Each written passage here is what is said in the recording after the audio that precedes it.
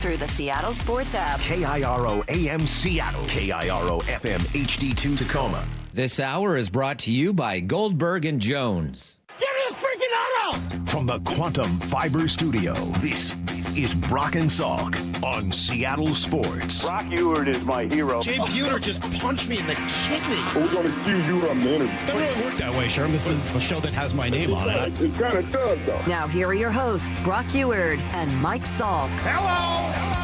Yes, hello. Good morning. Hi, it's the Brock and Salk Show. Seattle Sports on 710. SeattleSports.com, Seattle Sports app, all the podcast platforms, 97.3 HD2, and YouTube, where you can watch the show. And Brock will be here today, which is super fun. He'll be here at 7, and we'll get to hang out for the next couple of days. Always love that. All right, let's see. Today is one of those days where we just have kind of stuff and more stuff and just kind of keep adding it on. And there's a lot of great sound and a lot of stuff I want to get to. Brady Henderson's going to be with us, kind of talk about what he saw yesterday at Seahawks practice, their first mandatory minicamp practice. But that's just a drunk baseball game last night, man. We got to start there. That is a nutty baseball game with some really incredible moments. Mariners making their own breaks, I thought, last night. Great defense. Wins them the game. Credit to Ryan Bliss. Credit to Cole Young. Credit to Patrick Wisdom. Credit to Julio. Like those guys stepped up in a really big way, and just got stuff done. And Mitch Garver as well. I mean, one of the big heroes of not just the home run, but a couple of big plays at the plate, and then throw in Randy and what he did. I mean, like, again, complete roster. That's how you beat the Orioles last night. Wasn't perfect. Obviously had issues in the bullpen. Logan, weird up and down start. We'll talk more about it. But nothing proves the bit better than this. Right? We started this bit this year. Late Night Mariners texts. Late Night Mariners texts. And I'm not going to give you a whole bunch of Late Night Mariners texts today. There are a lot of them, although I guess they're really more like early evening Mariners texts when they play in Baltimore. But I'm not going to give you a whole bunch of them. I'm just going to read two. Back-to-back, Maura, two texts from the same person. Okay? These are two texts from the same person. We were all probably that person at some point last night. No one is going to rip this person. We're just going to read the two texts. From the 503 at 6:24 p.m. Pacific Daylight Time. It's hard to put into words how frustrating the Mariners are. They say good teams find a way to win. Well, this team certainly finds ways to lose, and it seems like a different GOAT every night. That's the old version of GOAT. This, regardless of outcome, is absolutely ridiculous. Any of these pitchers coming off the pine not want to give the game away? Question mark. That was at 6:24. Exactly 15 minutes later at 6:39. I apologize again for my outburst. More importantly, I apologize for the grammatical errors. It's the price you pay when you're voice texting and you don't proofread because you're too angry to do so because you're overly emotional about a freaking baseball game. I'm a child. Perfectly summed up. Last night's Mariner game and late night Mariner texts perfectly summed up. Thank you, 503. Appreciate the getting involved and maybe even more so just the honesty. just the honesty. So that was, that is a crazy baseball game last night. I really did enjoy it. Fun to watch, right? Just seeing all the ups and downs and, don't get too upset about a guy blowing a lead at a bullpen issue in June. I mean, there's real questions to be asked about the six-man pen. It does leave you a guy short. Man, it's a good thing they got out of that in the 10th because there's nobody left. It's just Nick Davila. Everybody else had pitched the day before, right? You're leaving yourself really short. Everybody pitched yesterday other than, Brash and Munoz. So, Bizzardo can usually go a couple, Bizzardo too, I guess. You'll be okay. You got pitchers. But you're just, if for some reason something happens today with Kirby and he goes 4 innings, you've put yourself in a really difficult spot. Now, there's some advantages to it as well, and obviously it's working for them. It's just riding that risk-reward factor. And yesterday they found a way to make it a reward, thanks to some great offense when they needed it, thanks to some even better defense when they need it. Is that the first game the Mariners have really won with defense? Maybe the last two.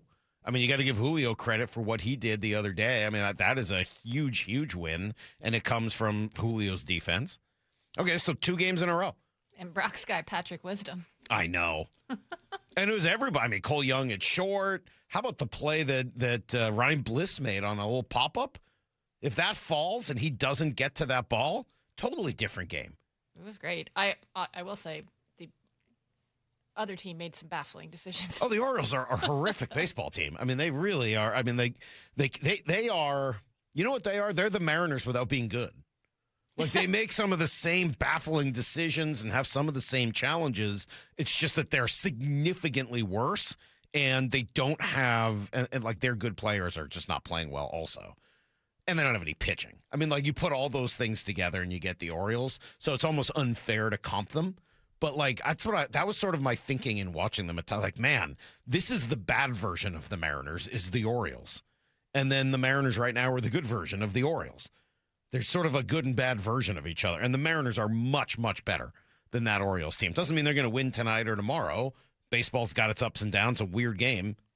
But that Mariner team compared to the Oriole team, if you want to juxtapose, the Mariners do they do some of the same things. The Mariners make it work. The Orioles do not.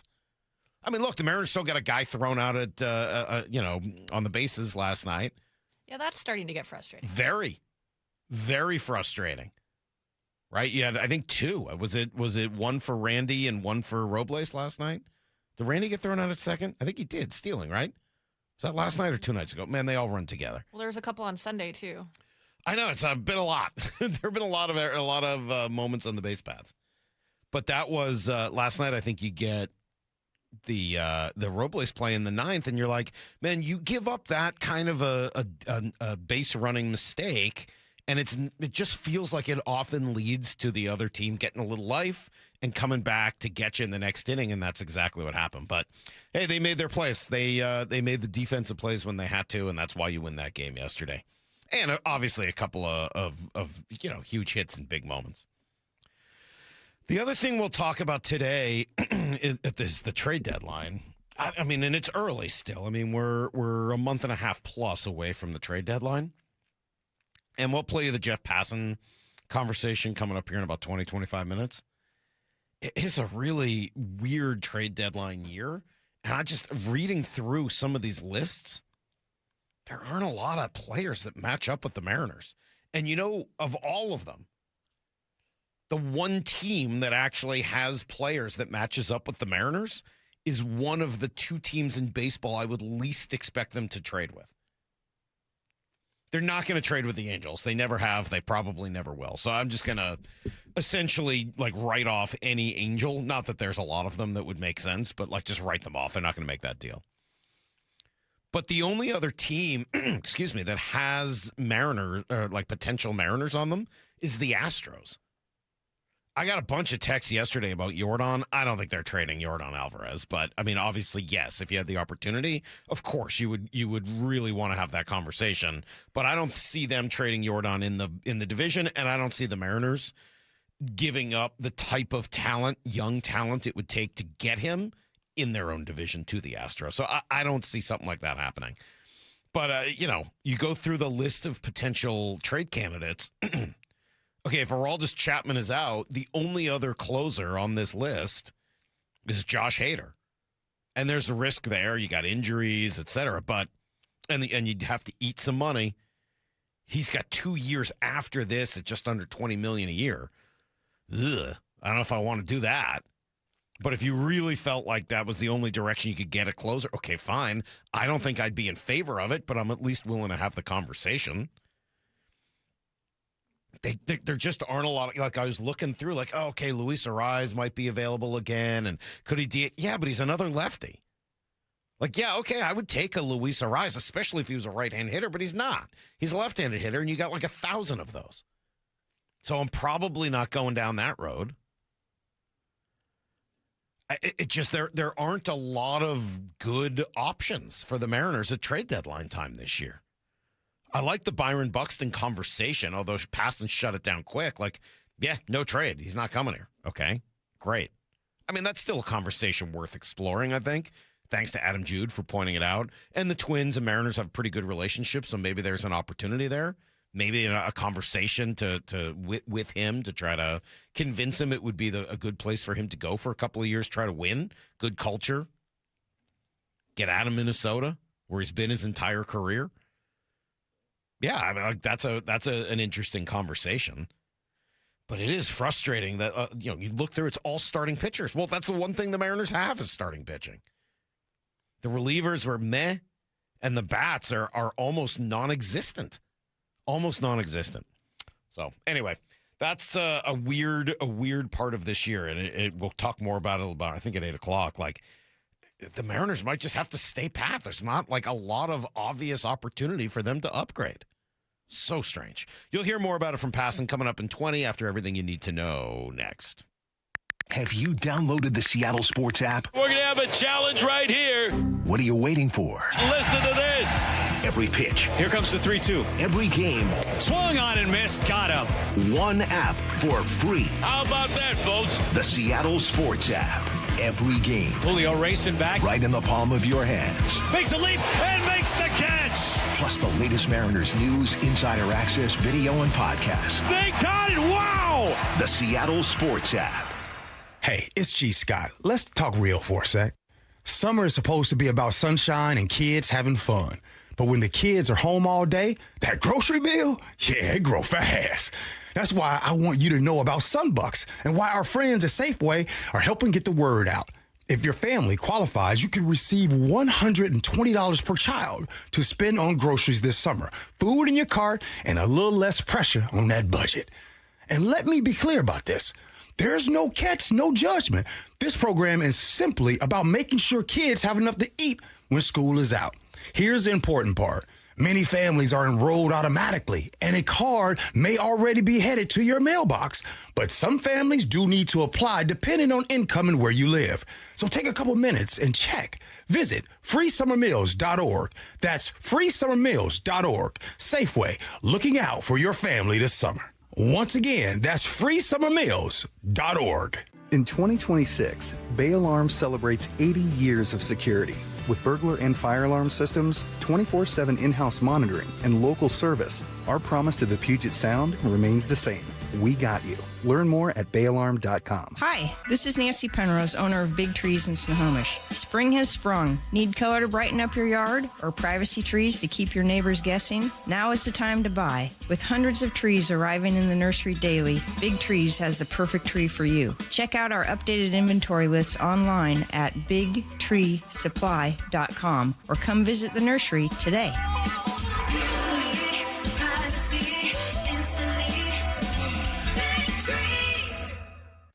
What is that sound? Ugh, that sounds like a plumbing sound. Luckily, there's a company that fixes all the plumbing sounds across Puget Sound. That's All Sound Plumbing. Puget Sound's plumbing experts. Have a sound? Visit allsoundplumbing.com. Summer savings are in full swing at Toyota of Renton and Toyota of Kirkland. Lease a brand new Corolla from just $299 a month, a Corolla Cross from $289 a month, or a Camry for $329, all 36 months, all available now. Come visit their wonderful teams and take a test drive. Whether in the north or the south, they've got you covered. ToyotaofRenton.com and ToyotaofKirkland.com. Offers valid through June 30th, 2026 on approved credit through TFS. Excludes taxes, titles, license, dealer accessories, and a $200 negotiable dealer documentation fee. Dell PCs with Intel inside are built for the moments you plan and the ones you don't. For the time you forgot your charger at the gate. Passengers, we are now on our initial ascent. Or when you're bouncing between projects like a ping pong ball. We build PCs with long-lasting battery life, so you're not scrambling for an outlet. And built-in intelligence, so you can stay focused on whatever you're doing. Dell Technologies, built for you. Dell.com/Dell PCs. Rich Eisen here with some advice. If high-interest credit card debt is grinding you down, it might be time to call an audible with a SoFi personal loan. It consolidates your debt into one low monthly payment with no fees required. And with as soon as the same day funding, you can make the right play fast. Call an audible on your debt today at SoFi.com/debtplay. Loans originated by SoFi Bank N.A., member FDIC. Terms and conditions apply. NMLS 696891. Fast funds terms apply at SoFi.com/debtplay. Mariners and Orioles today in Baltimore. First pitch at 3:35, 2:30 pregame. Get every pitch of every game for free on the Seattle Sports app. Hey, Brock Ewert here with my buddy Shannon O'Kelly from IRG Physical and Hand Therapy. So much more than just physical and hand therapy, though, Shannon. You guys, holy smokes, do you have a lot of specialty care? Yeah, Brock, we do. You know, obviously our nuts and bolts is good old musculoskeletal, but we have a lot of therapists that do advanced certifications in specialty care. And that's important because we can treat the whole population. We can treat your neighborhood. We can treat your family. And those specialty services range from neurovestibular care to dry needling, sports medicine, hand therapy, pelvic floor, vestibular rehab, lymphedema, you name it, we have that service. Again, we're about taking care of the whole family and the whole family's needs. Remember, IRG, they're in your neighborhood. I'm talking over 40 locations and new additions in Wallingford and the WAC as well, that Washington Athletic Club. You can find them in person. You can find it online at irgpt.com. That is irgpt.com.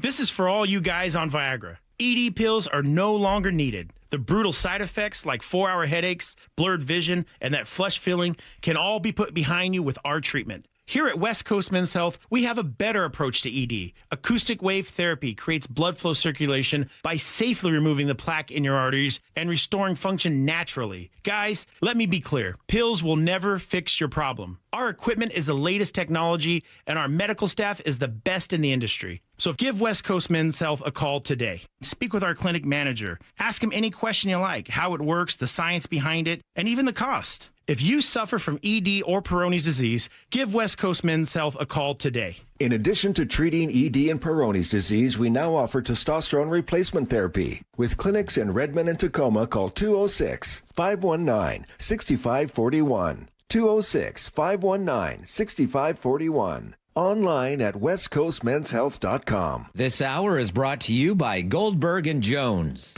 Need to know. 15 minutes past every hour with Brock and Salk. Presented by Marquee Data. Here's what you need to know. Up first. Yeah, that's about as crazy a baseball game as you're going to get in early June. Mariners look bad early, great in the middle, bad near the end, but great when it really mattered. Add it all up, and you get another win on the road. Logan Gilbert struggling early, bounced back, somehow managed to give them 6 innings of 1-run ball. Incredible effort. Gutsy by him. Mitch Garver taking care of the offense. 3 balls, 2 strikes. Runners go. Here's the pitch. Swung on. That is blasted. Left field. This has got a chance. Warning track. Wall. It sails away. That is a 3-run shot for Mitch Garver, and that was most of the scoring. But then you get base running miscues, and especially in the 9th, Jose Ferrer can't hold the lead. Then they go to extras. No problem. You just got a little Randy Arozarena time. Here's the 0-1. Swung on. That is hit high. Deep right field. It is back. Warning track. Wall. It is gone! 2-run home run. Randy Arozarena in extra innings. A big fly when the Mariners needed it the most. Yeah, you get 2 in the top of the 10th. You expect things to be a whole lot easier. They were not. O's get 1 back in the 10th. Had the tying run on 3rd and just couldn't get it across. Great play by Patrick Wisdom. So Mariners find a way to win Game 3 this afternoon. George Kirby and Brandon Young.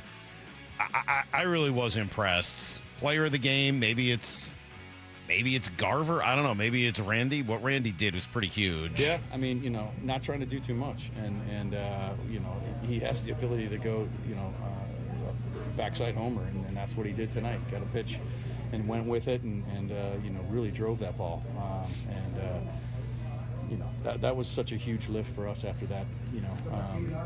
Losing the lead there in the 9th to get back on top by 2 was big, and I think we felt like at that point we were going to win the ball game.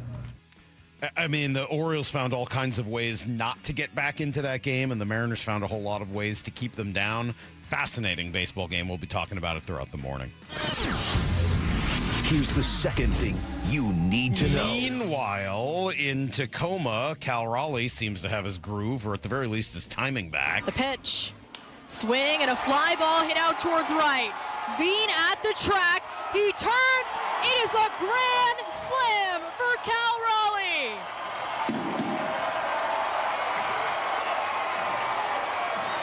He leaves the yard in grand fashion. And his second home run of the game. Well, that's kind of exciting. Couple home runs for Cal yesterday. Riley Pay on the call there as Cal gets 2. All right, so assuming he bounces back and feels good today, I don't know how many more starts he would possibly need. I mean, give him a couple, but if the timing is there and the injury feels okay, then great, get him back up here. No Colt Emerson again yesterday, not on the IL. Hopefully he can go today. We'll find out. And then it turns out that Cooper Criswell may have been hurt for the last outing. He hits the shelf. Nick Davila was brought back up. And then, of course, gets the, save last night by pitching in just a huge spot in the 10th inning and managing to get it all done. Again, defense helped behind him, but nice job by Nick Davila. Here's the third thing you need to know. All right, no overtime last night, but that's about as good a hockey game as you're going to see, man. It was tremendous, tremendous action. Carolina scores the first 2 and the last 2 of a 5-3 victory. Jordan Stahl put them ahead for good. It was for sure. That's not it. This is Jordan Stahl. Whacked out of the air by Ehlers. Oh, a terrible turnover. Jarvis is stopped by Hart. Oh, my goodness. Now out in front, Stahl. He scores while falling down. Just an incredible sequence. The guy's essentially on his belly and manages to get just enough on a backhand to get it past Carter Hart. They got a crazy empty net goal off the board. Just a bizarre game. Whole series has been super fun to watch. They'll go back now. Tied 2-2. They'll head east to play Game 5 tomorrow night. And Seahawks practice yesterday. We'll talk to Brady about it. No holdouts. Everyone who was expected to be there was there. That's good news. And then Semaphore reporting yesterday, we may get another Seahawks bidder. This is billionaire financier Todd, I believe it's Bowley. I'm not sure how to pronounce the name. I apologize. But what's interesting about him is that he is connected to the Dodgers ownership and specifically with Mark Walter, who has spent a tremendous amount of money not only on the Dodgers, but on his own league, the PWHL, the Lakers. That guy's got money for days and really, really likes being in the sports business. So to have him as a partner would be very, very interesting. That is everything you need to know. 4:15 to every hour here on the Brock and Salk Show. I know there were these reports that maybe the bidding was going to be soft for the Seahawks, and I don't know. It doesn't feel that way, at least not right now. It sure feels like you got some major players that are all looking to try to own this team. So, all right, Jeff Passan, awesome stuff yesterday. As you start thinking ahead, not just about where baseball's at, and there was some good stuff there, but specifically on these Mariners and what they can do to put themselves in the driver's seat. Stick around. You'll hear it next on Brock and Salk. Brock and Salk. Unfortunately, we got a Mooney problem, man. We do. Morning 6 to 10. Because he's given up as many earned runs now as he did all last year. There is a problem. I think a confidence problem as much as maybe anything else. And we know how fickle that can be with closers. At the end of the day, what would I do right now? Nothing. Yeah, I don't think right now you can. I think I'm probably doing nothing. You know, if there's another couple of these blow-ups and another couple command issues, I think you do. I think then you evaluate it after this road trip. Only on Seattle Sports and Seattle Sports on YouTube. This week's First Mark Challenge victory, well, it goes to Mike. Hey, Mike, why did you call First Mark Insurance? My wife and I moved here from New York City and found this great guy. It got pricey, but because he was good to us over the years, we stayed loyal to him. But then one day I got an increase that was quite unacceptable. So I made one phone call. I didn't do any shopping. My wife told me to call First Mark. Mike, were they able to save you and your family money? Oh, yes. It was over $100 a month. What would you tell others they can expect when they call First Mark? The most competitive pricing that you can find. And they had terrific customer service. Even if you're on the phone with them, you can tell they have a smile on their face, so you can tell they love what they're doing. Do you wish you would have made that call earlier? I was just kicking myself as you were speaking because I didn't do it sooner. Well, you just heard. Mike did it. My family did it. You got to do it too. It's totally free. Take the First Mark Challenge. See how much they can save you and how much better your coverage will get. Maybe you will be our next First Mark Challenge victory. Just go to firstmarkinsurance.com. That's firstmarkinsurance.com. Olympic Hot Tub has terrific ways to achieve total wellness at home. Saltwater hot tubs, swim spas, saunas, and cold plunges, all waiting for you. See our current specials with exciting savings at olympichottub.com. Better you, better life. Upgrade your home with Lake Washington Windows and Doors. Be among the first 40 June projects to sign up for 5 or more installed windows and receive a free patio door. Plus, enjoy 12 months no interest, no payments financing. LakeWashingtonWindows.com. Start having fun. Caesar Sportsbook at Muckleshoot Casino Resort is your #1 place to eat, drink, watch, and have fun. Keep up with your favorite sports anywhere and everywhere on property with the mobile app. Visit muckleshootcasino.com today. Scan the QR code and let the play begin. Muckleshoot.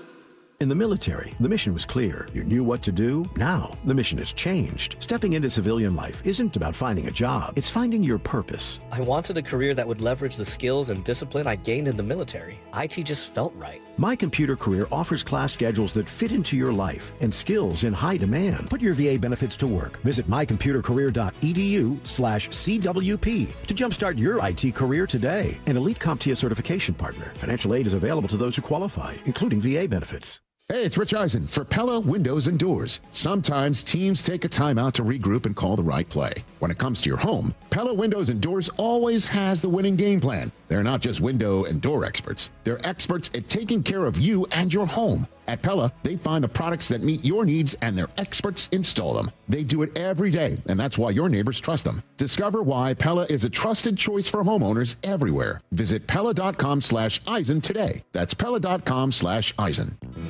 Whatever the heat index, stay cool this summer. Your local Bryant dealer can make sure your system is up to the task. Whether it's maintaining your current system or installing an energy-efficient Bryant Evolution cooling system with perfect Humidity Plus technology, your dealer will give you what you need to help your family beat the heat. Learn more and schedule an appointment with a factory-authorized dealer today at BryantNorthwest.com. That's BryantNorthwest.com. Bryant, whatever it takes. Compassion. Communication. Results. That's Pendergast Law Personal Injury Lawyers. Go to PendergastLaw.com. That's PendergastLaw.com. There's a pill version of Ozempic. Hello, I'm Ozempic. And I'm other GLP-1s kind of like him. Hey, did I hear there's a pill version of Ozempic? Yep, you sure did. Ask your doctor about which FDA-approved uses of the Ozempic pen or pill may be right for you. Call 1-833-OZEMPIC or visit Ozempic.com to view the medication guide and learn more about Ozempic semaglutide tablets 9 milligrams and Ozempic semaglutide injection 2 milligrams. There's a pill version of Ozempic. Indeed presents hires you can't afford to get wrong, like customer service associate at a dry cleaning shop. Yeah, hi. I'm here to pick up my suit. Ah, yes. Here you go. There must be a mistake. This is too small. It shrunk a whole lot. Look on the bright side. Now you have a suit you can give to a child. This is a job for sponsored jobs. This is what happens when you don't sponsor your job on Indeed. Next time, get matched with quality candidates with Indeed sponsored jobs. Visit Indeed.com/hire now and sponsor your job today. I had pain. I had numbness in my feet. That pain and that numbness just got worse and worse and worse as time went on. This is Greg describing life with neuropathy. I went to 5 podiatrists, tried different treatments, tried different orthotics, tried different shoes, had cortisone shots in the tops and the bottoms of my feet. Saw a neurologist. All my medical doctors said, can't help you. Live with the pain. You're not going to be able to sleep. This is your life. And then I just gave up until I found Sound Pain Solutions. I'm Dr. Mark Shelley, a chiropractic physician and board-certified functional neurologist at Sound Pain Solutions. Our neuropathy treatments can rehabilitate damaged nerves. We use FDA-cleared, non-surgical, drug and pain-free procedures that help neuropathy sufferers like Greg find relief. I feel better. I mean, just feeling better is huge. If you experience numbness, shooting or burning pains, or loss of balance, Call us. Sound Pain Solutions, 855-996-0025 or click soundpainsolutions.com. Shut up, Salk. It's Brock and Salk's weekly chat with ESPN senior baseball writer Jeff Passan. Man, when you have a talent like him. Brought to you by your Western Washington Toyota dealers. I see this being the beginning of the best run in the history of this franchise. On Seattle Sports and Seattle Sports on YouTube. Yeah, some ups and downs. Probably we're in a spot right now, Brock, with more ups than downs. Jeff Passan joining us from ESPN, as he does every week at this time. Good morning, Jeff. Good morning, gentlemen. How are you? Pretty good. First place Mariners. Yeah. First place Mariners. Feeling pretty good. Where they belong, Jeff. That'll play. Brock got me thinking. Of course it's where they play. It's where they should have been all season long, frankly. Mm-hmm. Yeah, it's not a good division. Let me set up Brock's idea, because this kind of got me thinking yesterday. And my first reaction when he brought it up was to be like Mr. Baseball Snooty Pants guy and tell him that he didn't know anything and that was a ridiculous idea and all that. And then, I don't know, I decided to give him a little bit of the benefit of the doubt. And I think there might be at least a conversation here. And it is essentially the idea of not filling temporary holes with 4A players. The Mariners have had, Connor Joe and Patrick Wisdom and some guys like that. But instead, taking those 10-day, 2-week stints and giving them to the Michael Arroyos and Felnin Celestins of the world. How serious is the downside of that?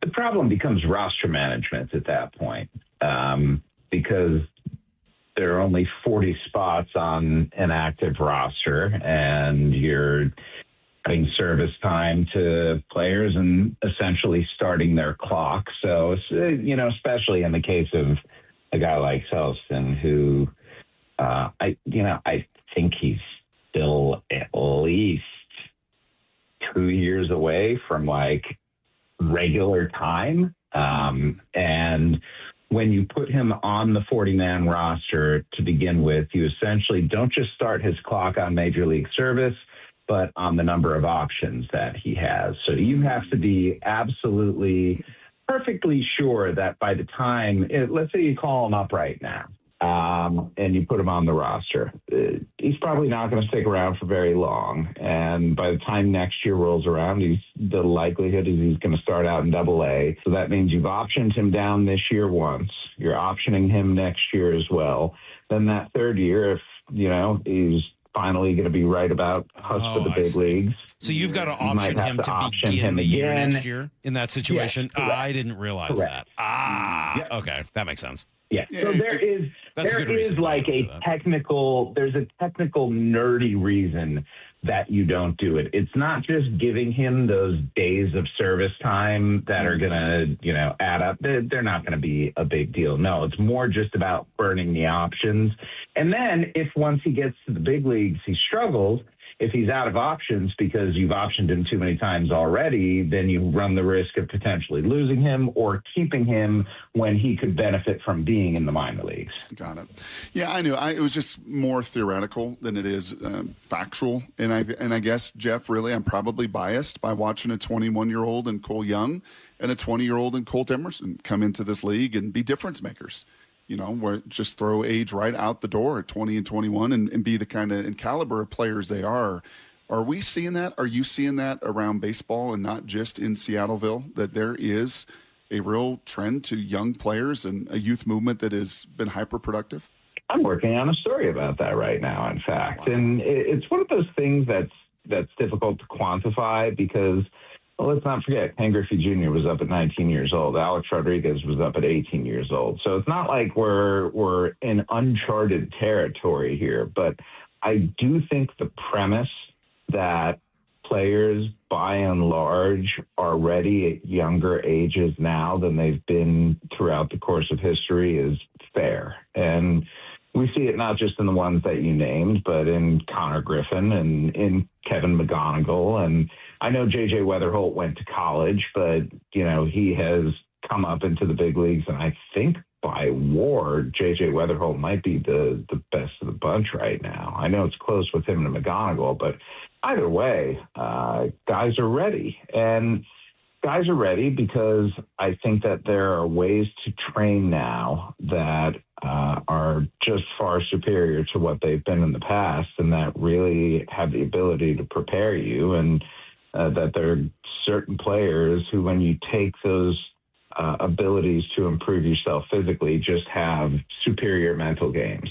And that superiority of mental game is impossible to measure, but I believe it's real. I believe it's tangible, and I believe it's you know it when you see it, and you see how the guy goes about his work. You see how he processes failure. You see all these things that the box score doesn't show, but to me makes the difference between a productive big leaguer and one who just never gets his career off the ground. There's certainly downside to the American youth sports and baseball machinery, but is that the possible upside, that it is churning out? If you can make it through that process, you are more major league ready mentally and physically? We just have more reps, right? Yeah, I don't, honestly, Brock, I don't think it's necessary. I think you can get all those things without the stupid machine having to operate. Youth sports sucks. I hate to say it in like such coarse terms, because I want there to be some nuance and substance to it, and I'm happy to provide any of that to you. But yeah, what we have allowed, and I say that intentionally, what we as parents have allowed the machine to do to us is problematic for both us and the children as well. And it doesn't need to be this way, but that's the way that the people who are running these companies have taken us. And, you know, we just as sports parents, I think, have a really difficult time saying no, because what do we want to do? We want to give our kids the best opportunities. We want them to find the most success. We want to do what it takes. And we've been sold on this notion that what it takes is upending our lives for youth sports, which is the dumbest thing. And I'm guilty. Like, I'm part of that problem because I said yes, because I didn't want my kid to fall behind. And, you know, now he's playing college baseball, and it's like, well, it was worth it. It was. I don't know about that. There's a lot of hours spent watching really, really bad games that don't necessarily make your kid any better. And it's all for this ideal that if you don't do it, your kid is not going to fulfill his or her dreams. Mm-hmm. But we're going to do a separate thing on this. At some point this summer, Brock and I are going to do a bit of a roundtable on youth sports with a bunch of different perspectives, and I'd love to bring you into that. We'll probably do it off the air and like record the whole thing, but we'll call you and see if we can get you to be a part of that whole thing. Can we focus a little bit more now on what's happening with the Mariners? Interesting conversation raised by Jeff Passan, who put Tarek Skubal to the Mariners as the number one thing they could do. Now, to be fair, this Passan character also put Skubal, I think, to like 12 other teams. So it's not like he only had them to the Mariners. Literally every contending team that's going to be trading for someone, I put Tarek Skubal down. Right. So it was a little bit of a bit, but there's an argument to be made for it. I'll just say this. I don't think the Seattle Mariners are trading for Tarek Skubal. I don't think they're going to spend their time in those discussions. So should they? I find it to be, yeah, of course they should. That was the whole point. Everyone should.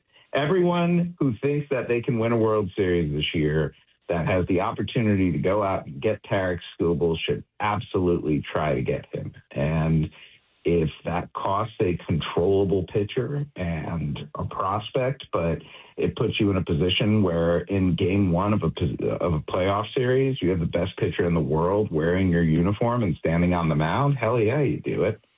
They have, and kudos to our guy Lyle, who just left the show last week, but Lyle put this out. He's absolutely right. The Mariners next year should have 9 starting pitchers who are deserving of major league innings. That is, adding. I was going to say somebody from the organization sent me Lyle's video saying that with the caption, "Look at what you've done." I mean, that's really funny. Do you? And yes, this is all on you.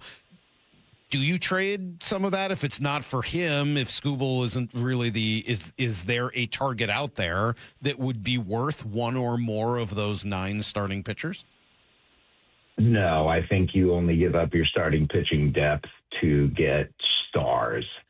And I don't know if there's another person who's worthy of that. And when I say star, like, I abide by the idea that there are like lowercase s stars, capital S stars, and all cap stars. I want an all cap star here if I'm going to move any of that starting pitching. But no, I don't use my starting pitching depth to go out and incrementally improve. I don't think that would be an intelligent thing Does to do. Byron Buxton count?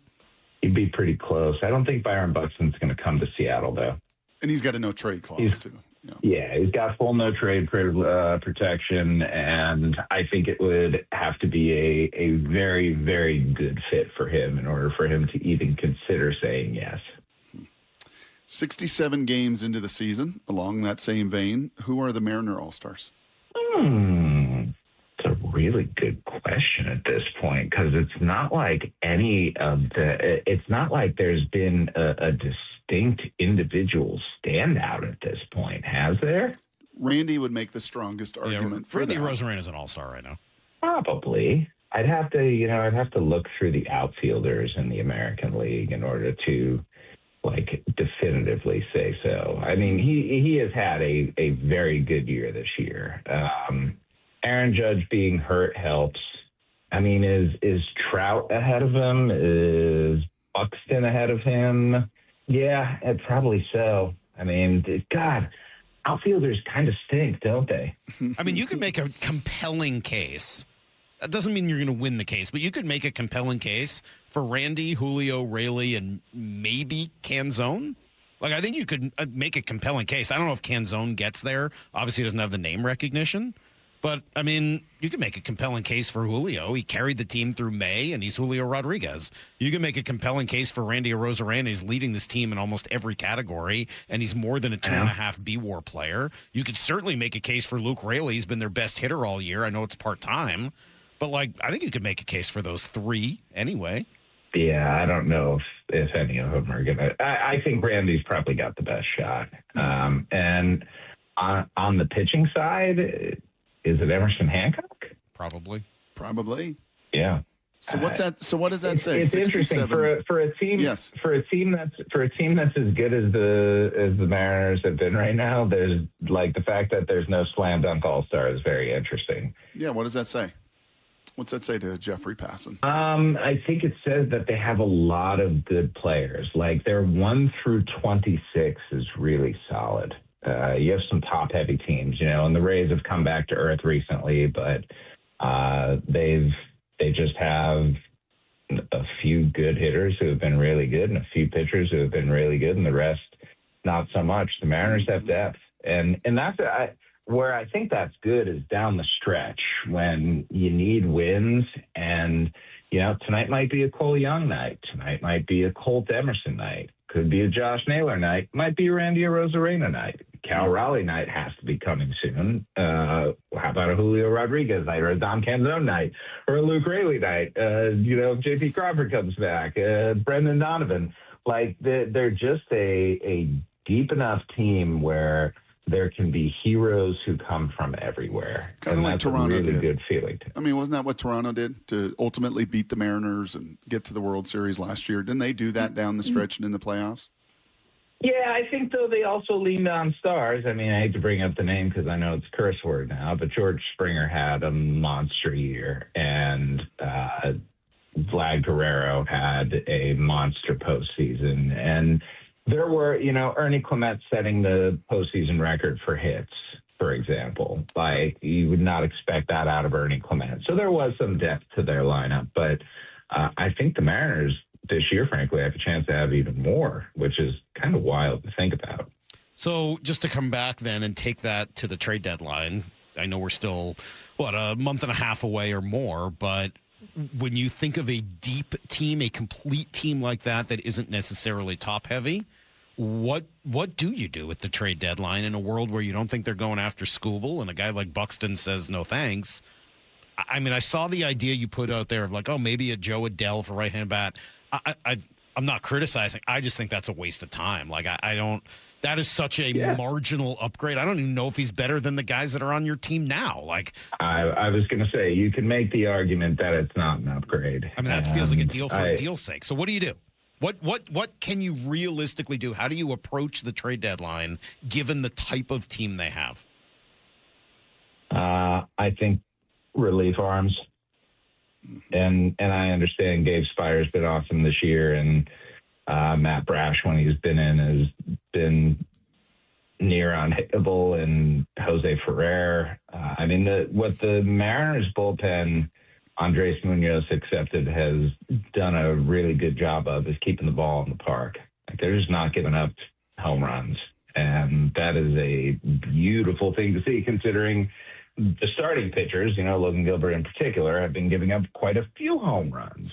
So I think just stacking the pitching depth, but, the argument that you can make to me that would be entirely valid is, Luis Castillo's probably going to be going to the bullpen, and Emerson Hancock, I would assume at this point he's the one who goes to the bullpen as well. I don't know that for sure, but I think with the history and the track record of Kirby and Wu and Gilbert, and what Bryce Miller has done since coming back, those would be your 4 rotation guys. Not positive. There's still a lot of time to play out to determine that. But point being, 2 of those guys are going to the pen, and then Cade Anderson will be around. As long as he's healthy, he will be on this team and will be on the postseason roster. And so are we already looking at a team that has all the pitching depth? Right. At that point, do you just focus on the reason I suggested Joe Adell was just to have that right-handed bat, and maybe Rob Refsnyder turns it around, maybe not. But I think having someone who can be the right side of the platoon, whether it's with Ken Zone or with Luke Raley, that would go a long way. Final 7 minutes here. I texted you before the segment to dig into Cade Anderson. I want to get to Cade and to Mooney. Both of those guys are just kind of top of mind to me. You look at Cade's numbers. It's now 10 starts. I believe that's more than Logan and Wu had at the AA level before they came up to the bigs. What more does Cade Anderson need to do at AA? I don't know what else he could do at AA. Like, it's been one of the more dominant stretches of minor league pitching that I've seen. Not like this year, like, period. He's doing literally everything that you can ask a pitcher to do. He does not walk guys. He strikes out everyone. He does not allow home runs. He barely allows hits. He's in all parts of the zone. He throws hard. He has touch. He's got control. There's some command there. Like, he's a magnificent pitching prospect. And I'm not saying that this is necessarily going to translate to the big leagues, because sometimes it doesn't. But when you take all of those factors that I talked about there and add them up, they tend to make for an all-star caliber pitcher. Yeah, I mean, the only difference with who'd you say, Wu and Miller, is that Logan. There were injuries, or there was room for them. Right. I mean, short of taking out taking out a contract on one of these other guys that are in the rotation, like, there's just not room. I'm fascinated by the way the roster is with all of those pitchers, and I'm with you. Like, I'm curious to see how you make all of it work, and can you create your own leverage arms without needing to go and trade for anybody in that category? And if that's the case, is there a way to significantly upgrade one of those spots? Can you trade dominant? Isn't that the goal? Like, isn't the goal significant upgrade at this point? It has to be. There isn't a lot of marginal upgrade I'd be interested in. That, to me, would just be for the sake of moving. And that's why, guys, this could be a slow deadline for the Mariners, and I don't know that I would begrudge them at all for that. That's weird. Our instinct as fans, though, is to want our team to do something.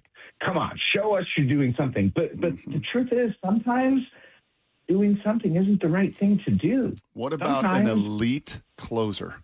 Is there an elite upgraded closer? Because of all that depth and all those arms and all that's wonderful and all this stuff is tremendous. And Mooney's been it's been volatile here through the first third of this season. It's been bad. I have him on my fantasy team. It sucks. Is there an elite shutdown end of game closer? Yeah, Aroldis Chapman. They're not doing I don't think the Mariners can do that. So, no. Yeah, and if that's the case, I don't know how much more this is going to be in terms of elite closers. Okay. That's too bad. I mean, I get it. He is sort of the one. I don't think they're going to go down the road given his history off the field, and I don't blame them for that one bit. So I think he's probably, just given the way they've operated and certainly just, knowing the way Justin operates, I just don't see them being willing. I don't know how you go home to your family and tell them you just traded for Aroldis Chapman, and I'm going to guess that's the direction they go. So if you're not going to upgrade with a top-tier, lights-out closer, and you don't want to do anything marginal, you come back then either to the Skubal plan, which you mentioned earlier, or saying, okay, Dominic Canzone and one of those pitchers, is there, if it's not Byron Buxton, is there somebody else of that ilk that you could get to be your regular right fielder / DH? Nope. Great. Okay, great. Well, that's a good conversation then. All right. So there's just not the year for that. Yeah, it's a pretty weak free agent class, and the best of the free agents among them are on contending teams. And also we just don't know at this point who's going to be there because the standings are so squished together, and because so many teams, especially in the American League, feel like they've got a shot. Then, Jeff, just because we do sports radio here, for God's sakes, we have to be able to talk about some of these options. I will ask you this as a final question. What would, if you were in charge and you could trade for Tarek Skubal, what from the Mariners system would you deal to try to get that done? I would not give up Anderson. I would not give up Sloan. I would probably give up one of my big league starters right now, and maybe another, like who's the best prospect that I would be willing to give up? Las Montez, Michael Arroyo, Felnine Celestin, Johnny Farmello. Yeah, I mean, teams are hot on Luke Stevenson these days. Okay. But you probably have to include Bryce Miller with that, right? I don't know that I would give up Bryce Miller right now. Okay, so Brian, I think it would need to be someone who is closer to free agency. I think service time, if you are going to trade like a big league, so you're one of your talking big league Gilbert or arms. Kirby, but I don't. It's hard for me to imagine that gets it done with Detroit, does it? I mean, by themselves, no, but it's a pretty good place. Kirby's probably the guy, just because he has 2 years of service left after this one. Bryce Miller, are you really giving up 3 years of Bryce Miller, being what he's been this season? Probably not, no. I sure don't want to. No. Kirby, though, I think Kirby, just in terms of service plus quality, Kirby would make the most sense. 20 seconds to fix your fantasy team and to fix Anthony or Andres Munoz. How do you do it? Well, let's say this. If it continues, at least they have Matt Brash. And I'm not saying take Andres Munoz out of the closer role yet. I don't believe that they should, but there's a little bit of fixing that needs going on. Jeffrey, this was fun. Thank you. This was, we are going to do the youth sports thing. I just got to get to some time to think and kind of put it all together. But we will do a bit of a roundtable this summer rather, and would love to have you be a part of it. I will be there, boys. Very cool. Jeff, thank you. There goes Jeff Passan. Love the weekly conversation, and it does lead to a secondary conversation here about the deadline, what to do, how challenging it is, why the Mariners this year may end up doing something I usually hate, and I don't think I'd be able to hate it at all this year because just kind of a funky year in Major League Baseball. All right, it is very rare to see a game get as drunk as last night was, but Brock's here, and we'll discuss. We'll be sober. The game will still be drunk. It's next on Brock and Salk. ESPN senior MLB insider Jeff Passan every Tuesday morning at 8:30 with Brock and Salk. Brought to you by your Western Washington Toyota dealers. Colt Emerson has a 157 OPS plus. What are we watching, Jeff? The numbers are the numbers. The data is the data. It tells us what this player is producing, and there's no reason to think that he's not going to be able to do at the big league level what he did at the minor league level. Get more on the Seattle Sports YouTube page and the Seattle Sports app. Start having fun. Caesar Sportsbook at Muckleshoot Casino Resort is your #1 place to eat, drink, watch, and have fun. Keep up with your favorite sports anywhere and everywhere on property with the mobile app. Visit MuckleshootCasino.com today. Scan the QR code and let the play begin. Muckleshoot. Digging in my yard, trying to lay a pipe. I hit a water line and now I have to pay a big fine. I should have called 811.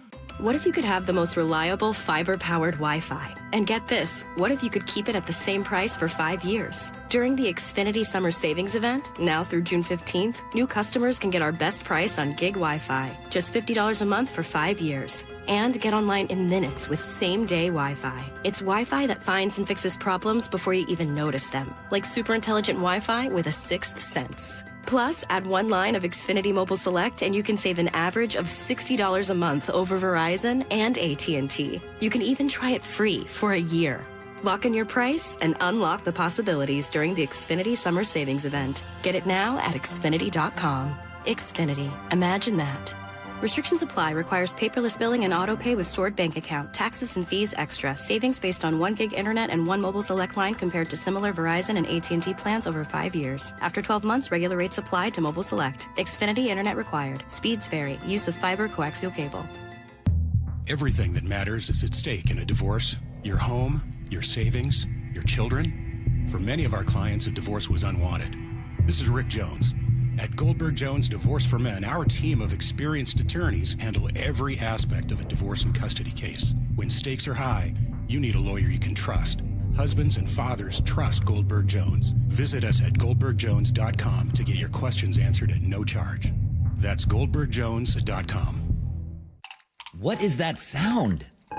Ugh, that sounds like a plumbing sound. Luckily, there's a company that fixes all the plumbing sounds across Puget Sound. That's All Sound Plumbing. Puget Sound's plumbing experts. Have a sound? Visit allsoundplumbing.com. When temperatures rise, the Murphy Auction Company rolls out the biggest online heavy equipment auction of the summer. And it's here now. Bidding starts 10 a.m. Thursday, June 11th, and closes at 10 a.m. June 18th. On the block, find a huge assortment of heavy equipment, contractors' equipment, and vehicles, like 80 heavy trucks, 13 excavators, 5 backhoes, 9 forklifts, 3 skid steers, 2 asphalt pavers, and a 2002 Trail King 50-ton triaxle lowboy equipment trailer. Plus, a 2025 Dodge Durango SRT Hellcat with under 2,000 miles, contractor's tools, attachments, roll-off boxes, lumber, and much more. Preview all items June 16th and 17th, 8 a.m. to 4 p.m. at our location in Marysville, 3803 136th Street Northeast. For pictures and all details, visit murphyauction.com. That's murphyauction.com. murphyauction.com. Dave Wyman here, and the folks at Bellevue Rare Coins say higher prices have enticed more Americans to cash out their jewelry, gold, and silver items. Here's a story from a real customer. She walked into Bellevue Rare Coins with an old bag of jewelry, a little bit nervous, a little bit embarrassed because it was mostly old tangled chains and pieces she hadn't looked at in years. When they gave her the total, she couldn't believe what it was worth.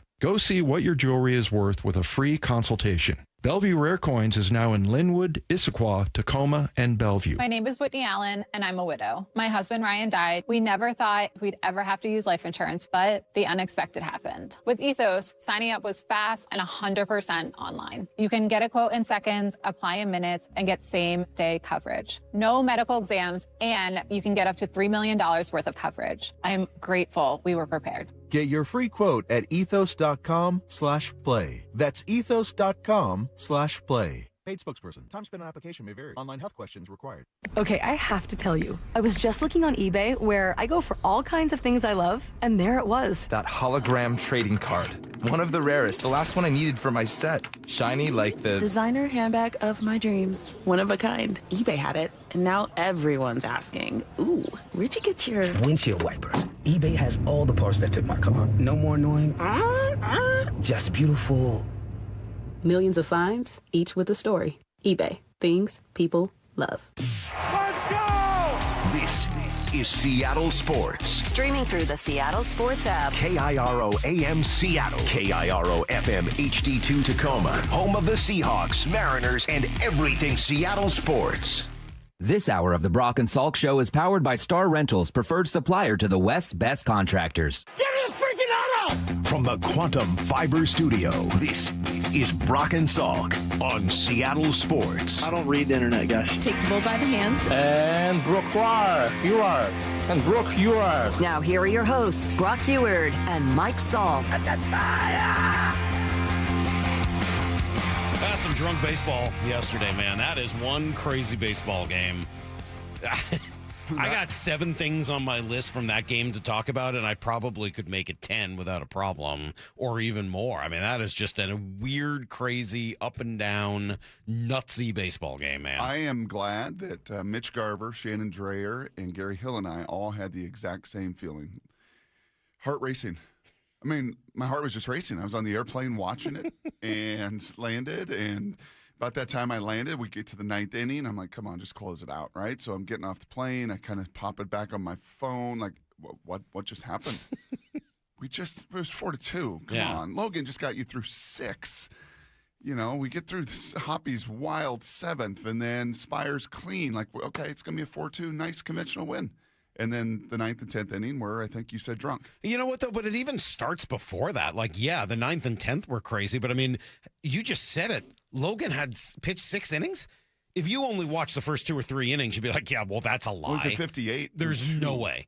58 pitches for 2 innings. I mean, he was at nearly 90 through 3 innings. Like, there was no chance he was going to do that.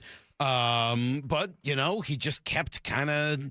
First, he got a couple of breaks. You get the Huff RBI or the ground rule double that doesn't end up driving in a run. Mm-hmm. You get the challenge at the plate in the 2nd inning on the Cole Young throw.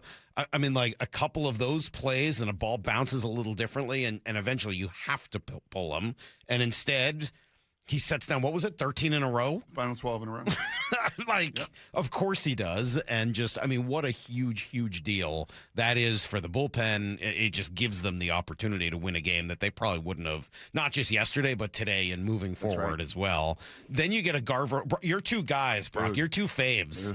Big days. Your 3 faves.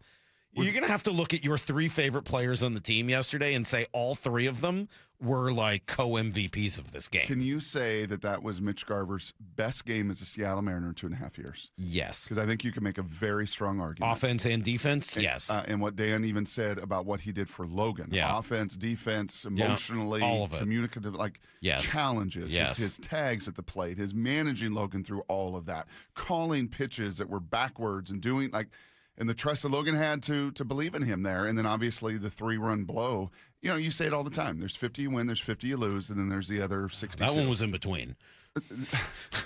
That was on the in-between list. That was on the it's not one of the win or lose variety. I mean, usually 3 plays at the plate and multiple replays. Crazy. And ground rule doubles. That's one you usually lose. Well, you get the O'Neill ground rule double came later. Now, they did end up scoring that run, so maybe that one wasn't as big a difference. But in the moment, you're like, oh, my gosh, that saves a run. And then he comes in. Then you get O'Neill thrown out at home. Then you get the Randy home run, your other guy, Mr. Randy Arozarena. Unbelievable day yesterday.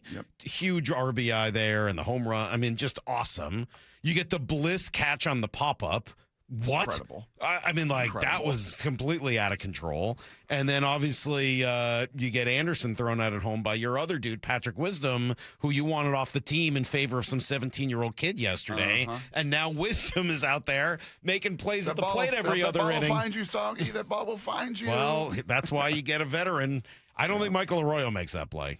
No, he does not. No, I don't think he may so. do a little more than, at the plate. He might. Yeah. But I make that play or the other one. I mean, that doesn't happen. Oh, and Bliss's, blistering race to second base to win that too by a spike. I got to tell you, man, I watched that. Honestly, my heart, if I had a heart rate, I tell you all the time. Did you? I'd love to have a heart rate monitor on. I was, at this point, driving on 405, listening to the 10th inning there with Gary. I think my heart rate must have been, 130. I was in fat burning zone. Wow. I guess that was the good news of that game. Is my heart was Your just 2026 racing. Mariners helping you burn fat while driving. Hey, Kevin Martinez and Greg Green, I think we got a new slogan for you guys. Your 2026 Mariners. They will get you in fat-burning mode. All you got to do is sit and listen. You want to get healthy? You want to get in the best shape of your life? No pills, no shots. No injections. Mariners baseball. They're going to put my Eastside Weight Loss Clinic guys out of business. All they got to do is play baseball, and people are dropping pounds all over the city. No, last night was very entertaining baseball. There's no doubt. Here's a little from Ryan Bliss. Everything. Yeah, like I'm literally playing every situation I can in my head before the pitch is going. I mean, if this ball's hit here, where can I go? If this ball's here, I'm just looking everywhere to see what could happen. Just playing it through. That way, when the plays happen, I feel like I've seen it before. So, literally just being ready and just making the play ready. This ball's hit like a parachute, and you got to sprint 50 yards and make a sliding catch. This ball's hit like a rocket, and you've got to somehow field it and have an absolute, just change of direction and burst to second base that thankfully, you have to make that play that nobody else on the roster can make. That's right. I mean, if there's anybody else at second base for that, they probably don't get the out. They score a run there, the Orioles. You go to another inning. Does Davila pitch, or are you on a position player at that point? He's the very last arm left. Davila probably pitches another inning. I would think. Took a red eye to get in to play in this game. Like, it's just this poor guy. He was having his anniversary soup dumplings, and he wasn't even able to finish them. Did you hear this? This poor guy. He's just trying to eat soup dumplings, and they wouldn't even let him finish. No, I didn't. They were all boxed. Yeah, that sucked. They were all boxed up. Like, they came out, and then I know they were. I had one. They were so good. And then our waitress, she had to just box it all up, and I was like, this stinks. And my girlfriend was crying. She was like, this is so crazy. What is going on? Our 2-year anniversary is ruined. I was like, I'll make it up to you. We'll figure it out. What's her name? Morgan. Yeah. Okay. Well, shout out to Morgan. Yeah, Morgan. I hope it ended up. I think she was crying last night in victory in his first career save. Yeah, I mean, I would hope that, she feels a little better about the whole thing now. Jeez. Baseball, right? Plus, I'm sure she'd get more soup dumplings with the major league salary that comes over a couple days instead of the minor league salary. Sure. You can head back to Din Tai Fung if you need and, pick up some more soup dumplings. Jeez. Just a remarkable. Baseball has a way of writing scripts unlike, I think, any other sport. It's amazing. It helps that there's content almost every single night, that you go to different parks and you play different teams and you got different matchups and you got to overcome different injuries. And here's a new character in the story. And now here's another new character. Here's Robin's boyfriend. It's going to get his first save of his major league career. It is.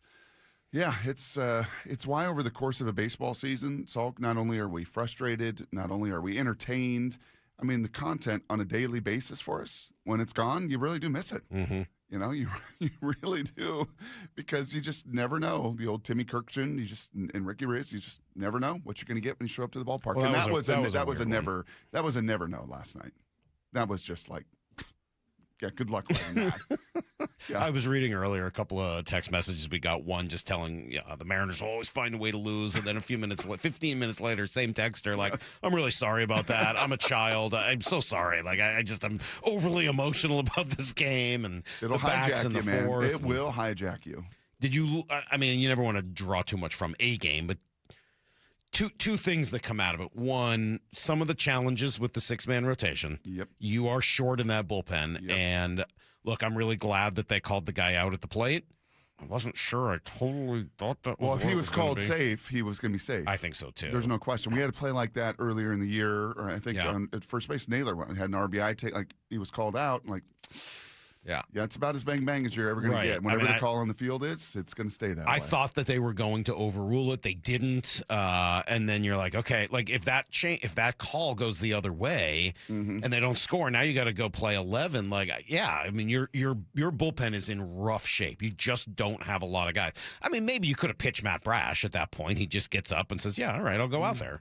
I can go 2 in a row. Well, what does that then do for the next 5 days in a row? I know. I mean, now today, in theory, you have Munoz, Bizzardo, and Brash all ready to go. You've got 3 leverage arms that are all set, and Davila should be able to go 2 in a row.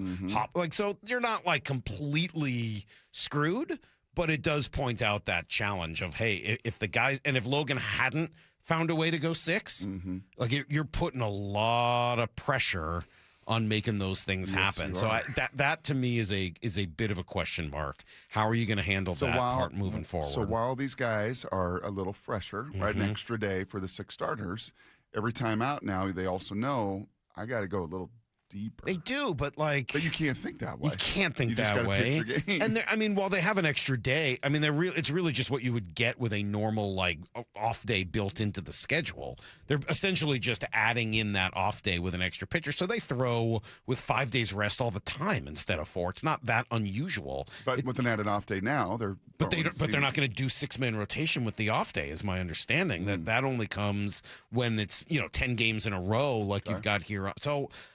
I think that is a bit of a challenge that they're, I'm sure, looking at after last night. Like, okay, man, we kind of dodged the bullet here. Scary. How do we make sure that this is going to be okay? And you're not bringing Kate Anderson up yet. No, but it wouldn't. I mean, I don't know. Are you? I mean, if you felt like maybe, if you got a problem with Kirby tonight and he doesn't get deep into this game, there's nothing that says you got to keep Nick Davila up there or Hoppy. I mean, you can rotate through those guys. And if you're rotating through and you don't want to go down the road of some of the other guys in that same bucket, you can absolutely call up Kate Anderson. I wouldn't have any problems with that, would you? And all the while, just keep winning. Right? I mean, all the while, just get more and more games above 500. Distance yourself more and more. Now 3 up in the American League West from Texas. Just all the while with all these moving pieces and all this kind of chaos ball and all this fat-burning loss ball, just find a way to keep adding those W's and separating yourself in the West. All right, if you want to hear some of the best play-by-play moments from this game and everything else that you need to know, including the Grand Slam hit just a few miles south of here last night, Brock. That's coming up next on Brock and Salk. Think you know the Mariners? Not if you aren't subscribed to the Daily Mariners newsletter from Seattle Sports. That's what they've been waiting for. The latest Mariners news and injury updates, exclusives from Mariners insider Shannon Dreyer. You look at the pieces and how it works. Plus the best takes and breakdowns from your favorite Seattle Sports hosts and contributors. The Mariners seem to be trying to build something that I think is a little bit more sustainable. The Daily Mariners newsletter. Monster solo home run. Subscribe at seattlesports.com/newsletter. Well, they say life is sometimes about timing. Well, this is just perfect. I get to talk for 60 seconds about an incredible experience I had last night at John Howie. I've told you guys for years. They've been around for 24 years, and it's been my go-to each and every year for the freshest, best seasonal seafood. Macy, your boyfriend Jackson, first time there for Jackson, and let's just say there wasn't a lot of talking. There was a lot of eating. It was the Dungeness crab bisque. It was the fresh sushi. It was the, Copper River salmon last night. It was just one of those, again, incredible memories that come your way with John Howie and his group. Generous portions, true value, delicious beverage pairings. The team creates a welcoming atmosphere with just unbelievable service. Way to go, Gretchen. That turns great meals into lasting memories, and you feel it from the first greeting to the final bite. Every detail's cared for. And when I'm planning a special dinner, like last night with Macy and Jax, it's Sea Star, because everyone leaves impressed. Right now, pretty amazing deal, too. 3-course dinners in the lounge every single night, starting at just $50. Sea Star, the dining experience you remember. SeaStarRestaurant.com. Yay to Bruce, the streaming king. With quantum fiber internet, he's gonna binge. He wants more, he's got to have more. More bedtime true crime. More podcasts in the shower. Quantum fiber Wi-Fi has the power. More fast internet speed. He's got the gigs to go big, bring him the game. Right now. And his royal we. More sports non-stop, his quantum fiber's on top. Pay to you. Switch today at quantumfiber.com. Limited availability, service and speed in select locations only. Olympic Hot Tub has terrific ways to achieve total wellness at home. Saltwater hot tubs, swim spas, saunas, and cold plunges, all waiting for you. See our current specials with exciting savings at olympichottub.com. Better you, better life. My name is Whitney Allen, and I'm a widow. My husband, Ryan, died. We never thought we'd ever have to use life insurance, but the unexpected happened. With Ethos, signing up was fast and 100% online. You can get a quote in seconds, apply in minutes, and get same-day coverage. No medical exams, and you can get up to $3 million worth of coverage. I'm grateful we were prepared. Get your free quote at ethos.com/play. That's ethos.com/play. Paid spokesperson. Time spent on application may vary. Online health questions required. Harry Douglas here to help you get in on the sweet life with Cotton Candy 5-Hour Energy. It's that classic throwback cotton candy flavor, but with 0 sugar and a 5-hour energy boost. I keep these with me so I can tackle that sweet tooth with a tasty caffeine kick and no guilty sugary aftermath. Bring on the sweetness with Cotton Candy 5-Hour Energy Shots. Cotton Candy 5-Hour Energy. Available online at 5hourenergy.com or Amazon. Digging in my yard, trying to lay a pipe. I hit a water line and now I have to pay a big fine. I should have called 811. I got to ride in the brand new all-electric Arc Sport, and it was a luxury EV on the water. Stacy here. You hop aboard immediately and feel like you're someone important. Luxury finishes, clean, tech throughout. Driving it is smooth, and it has that impressive kick you expect from an EV. Charging it is really easy, and not paying for gas is a huge plus. Book a free demo and see it for yourself in Lake Union, Lake Washington, and Lake Sammamish. Schedule your demo at arcboats.com/demo. If you can't make it to them in Kirkland, they'll come pick you up. arcboats.com/demo. Mariners and Orioles today in Baltimore. First pitch at 3:35, 2:30 pregame. Get every pitch of every game for free on the Seattle Sports app.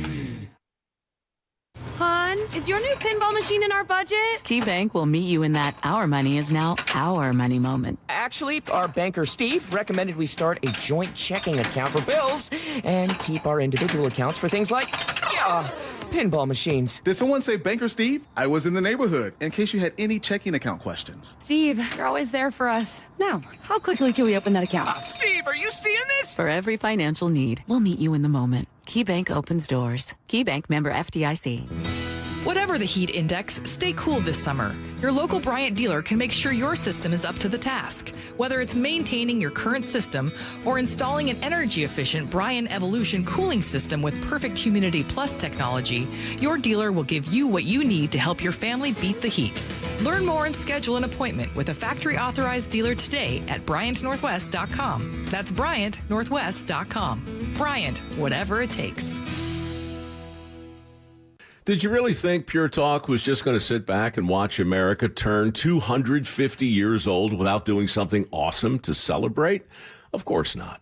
That's why they're raising $250,000 for America's Warrior Partnership by the end of July. America's Warrior Partnership is on the front line of preventing veteran suicide. They've had extraordinary success, and here's how you can help. When you switch your cell phone service to Pure Talk this month, you'll be invited to round up to support America's Warrior Partnership.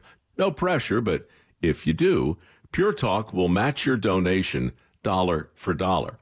And to further celebrate 250 years of our extraordinary democratic republic, Pure Talk is offering unlimited talk, text, and data for just $34.99 a month. Dial pound 250, say Mike Rowe. That's pound 250, say Mike Rowe. And happy birthday to us. Need to know. 15 minutes past every hour with Brock and Salk. Presented by Marquee Data. Here's what you need to know. Up first. The only thing missing from last night's game would have been a little bit more on the line. Like if that had been a playoff game, that's one of the greatest games of all time. Instead, it is a early June bizarre drunk baseball game. Mariners bad early, great in the middle, bad near the end, great when it really mattered, and they come out on top. Just a strange, awesome night. Logan Gilbert struggled, bounced back, gave them 6 innings of 1-run ball. Mitch Garver hits a 3-run shot. You go back and forth. You get to the 10th. Randy Arozarena steps up. Here's the 0-1. Swung on. That is hit high. Deep right field. It is back. Warning track. Wall. It is gone!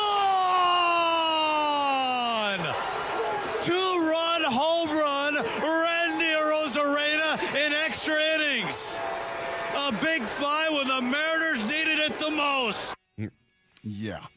You score 2 in the 10th, it really changes the game. Yeah, you said it's these extra innings with the Ghost Runner are so funny. When you have the middle of your lineup up, you think that's great news, but they're not bunting. Right. So you better score. You better deliver. You better deliver, yep. And Randy big time delivered. And He's then having one hell of a year, man. Offensively. I mean, he has just been unbelievable Base offensively. pass, defensively, don't worry about it. If he were just a DH. Which he was yesterday. Still managed to make it out on the base paths, but yes. But he's getting on. He's driving in runs. The quality of his at-bats. He's making himself some significant money, man. He's just been awesome. And yet, it still almost wasn't enough. Thankfully, Brock, your guy, Patrick Wisdom. The pitch. Swung on, softly hit third base side on the back end. Wisdom goes home with it. The tag applied. He's out!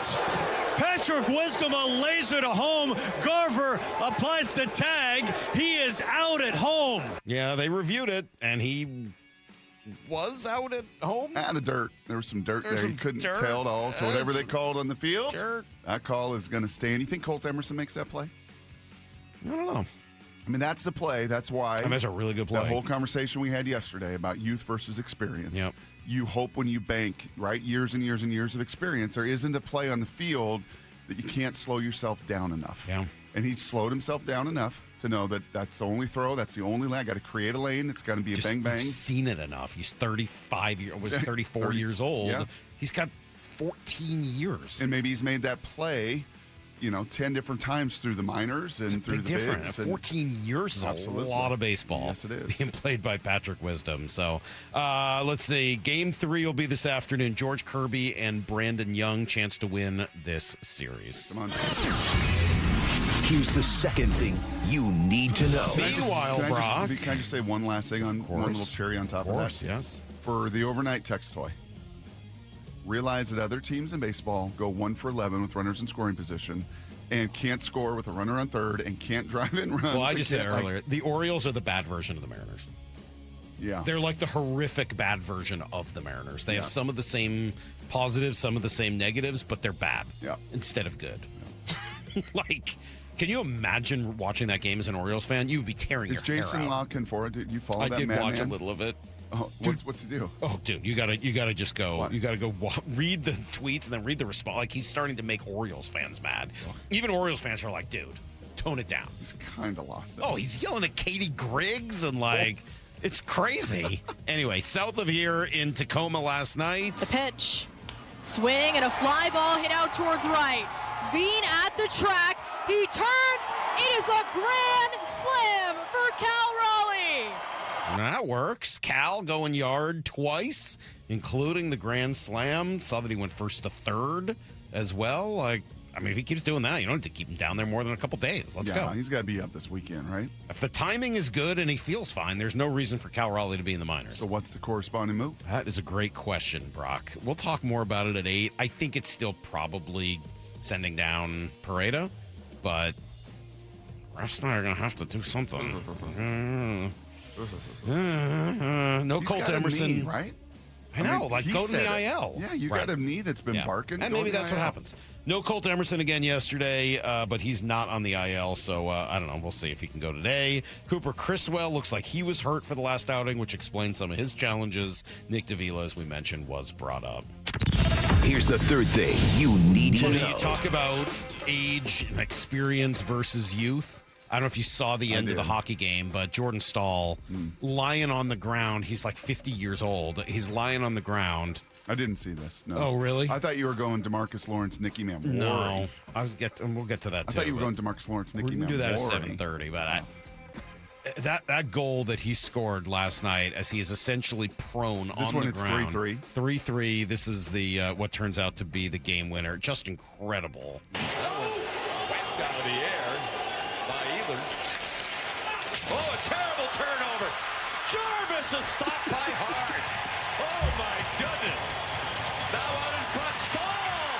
He scores while falling down. If you were wondering how they got the puck in that spot, Sean will let you know that was a terrible turnover that led to that. Amazing, though. He has a way of doing that and saying that. Yep. That you read it on paper. There was a quote of mine that I read yesterday in an athletic article. I'm like, oh, that sounds really mean out of my mouth. He's immature and dumb, or I don't even know what it, ugh. But you hear him say that, like if you read that on paper, like, oh, Sean, turn it down. But he has a likability in the way he says it. That's a terrible turnover. And it just kind of sets up what's coming up next. It was amazing. An incredible goal, and that series now tied at 2. Heading back east, meanwhile, the Seahawks, Brock, we got another bidder, billionaire financier Todd Boehly, weighing a bid for the Seahawks, according to Semaphore. So what's interesting about him is that he's connected to Mark Walter, guy who owns the Dodgers and the Lakers and PWHL. West Coast guy, that would money be guy, finance guy. Pretty interesting. So that's everything you need to know. Yeah, the Seahawks practiced yesterday. No real news, which was the good news. Like, everyone was there who was supposed to be there. It was great. Even Spoon was starting to do some 11-on-11. We'll chat with Brady. Brady's eyes were there yesterday. We'll do that in an hour. My eyes are going to be there today, Salk. And this legal notepad here. I'm bringing it to it's the ready. field. It is blank and ready. Like the great professor used to do with his databases. I'm going to have a database of tidbits for you tomorrow that will just blow your mind. You going to be ready for them? Yeah, I think I'm going to be ready. Right. Sure. I feel like I also I'll be gave ready you tomorrow. last night some things that I'm going to be looking for. Yeah. So I don't know if you saw that. Do you read my emails? Of course. It was late last night. I always do. It was late last night. I was out late last night. Whoa. Late hockey last night with Cecily. Didn't get home until after 11. It's great. Whoa. Really perfect. Whoa. Just awesome.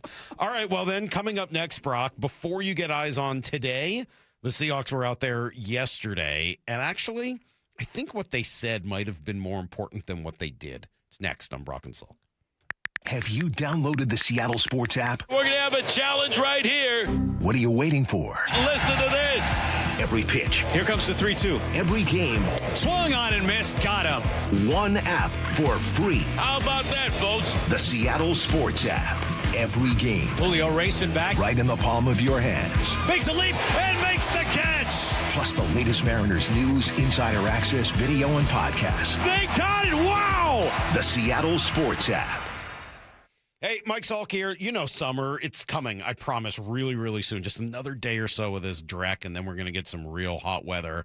So what are you doing? Beach, barbecue, golf, vacation, the whole deal, right? That's what summer is. And everyone around this day and age, everyone's taking pictures, and you know that feeling when you don't look great, and you're like, I don't want to be in the picture, and trying to hide yourself. Like, no. Eastside Weight Loss Clinic can help you. All right. They're going to help you look and feel your very best. And you can do it super fast. I lost 15 pounds in 2 weeks, 35 pounds after just 8 weeks. So there's definitely time. Schedule a 15-minute no obligation consult right now at eastsideweightlossclinic.com. What are you going to expect? Well, safe, healthy, sustainable weight loss with no exercise, pills, injections, or surgery, just real food that you buy at the grocery store. Yeah, that feeling, that great looking and feeling your best feeling, it is just on the other end of a 15-minute consultation. Schedule it right now at eastsideweightlossclinic.com. That's eastsideweightlossclinic.com. Dr. Ryan Coogan, D.C. Results may vary. This is Rick Jones of Goldberg Jones Divorce for Men. As a family law attorney, I know firsthand the challenges and obstacles men face in divorce and custody matters. Our firm is committed to protecting what matters most, and we're on your team. Find us at goldbergjones.com. This summer, go electric and save big at Toyota of Kirkland. The all-new Toyota CHR delivers 338 horsepower, standard all-wheel drive, and up to 287 miles of range. Check out the Toyota BZ, the EV SUV built for the Northwest. Their expert team is ready to walk you through every feature. Take a test drive today and take that car home the same day. Visit their incredible showroom today at Toyota of Kirkland. Summer savings are happening now. ToyotaofKirkland.com. O'Brien. Your windows and doors play a huge role in your home's efficiency and comfort. Choose Lake Washington Windows and Doors for windows that are up to 25% more energy efficient than Energy Star standards and reduce noise by up to 50%. Visit LakeWashingtonWindows.com today. Hey, Brock Heward here with my buddy Shannon O'Kelly from IRG Physical and Hand Therapy. Shannon, I get so used to hearing our pro teams in town talk about talent acquisition, being the lifeblood of their teams. At IRG, how important is talent acquisition for you? Brock, talent acquisition is everything. Here at IRG, we are looking for those people that want to be the best and the brightest. You know, our strength here at IRG is what I call our human capital. And our clinicians here at IRG are great, but we expect greatness. We provide them with ample mentorship opportunities, continuing education, advanced certification payment, in addition to providing Con Ed. When they receive advanced certifications, we also increase their base salary because they've improved themselves as a professional. They've improved their ability to provide great care, and that's what it's all about here at IRG. great care. We want the best and brightest. With over 40 convenient locations, IRG is in your neighborhood. Find all the details at irgpt.com. Do you know a woman making a difference in Seattle's sports and events community? Someone who leads with purpose, mentors others, champions inclusion, and inspires those around her to be their best? Wise Seattle and Seattle Sports want to celebrate her. Nominations are now open for the 2026 Women of Inspiration Award, recognizing an outstanding woman whose impact is helping shape the future of sports and events in our region. Submit your nomination today at woiseattle.org. Nominations close July 10th. Mariners and Orioles today in Baltimore. First pitch at 3:35, 2:30 pregame. Get every pitch of every game for free on the Seattle Sports app. Wesley Financial Group is not a law firm. I'm Chuck McDowell, founder of Wesley Financial Group. Did you buy a timeshare because they told you it was a great investment? That's a lie. Most timeshares can be bought online for $1. To find out what your timeshare is worth and to cancel it, call us today and we'll send you our timeshare exit kit free with all your options for cancellation. Call Wesley for your free exit info guide. 800-771-1300. That's 800-771-1300. This is the story of the one. As a maintenance engineer at a beverage manufacturing plant, he starts his day knowing every line is ready to run because Grainger delivers the industrial-grade products he needs to keep mixers, conveyors, and packaging equipment moving. With Grainger's vast selection of bearings, belts, and motors, he keeps operations running smoothly, so nothing grinds to a halt. Call 1-800-GRAINGER, click Grainger.com, or just stop by. Grainger, for the ones who get it done. We all hear the radio ads about the IRS. They tell you to be afraid, to be scared, and they try to frighten you into calling. I'm not here to do that. Tax Relief Advocates is different. TRA is here to tell you that if you owe money to the IRS, whether it's $5,000, $50,000, or $500,000, we have a solution. It doesn't matter if you're sitting in your car, at work, or with your kids. No matter where you are, call now. 800-575-8157. Don't lose hope. TRA can eliminate or reduce what you owe to the IRS. Generous programs are now available that can give you a fresh start. Our passion is taxes and helping individuals fix their IRS problems. We have over 1,000 five-star reviews on Google and an A+ with the Better Business Bureau. You don't need to be afraid of the IRS any longer. End your tax nightmare today by visiting us online at TRA.com or call 800-575-8157. That's 800-575-8157. Tax Relief Advocates. Real solutions for real people. From the Quantum Fiber Studio, you're listening to Brock and Salk. Weekdays 6 to 10. On Seattle Sports and 97.3 FM HD2. All right. Great tease. Thank you. What was it again? What do I have to get to now? I already forgot. I don't remember. No, there was some cool stuff that came out. Practice yesterday. We'll talk to Brady at 8:30. Oh, that's right. It's about what we heard. I don't know that again, mini camp practices are going to tell you too much about the team. But I really enjoyed a lot of the conversation with the guys afterwards, and specifically with the one player on this team. Like when we have that good to great conversation, Nick Emmanwori is at the center of all this. I mean, after hearing from those quarterbacks in the offseason, I know Mike downplayed it when we talked to him because that's what he's supposed to do as the coach. You're like, Coach, what else can this one guy do? He's like, well, we got a lot of guys. Like, yeah, I know. Of course you do. But this dude's special. This dude helps make your defense work the way you want it to work. And no, I understand that, okay, if he's hurt, you don't just give up. It's not like, well, without Nick Emmanwori, we can't do it.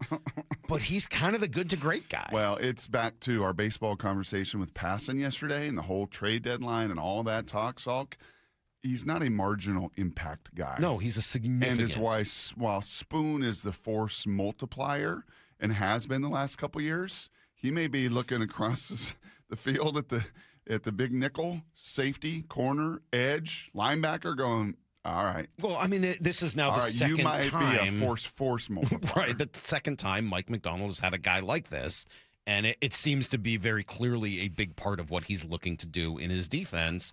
And could he be getting better? One thing you did see, not just here yesterday, is that he was doing a whole bunch of drills with the edge rushers. You mentioned DeMarcus Lawrence. They asked him about it after. Yeah, I'm just trying to evolve my game, just like how the NFL game is evolving. So I'm trying to just be the front runner and leading that way. So I'm working with, the edges, and y'all seen laws out there giving me tips and just, trying to get me going in that lane. It's wild too. They're the same size. If you took the numbers off, right, and they're just out there in T-shirts, and like, which one is the 12-year incredible, Hall of Very Good defensive end, and which one's the second-year hybrid safety linebacker? Like, you would know almost physically.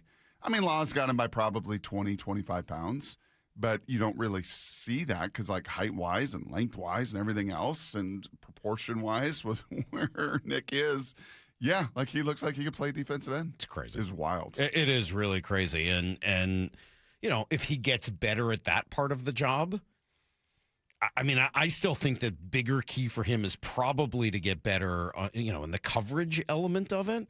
But he's so good, I get the sense he's going to be getting better at both of those things. He's only played 1 year in the league. They asked Ernest Jones what comes next for him. And it's to extend, man. Nick's a hell of a player. Nick's got all the tools, the abilities that anybody in the world could ask for. Now it's about maybe next step for Nick would be, I guess classroom, maybe just taking steps, as far as just knowing what plays are before. But Nick's a student of the game. Nick's been doing that, so I expect him to be dominant again. Yeah, gathering all that information in the formation, all that pre-snap stuff that's so good that I'm going to get to here in Blue 88 with some sound yesterday that another leader was talking about processing on that side of the ball. Can you slow the game down, right? Can you be Patrick Wisdom in the 10th inning and, the ball comes a certain way and you never experience it, but you can slow it down enough? Really, to my eye last year, I think there was just kind of one bad game he played. And that was the 49er game at the end of the year. I'm trying to remember if it was the playoff game. And he was just too amped. I mean, he was too reactive. He was too fast. He was out of place because he was and they got him 2 or 3 times and some play action and different stuff. Outside of that, and that's nitpicking. Like, outside of that, my gosh, there were not many times where as a rookie, you felt like in this scheme and all that's asked of him that the game is too fast for him. And when he was out, they weren't as good.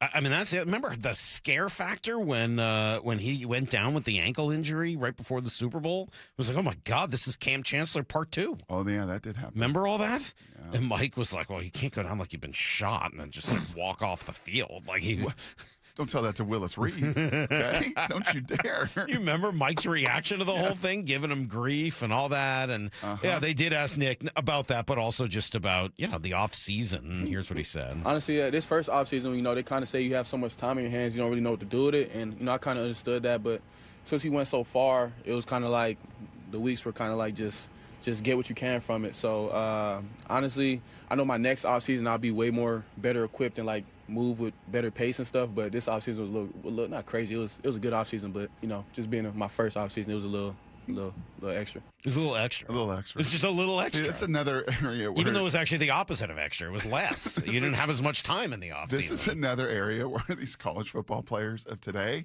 a little different than those of 25 years ago. Because, like when we went to school, there was no online courses. Right. Like you actually went to class. Right. Like you actually had to do like all the mat drills and all this stuff. And, you had to just be a student too. Like, these football players last 3, 4, 5 years, especially post-COVID. Yeah, man, football ends. I kind of had off season. Right, I already know what that's like. Yeah, I have like an online course here or there. I've already made some millions. I could go to Cancun, and I've kind of already experienced some off season. I didn't even think about the off season difference nowadays. Yeah, I got a little money to just travel anywhere really I want to go, and class. What's class? I got, some online courses and people helping me. Like, it's a different college football. And that's not to say specifically that's true of Nick Emmanwori. Just no, that I'm guys not talking in about an SEC school like South Carolina. No, I'm not doing that. Obviously, it's no. But you don't know the individuals, just the general. Just in general. And they have way more freedom because they got way more money. In college 20 years ago, you had no money. You didn't do anything. You just hung out at, whoever's apartment or dorm room or that was your fun. You made your fun on campus. Now, these guys, they can have a lot more freedom than they did in the past. All right. The other conversation from yesterday was Jackson Smith and Jigba, who also met with the media really for the first time. Well, let's address what happened. So, the stupid Drewski screwing up his name thing, and then the problem with the trophy. He does have a new trophy that actually says Offensive Player of the Year. They That's checked good. that a couple times. I would hope there were a few different eyes on it, and I hope he keeps the other one. I hope it's like a Billy Ripken card. Yes, right. A Nike with the backwards swoosh. Yeah, like something screwed up. Exactly. Yes. That should be worth even one more. Of one, day. Salk. It's a 1 of 1. Yeah. But he was asked about Roger Goodell. The Super Bowl, it's a lot, and a lot of things are thrown at you. And I try my best to stay focused and stuff like that. On the game, of course. But now, I have no feelings, no ways towards the NFL, Roger, or Drewski. So, I'll just take my trophy and accolades and all that stuff and chill at home. What is Jackson Smith and Jigba going to be like in 5 years? Because right now, that's the same Jackson Smith and Jigba that came out of Texas. Mm-hmm. The same one I saw at Ohio State. The same one now, 3 years in? Yeah, 3 years in. Yep. And signs his new mega deal as the richest receiver in NFL history. And it's not changed him one iota. No, super chill. That's just a chill dude. So not everyone in the NFL is chill. Some guys are. That is like chill. He is a chill dude. So when he's upset, and I think he was legitimately upset when he got he should have been upset both times. Yeah. If it were me, I'm not him. If it were me, I would have been more upset at the screwing up of the name. The other thing, I could at least be like, okay, somebody messed up. Like, fine, whatever. Right. The name thing was insulting. Yeah. Right? One thing was a mistake. The name thing was like an insult. Like, you didn't bother to learn my name after I worked this hard? Like, how dare you? Does his chill seem like he gets offended very easily? No, but I think that got him. Oh, yeah. I think that, as it should. Yeah. Like, dude, that's my name. That's right. Like, it should offend you. And then after that, the second thing was more just sort of a funny add-on. Yeah. But you're right. I mean, that level of chill it's one. You've said it before, and you're right. It's why he gets paid. Yes. Because there's no drama. No, and it's just like is he going to get weird? I don't think so. Maybe a little. I mean, it might be, yeah. He might get a little weird. He might have a little extra means to get a little weird, but it just like it will be curious in like 5 years with all the football and the ups and the downs, and because right now you think about his career, man, it's just been unbelievably prolific. Again, this guy had like 5,500 yards in Texas high school football.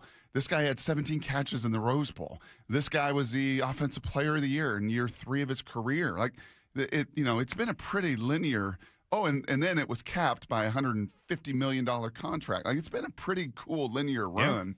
Yeah. There's some hamstring issues at Ohio State, right? He was a 20th pick and not the 1st or 5th pick or something that if he was healthy his final year. So it's not all been – he had some injuries here, and Gino and, the old offensive coordinator that didn't really know his name or his system or anything. Like, not been perfect. No. That was by and large, it's been a good luck pretty with that. nice, like traversing from paradise to the mountaintop of Mount Rainier. Hey, what do you think we're gonna get here with Shane Waldron? I don't know, man. Good luck with that.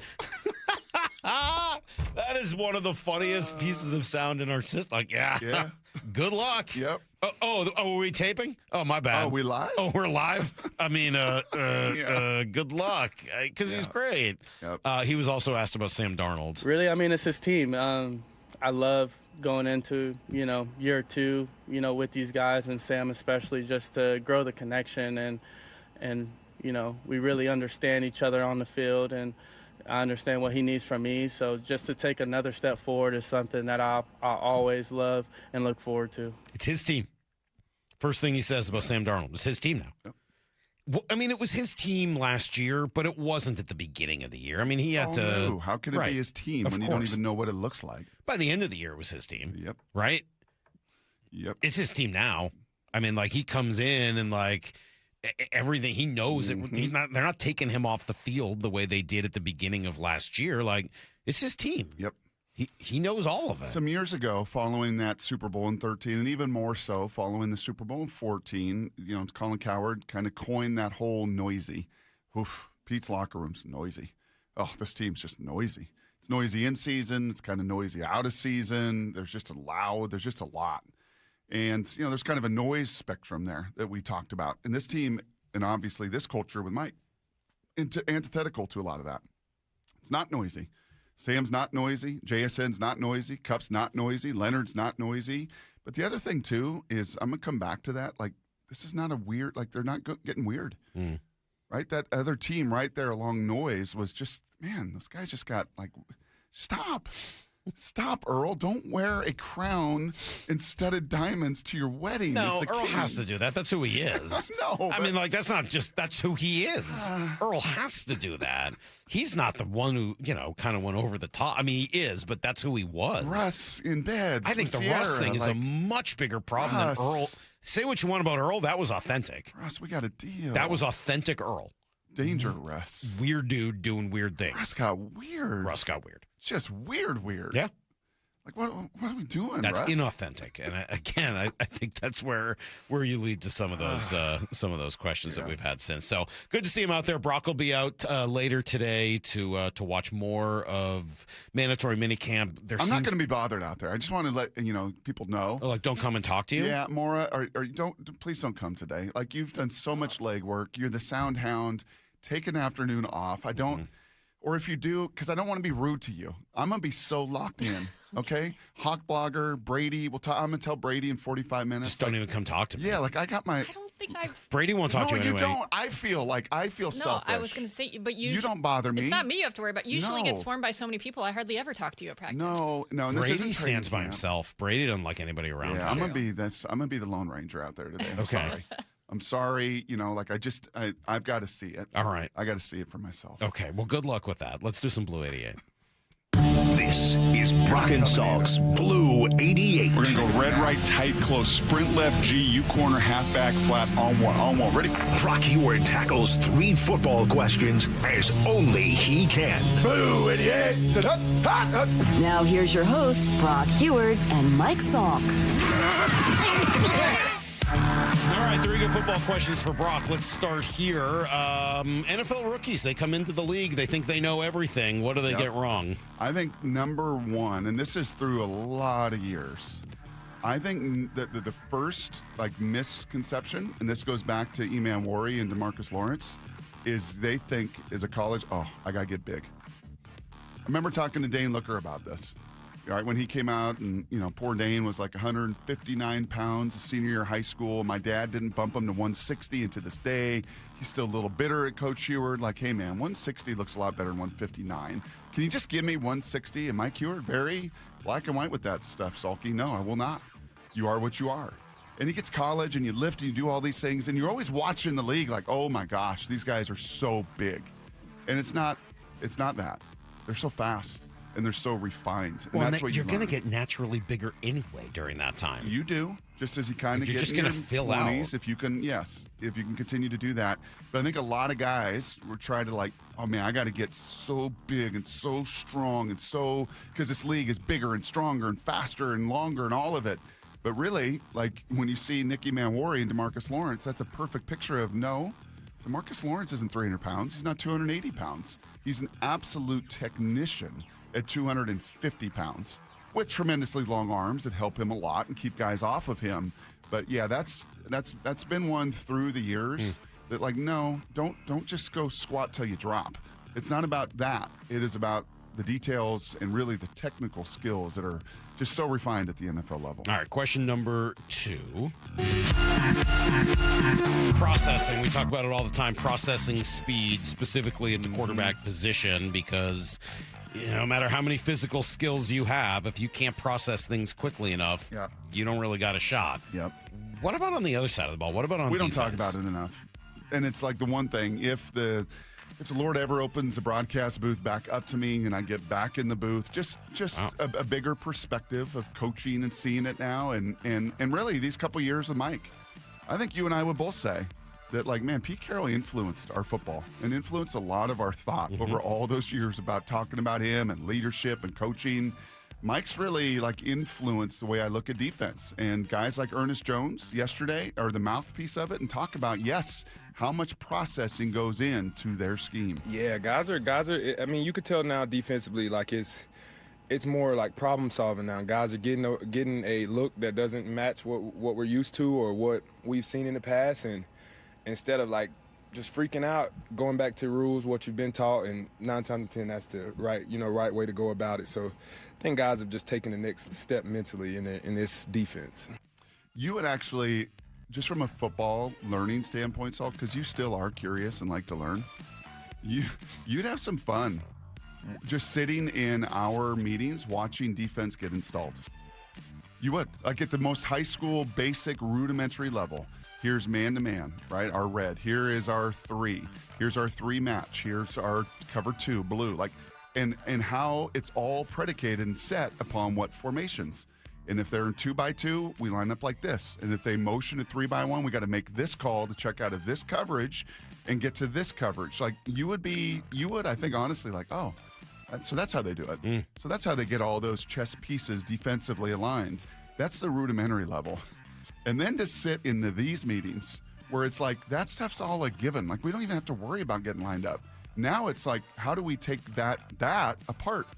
How do we take that formation and that personnel grouping and that alignment, and how do we, instead of the ones that have to react, how do we take them then apart and they got to react to us? Yeah. That's how that happens when you got a bunch of really fast processors. Like Phillip Rivers said, that line will so stick with me. Like there's usually tells on teams. There's usually a pawn out of place. There's usually something on the board that's like, yeah, good try. I got you. Not with these guys. Not with these guys. Not all 11 that process together as one. Yeah. That's how you become elite. All right, question number 3. When you get out there today, Chris Egan says he's going to come say hi to you and try to hang out with you. No, you won't, Chris. He says he is. You're not going to do it, Chris. If he is not able to distract you, who will you have eyes on? Yeah, I got 5 areas I'm going to be watching. We'll tackle some of that a little later in the show. But way high on the list is Riley Mills. Riley said he didn't start feeling really himself till late in the year, and that's not an excuse. That's coming off of an ACL, and he's a 300-pound man. Like, he didn't play until late in the year. That's right. Came off PUP and just tried to work himself into it. And here was Riley Mills yesterday, just kind of talking about where he is at. I think my role coming up this year is being able to play all down the line. Like I can obviously play N and 3-tech and play in the A gap. And I think going there where there's someone needs to fill in on a spot or do something and just try to cause havoc. Go back there and bull rush people and just do what I do best. Yeah. How much is he moving around today? Can he be? Leonard Williams is like 101, man. And Riley is not Leonard Williams, right? Leonard's got like freakish length and size and athleticism. And, Riley doesn't check all of those boxes. He checks a lot of them. And he would have been, without that injury, we've talked about this with Daniel, he'd have been a top 50 player. He'd have been a late second, early third instead of a 5th-round pick. But how much can he play up and down that line? Because the more of these guys you have, Salk, the more Nick Emmanworis, Riley Mills, Devin Witherspoons. You want to talk about making it hard on Phillip Rivers and Brock Purdy and these really great processors? I don't know where they are and where they're coming from. And the more you can do that, ask Drake May what the Super Bowl is like. That's the no fun league for a quarterback. Right. That's the NFL. That's the NFL. The no fun league when you're playing quarterback against a group like that. That is today's Blue 88. It is the NFL, yes. Thank you, Brock. Yep. Some texts wondering if you can actually watch 5 areas at once because of your these eyes? wide-spaced eyes. Is that something you can pull off? Look at that. Look at that peripheral. It's impressive. Well, I was pretty good in the pocket when I felt things. Now, I couldn't always sustain the hits. No. But I saw him coming. Mostly. Well, except. I mean, mostly. John Mobley. That poor John. Yeah, that guy really got you. Didn't see that guy. God, every time you say John Mobley, my mind is like, wants to make sure you get it right, that you don't say Catino Mobley. Oh, yeah. Catino Mobley. 2 Mobleys playing 2 different sports. Mm-hmm. Yeah. Since we've been talking about old hoopers the last couple of days, he's at least 2000s and not 80s and 90s. But, yeah. What about, hey, I got a thought for you. Okay. You have hockey tonight? No. What about you and I sit on your love deck tonight? Okay. And watch the NBA Finals and just reminisce about the 80s and 90s. That's a really good suggestion. Unfortunately, I'm not going to be available tonight. I love the suggestion. Don't get me wrong. I love the suggestion. I'll cook for you. I know that sounds so good. Believe me, Brock, I would. That does sound great. We can reminisce. Let me guess, hockey. No hockey. No. I've already said no hockey. We were out late last night for Cecily's hockey. No. John Starks. No hockey. I mean, Charles Oakley. Yeah. Some of those great. I was even thinking about Charles Smith the other day as somebody got blocked under the net during the game. I was like, oh, remember when Charles Smith got swatted like 3-4 times in a row for the Knicks? Charles, who followed him and like could take a quarter off the top of the backboard for the Knicks? A guy that could really jump after John Starks. I mean, we could just reminisce about all these old 80s Allen things. Houston and Latrell Sprewell and those guys. Why can't what? Avery's done with middle school, and tonight is her 8th grade moving up ceremony. I got a high schooler on my hands, man. I got to say congrats to Avery. I appreciate it. I love the offer. I would love to have you come over. But Avery has finished up 3 years of middle school. She's moving on to high school. Did you send Brock and his family a graduation card? I did not. Yeah, an 8th grade moving up card. No, we did not send that. I didn't think it necessitated a card, but yeah, she had a couple friends sleep over, and Cammie last night, and Hendrix was there, and they're all heading off for their final day of school. It's like a half day of like, they're not even doing anything. No. They're just hanging out and like practicing for walking down the aisle, whatever it is today. Is that why she got her hair highlighted? Yeah. Ooh. Yeah, the hair looks good. She's ready for graduation, moving up. Like, it's a whole thing. Do you remember what Stacy told you it was called? No, but I asked Avery, and she agreed that that's what it was. Yeah, balayage. A balayage. A balayage, Brock. She's got a balayage. They like the Love Island girls. Oh, that's so cute. Oh, my God. Her balayage is you got the balayage? So cute. Oh, my God. So cute. Yeah, so cute. Anyway, Avery, congratulations. Well done. I can't believe I have a high schooler on my hands. We'll be back. You know what I want to do next? Brock? You ever got a balayage? Mar, you ever got a balayage? It's expensive. Oh, it's expensive? So expensive. Does Salk know how much it costs? It's expensive. No, I didn't ask how much it costs. Oh, you don't want to know? That's the last thing. I didn't want. No, do not tell me. Don't tell me how much it costs. I don't.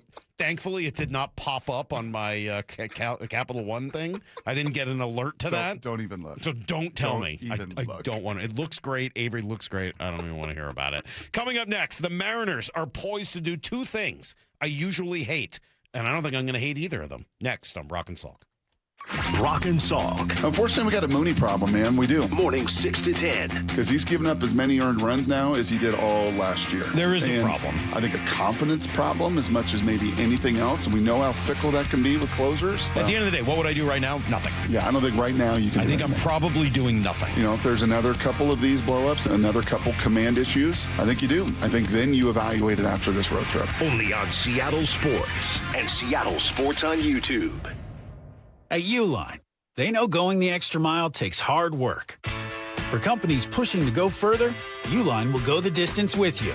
24/7, they answer the phone to get you the shipping and industrial supplies you need. Business can move fast. Unexpected large orders, adverse weather, new safety guidelines, and changing economic trends. Uline works hard keeping 41,000 items ready to ship, minimizing detours on your way to the extra mile. Visit uline.com. Spring is the perfect time to make improvements that protect and add value to your home. Hi, Justin Shirley, CEO of State Roofing and Exteriors. For decades, homeowners across the Pacific Northwest have trusted our team for roofing, siding, windows, and custom decking. This spring, save up to $3,000, or qualified homeowners can take advantage of 0 down, 0 payments, and 0 interest up to 24 months. Call 866-ROOF-ROOF or visit stateroofing.com today to schedule your free estimate.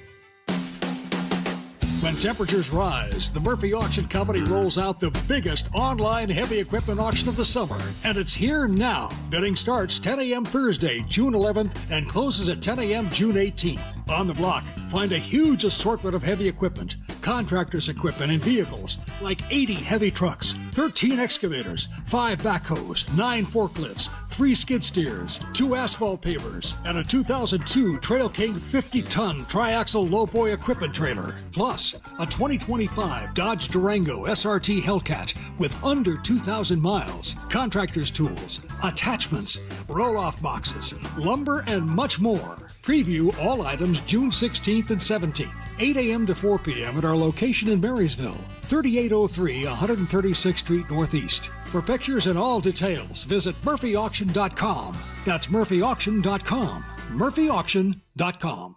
Dealing with divorce and custody issues can be terrifying and very lonely, but you don't need to face it alone. Goldberg Jones has been helping Northwest husbands and fathers for more than 30 years. Thousands of men have put their trust in us. You can too. Learn more at goldbergjones.com. When you own your own business, you own every decision. Catch the red eye or take the 6 a.m. Make a new hire or promote internally. Celebrate a win with a toast at the gate or unwind at the lounge. Big props to this team. Some decisions are a win-win, like earning 8 times points on Chase Travel. Chase Sapphire Reserve for Business, the business card that gives back all you put in. Visit chase.com/reserve business to learn more. Cards issued by JPMorgan Chase Bank, N.A. member FDIC, subject to credit approval. Terms apply. What if you could have the most reliable fiber-powered Wi-Fi? And get this, what if you could keep it at the same price for 5 years? During the Xfinity Summer Savings Event, now through June 15th, new customers can get our best price on gig Wi-Fi, just $50 a month for 5 years. And get online in minutes with same-day Wi-Fi. It's Wi-Fi that finds and fixes problems before you even notice them, like super intelligent Wi-Fi with a sixth sense. Plus, add 1 line of Xfinity Mobile Select and you can save an average of $60 a month over Verizon and AT&T. You can even try it free for a year. Lock in your price and unlock the possibilities during the Xfinity Summer Savings Event. Get it now at Xfinity.com. Xfinity. Imagine that. Restrictions apply. Requires paperless billing and auto pay with stored bank account. Taxes and fees extra. Savings based on 1 gig internet and 1 mobile select line compared to similar Verizon and AT&T plans over 5 years. After 12 months, regular rates apply to mobile select. Xfinity internet required. Speeds vary. Use of fiber coaxial cable.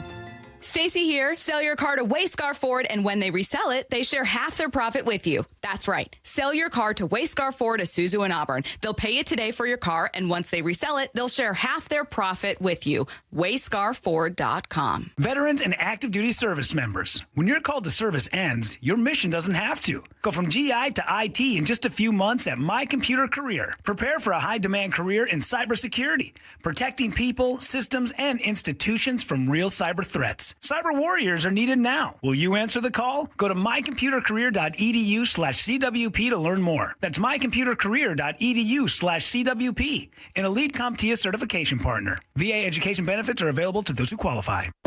Indeed presents hires you can't afford to get wrong, like a data analyst. Hey, what model did you use for these quarterly projections? Astrology. If Mercury's in retrograde, sales tank. If Venus is rising, we crush Q4. You built our revenue forecast off horoscopes? Yeah, the Zodiac never lies. This is the job for sponsored jobs. This is what happens when you don't sponsor your job on Indeed. Next time, get matched with quality candidates with Indeed sponsored jobs. Visit Indeed.com/hire now and sponsor your job today. Let's go!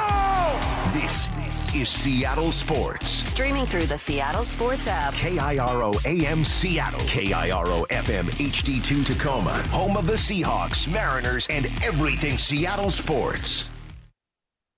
Give me a freaking auto! From the Quantum Fiber Studio, this is Brock and Salk on Seattle Sports. Brock Heward and Matt Marcus. Sorry about just Mike. Heward, not exactly Joe Cap there in the pocket. Now here are your hosts, Brock Heward and Mike Salk. So the Mariners are poised to do a couple things that usually would drive me nuts, and in this case might be absolutely the right thing to do. So some of this came out of our conversation with Jeff Passan yesterday. Turns out not the only one who had some of the same thoughts. Jake Mintz said some of the same stuff to Bump and Stacy later. But let's kind of go through this. The first of the two things is really just to not add at the deadline, or maybe to just not do much of anything. Right, Jeff kind of led us down that road yesterday of like, hey, guys, looking at what's available and kind of who the Mariners are at and what they would want to add, there just may not be a real good fit. Isn't that the goal? Like, isn't the goal significant upgrade at this point? It has to be. There isn't a lot of marginal upgrade I'd be interested in. That, to me, would just be for the sake of moving. And that's why, guys, this could be a slow deadline for the Mariners, and I don't know that I would begrudge them at all for that. That's weird. Our instinct as fans, though, is to want our team to do something. Come on, show us you're doing something. But the truth is, sometimes doing something isn't the right thing to do. Mm-hmm. And as you lay that out, Salk, that's counter to what they've done for a number of years. They've used the June and July as like an important acquisition phase of talent. Yeah. Huge part of what the they trades in the offseason haven't been quite as rich, and the opportunity not as ripe in that equal sign that Justin Hollander has taught us that, it's got to equal on both sides of the ledger. Hadn't been there in some off seasons, but man, it got there in this season, right? This season now, the next 6 weeks where you're talking and you're working, and here comes Luis Castillo, who was a significant upgrade. Yep. And last year, here comes Geno Suarez and Josh Naylor, who were significant upgrades. Where is that spot on this roster? Well, I don't really see that spot unless unless it's a DH/right field. And in that case, it's got to be significantly better than what you've got. It can't just be a little better. It's got to be like because otherwise you're messing up a whole, you got to be that much better. I'm looking at what's out there. I mean, one list is worse than the next. I saw one from MLB yesterday that was, and to be fair, this was guys that could use a change of scenery. These names are awful. Yeah, didn't Jake like Berger, anything. Michael Lorenzen, Tyler Mahle, Bo Naylor, David Peterson, Davis Schneider, Matt Shaw, Spencer Torkelson. Like, no thanks. You go through, this is, I think, a Bleacher Report. This is like the 50 best names that could be available at the deadline. Tarek Skubal, number one. Okay, fine. That's a conversation. Byron Buxton, conversation, but you heard from Jeff yesterday that he didn't think he'd have any interest in going anywhere. Well, maybe, but maybe, Seattle's not what it was 2 years ago. Maybe that's a conversation that will continue. J.J. Abrams, shortstop in Washington. Washington's a playoff team today. He's not getting traded as of right now. All of the other good options play for the Astros. No, the Astros. Jeremy Pena, I'm not convinced they'll trade him, and he's probably not the right fit here. Joe Ryan with the Twins. I mean, it's all pitching. It's all starting pitching. Freddie Peralta, Sandy Alcantara, Reed Detmers, plus he plays for the Angels, so that's not going to happen. You're not going to bring Wilson Contreras in here and take that risk with his personality. That doesn't make sense. Would I have any interest in a Josh Hader conversation? Sure. But again, Astros, and he's owed like $40 million over the next 2 years. We talked about Aroldis Chapman. I don't think they're going to go down that road with a guy with his off-field history. Luis Ariz. Okay, now that's kind of interesting to me. Luis Ariz as a DH. He's left-handed. Not going to work. No. He was right-handed. That's a good conversation, but he's not. Jaron Duran, they're not going to go down that road right now. Michael Walker, more starting pitching with Walker and Lugo. Now, by the way, I'm out to like 15. Yep. More pitching, Sonny Gray and Rico Garcia. You want Christian Walker from the Astros? Again, it's an Astros trade. He's an older guy. He's got some, postseason experience, but he's still got another year after this at $20 million. You don't want that. Okay? Nope. And then it's back to pitching. Whitlock and Ray and Bubich and Taylor Ward. Can you back up the truck for Yordan? Again, Astro, right? Like Isaac Paredes, maybe. And there's no sense necessarily that Yordan's even available. Right. But it's an interesting conversation. But what? That's a conversation. But are you going to give up everything you would need to give up to get Yordan to the Astros in your division and then be faced with whoever that is coming at you for the next 5-6 years? I don't see it. Yep. So it is really weird to go through all of these names and everybody that might be out there and nothing jumps out to you. I'll give you a name. Brendan Donovan. Yeah. Impact. Mm-hmm. I'll give you another name. Mm-hmm. Cal Raleigh. Mm-hmm. Impact. Impact guys, Salt. Is that the other thing you hate? It is. Oh, it is. It is. Funny. It is the other thing So I astute hate. at reading your emails. Yeah, it's a legit claim to saying, well, we got Cal and Donovan and JP returning, plus a couple of young prospects. That's just like making a trade. And usually when teams say that, you're like, no, it's not as good as making a trade because you could have those guys You're and cheap, make a trade. You don't care. You don't want it.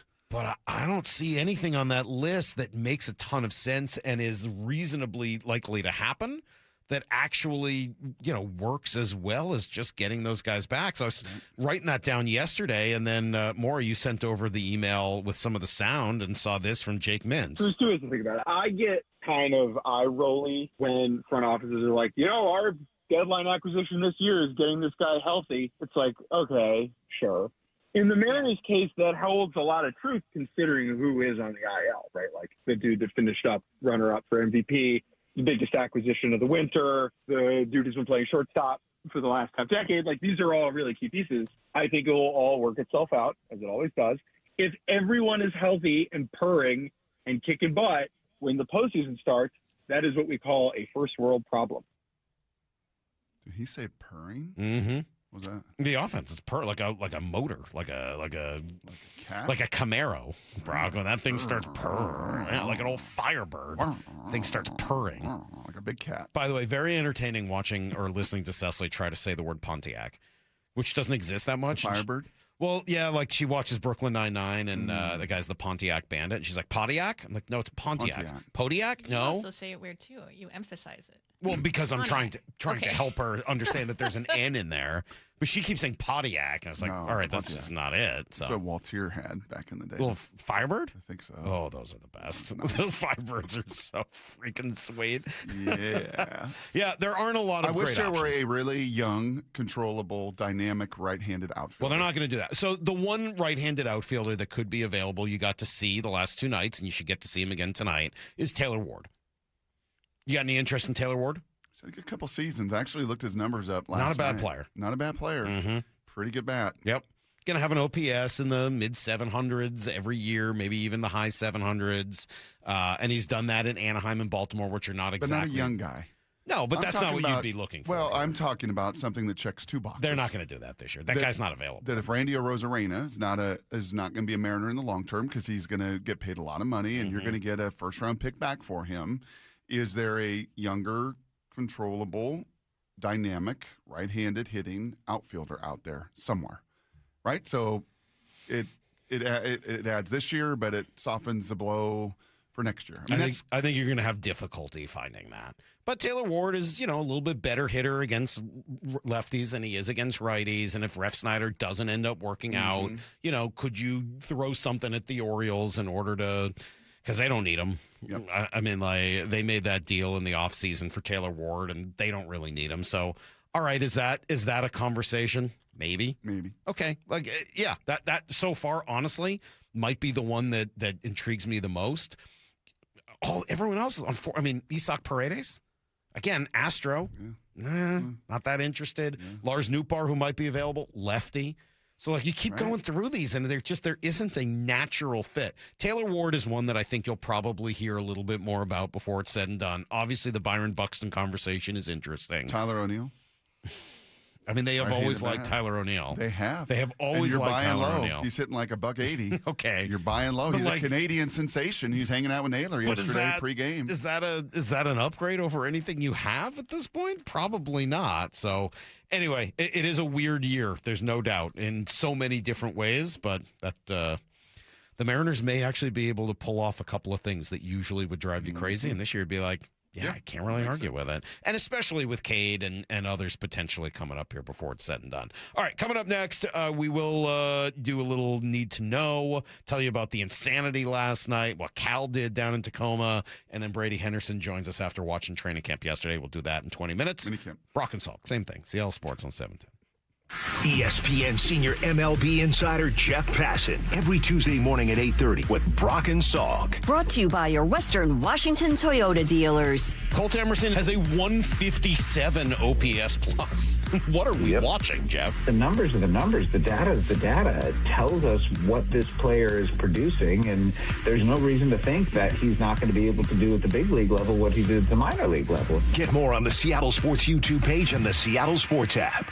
Well, I got 3 questions for you, and again, timing is timing is perfect on this one. Number 1, do you 100% know you got the right insurance coverage to protect your family and your needs? Number 2, are you paying the lowest possible price each and every month? And number 3, should you need that insurance, can you pick up the phone and actually talk to a real human being? Well, when Molly and I took the First Mark Insurance Challenge, it was pretty eye-opening. We were undercovered, we were overpaying, and First Mark has given us peace of mind and saved us a ton of money over the years. So you take the First Mark Challenge and answer those questions and become the next First Mark victory.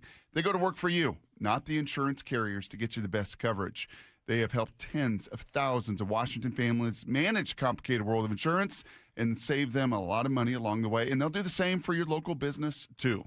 Be the next First Mark victory. Take the challenge. Right now, it's totally free. Simply go to firstmarkinsurance.com. It's all right there for you. Firstmarkinsurance.com. They win for you. Underestimating the trucking industry is one of the biggest mistakes I see victims and other lawyers make. Trucking companies have an army of lawyers and experts who act quickly after an accident to protect the company. Only an experienced trucking accident lawyer can navigate the complicated federal and state laws to protect your rights. If you or a loved one has been injured in a trucking accident, call Davis Law Group today for a free consultation or get my free book on trucking accident law at WashingtonAccidentBooks.com. Hey, you mind keeping it down up there, please? KeyBank will meet you in that I need new neighbors moment. Rick, it's your mortgage loan officer, Beth. I was in the neighborhood and wanted to let you know your home loan application's been approved. Beth, you're always there for me, and not a moment too soon. Are your neighbors bowling with grand pianos again? And apparently raising livestock? Ooh. For every financial need, we'll meet you in the moment. KeyBank opens doors. Equal housing lender. NMLS number 399797. Whatever the heat index, stay cool this summer. Ask your Bryant dealer to maintain your current system or install an energy-efficient Evolution system. Learn more and schedule an appointment with a factory-authorized dealer today at BryantNorthwest.com. Whatever it takes. Hey, it's Bob Stelton here, and I can see clearly now. It's amazing. Let me tell you about one of the best decisions I've ever made in my life. That's when I went to K2 Vision for Refractive Lens Exchange, or RLE. Dr. Kopstein started K2 Vision with Dr. King from King LASIK, the most experienced LASIK surgeon in the Northwest. King LASIK plus K2 Vision equals freedom vision for every stage of life. No glasses, contacts, readers, or cataracts. So if you're somebody that struggles with distance vision and now you always need a pair of reading glasses, K2 Vision RLE could be your perfect permanent solution to spending your good active years not needing reading glasses. And here's the capper. You're never going to develop a cataract. I'm somebody that needed readers in every room of the house. I needed to see the scoreboard out at ball games. I just couldn't see clearly. That has all changed thanks to RLE. Whether it's LASIK, EVO ICL, or RLE, trust the most experienced team of doctors to point you in the right direction. Schedule your free Zoom consultation today at K2VisionRLE.com. That's K2VisionRLE.com. Upgrade your home with Lake Washington Windows and Doors. Be among the first 40 June projects to sign up for 5 or more installed windows and receive a free patio door. Plus, enjoy 12 months no interest, no payments financing. LakeWashingtonWindows.com. Mariners and Orioles today in Baltimore. First pitch at 3:35, 2:30 pregame. Get every pitch of every game for free on the Seattle Sports app.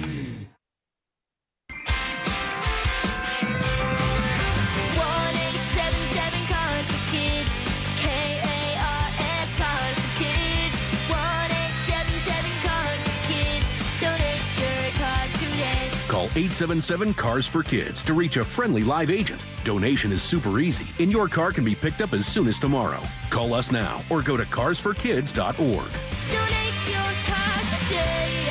Did you know you can donate real estate too? Summer's here, and Toyota of Kirkland and Toyota of Renton have the all-new 2026 Toyota Tacoma SR5, ready for every adventure you've got planned. Right now, during summer savings, lease a new Tacoma for just $299 a month for 36 months or finance at 3.99% APR for 48 months plus $500 TFS finance cash. Whether you're in the north or the south, they got you covered. Visit ToyotaofKirkland.com and ToyotaofRenton.com. Offers valid through June 30th, 2026 on approved credit through TFS. Excludes taxes, titles, license, dealer accessories, and a $200 negotiable dealer documentation fee.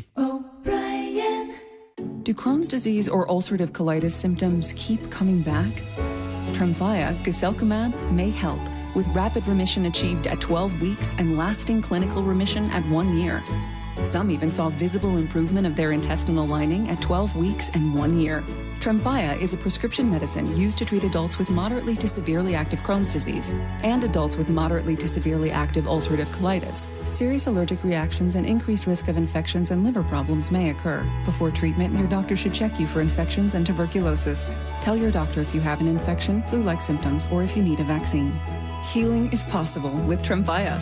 Approximately 3 out of 10 patients were in endoscopic remission at 1 year, based on areas visualized on colonoscopy, which may not represent the deeper bowel layer or entire GI tract. Individual results may vary. Ask your doctor about Tremfya today. Call 1-800-526-7736 to learn more or visit TremfyaRadio.com. Need to know. 15 minutes past every hour with Brock and Salk. Presented by Marquee Data. Here's what you need to know. Up first. Bizarre, crazy, super fun win for the Mariners yesterday. It had all the twists and turns of a great postseason game, except it was played on June 9th. Just a really huge baseball game. And so many different guys contributed. Obviously, what you got from Randy Arozarena and from Mitch Garver, both guys hitting huge home runs. 3 balls, 2 strikes. Runners go. Here's the pitch. Swung on. That is blasted. Left field. This has got a chance. Warning track. Wall. It sails away. 3-run home run. Mitch Garver. Liftoff in Baltimore. The Mariners have the lead with 1 swing. 3-1 Mariners. And even then it was weird. Like, they didn't look like they were playing good ball at all, and yet Logan found a way to get off the hook and wriggle out of trouble a couple of times early. Some unbelievable defense. They did. That's what got them through it. 3 new pieces. 3 of the 4, like, in different spots are new. Bliss, Wisdom, and Cole Young at short. All 3 made big plays yesterday. Have we even talked about the fact that they've got a Wisdom and a Bliss in the same infield? It's beautiful. I mean, that is something special. I mean, baseball's always been a great sport for names. Wisdom and Bliss together? Can we get, like, Bob Nirvana at short or something? My God. It's incredible. Johnny Ecstasy? I think Ecstasy is the name of at least 3 of the characters on Love is Blind. Anyway, or not Love is Blind, Love Island. Love Island. Yeah, that's what I was thinking of. They're all the same. Anyway, Logan struggled. He turned it back around. Randy did it. We've talked about everybody. They were all awesome. Dan was impressed with Randy. Yeah, I mean, not trying to do too much. And he has the ability to go, backside homer, and that's what he did tonight. Got a pitch and went with it and really drove that ball. That was such a huge lift for us after that, losing the lead there in the ninth, to get back on top by 2 was big, and I think we felt like at that point we were going to win the ball game.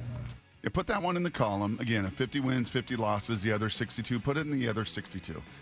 Because that was a game you felt like you're going to win. It was a game you absolutely felt probably 6 times you were going to lose. Mm-hmm. And then you found a way in the end to get it done. And if you're an Orioles fan, sorry, Jason Lockenfor, you're losing your mind last night. They were. The overnight text story, if you're an Orioles fan, you're 1 for 11 with runners in scoring position. You get thrown out at home 3 different times. Every call goes against you. Have you ever seen a team thrown out at home 3 times in a game? No. Have you ever seen every replay, like every one against you by a hair? Hilarious. Wild. Absolutely hilarious game. Game 3 this afternoon, George Kirby and Brandon Young. Here's the second thing you need to know. Cal Raleigh has arrived. I don't know about arrived. In Tacoma. Returned? University Place. Swing and a fly ball hit out towards right. Bean at the track. He turns. It is a grand slam for Cal Raleigh.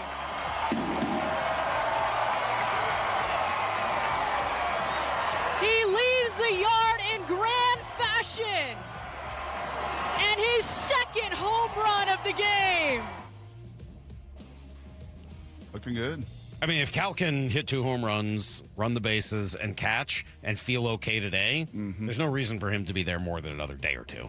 Like, he should be, like, in D.C. when you get to Washington, right? Cosine. Just no reason. Right. Like, this isn't building an arm back up. No. This isn't, he's watched enough, and if the body is... Yeah, right. The time for being really careful was before we started activity. That's right. You needed that time to be as long as possible to make sure it healed. Yep. But once he can play, he can play. So once the abdominal is reattached to the ribs, let's go.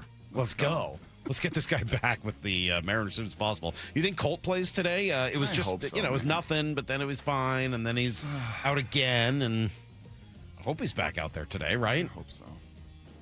I hope so. Again, just for his timing, his play, his just and also shortstop. I don't want to hear it's nothing and then 3 missed games in a row. Like 2, okay, fine, I'll give you. A 3rd doesn't feel right. I know about backs. I know about everything there is to know about back injuries. And when you label something a back spasm, I'm not going to go into details about it. So let's just hope he's in the lineup tonight. We will do that. Here's the third thing you need to know. Let's see. Tremendous hockey game last night. Carolina, what Jordan Stahl did. You got to watch this goal, Brock. I'll play you the sound again, but you should actually watch it. Whacked out of the air by Ehlers. Oh, a terrible turnover. Jarvis is stopped by Hart. Oh, my goodness. Now out in front, Stahl.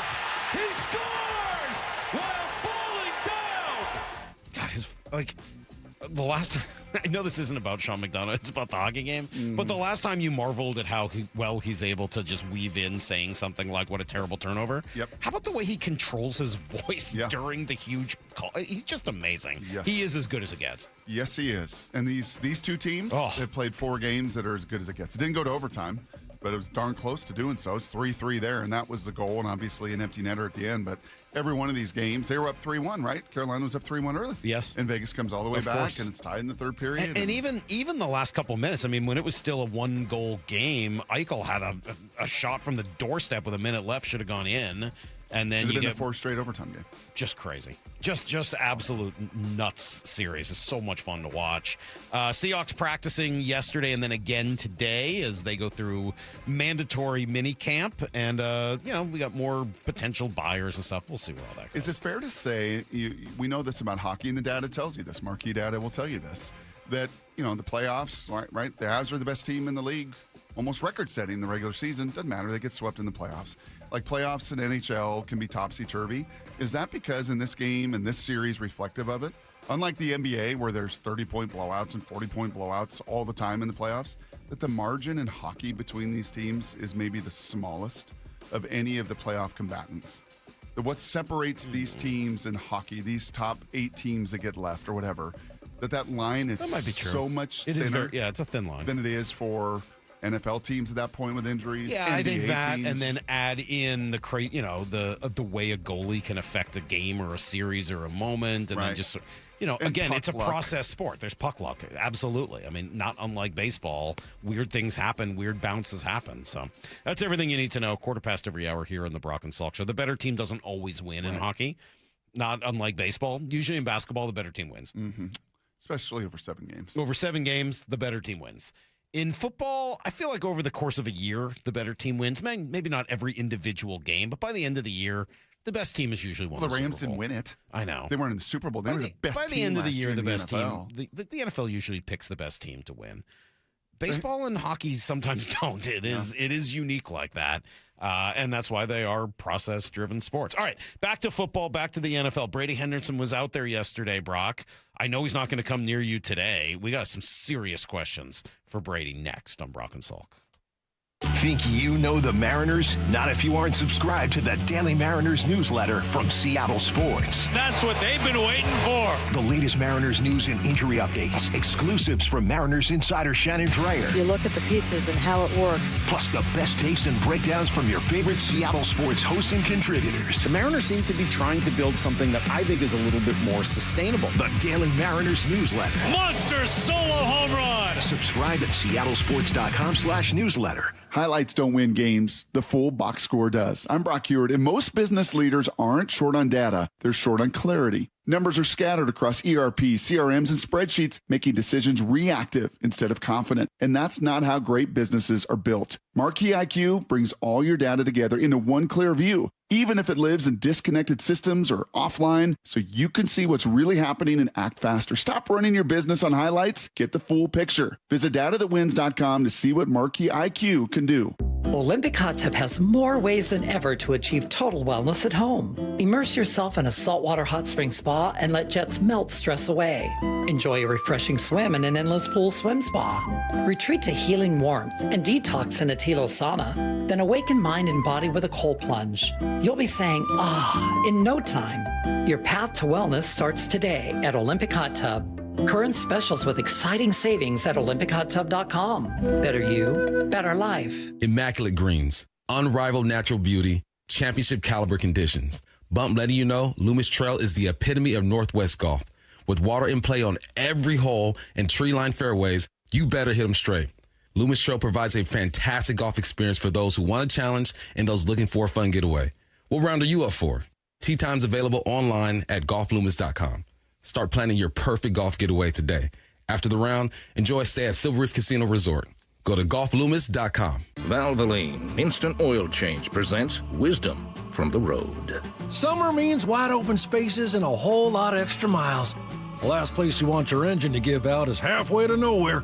Out here, low oil or a weak battery is just an ambush waiting to happen. That's why every oil change at Valvoline Instant Oil Change includes an 18-point maintenance check. These techs are trained to help spot issues early and keep you riding easy. Valvoline Instant Oil Change. Change wisely. When temperatures rise, the Murphy Auction Company rolls out the biggest online heavy equipment auction of the summer. And it's here now. Bidding starts 10 a.m. Thursday, June 11th, and closes at 10 a.m. June 18th. On the block, find a huge assortment of heavy equipment, contractors' equipment, and vehicles, like 80 heavy trucks, 13 excavators, 5 backhoes, 9 forklifts, 3 skid steers, 2 asphalt pavers, and a 2002 Trail King 50-ton triaxle lowboy equipment trailer. Plus, a 2025 Dodge Durango SRT Hellcat with under 2,000 miles, contractor's tools, attachments, roll-off boxes, lumber, and much more. Preview all items June 16th and 17th, 8 a.m. to 4 p.m. at our location in Marysville, 3803 136th Street Northeast. For pictures and all details, visit murphyauction.com. That's murphyauction.com. murphyauction.com. This is Chris Davis with the Davis Law Group. Did you know that a pedestrian does not have to be crossing the street on a marked crosswalk to have a successful legal claim against the driver? Pedestrians can even be partially at fault for a collision and still have a valuable claim. Call us today for a free consultation or get my free book on pedestrian accident law at washingtonaccidentbooks.com. That's Davis Law Group, better service and even better results. Mariners and Orioles today in Baltimore. First pitch at 3:35, 2:30 pregame. Get every pitch of every game for free on the Seattle Sports app. Patrick was way behind on his IRS taxes. I was in way over my head. The total amount ended up being somewhere just over $30,000. $30,000.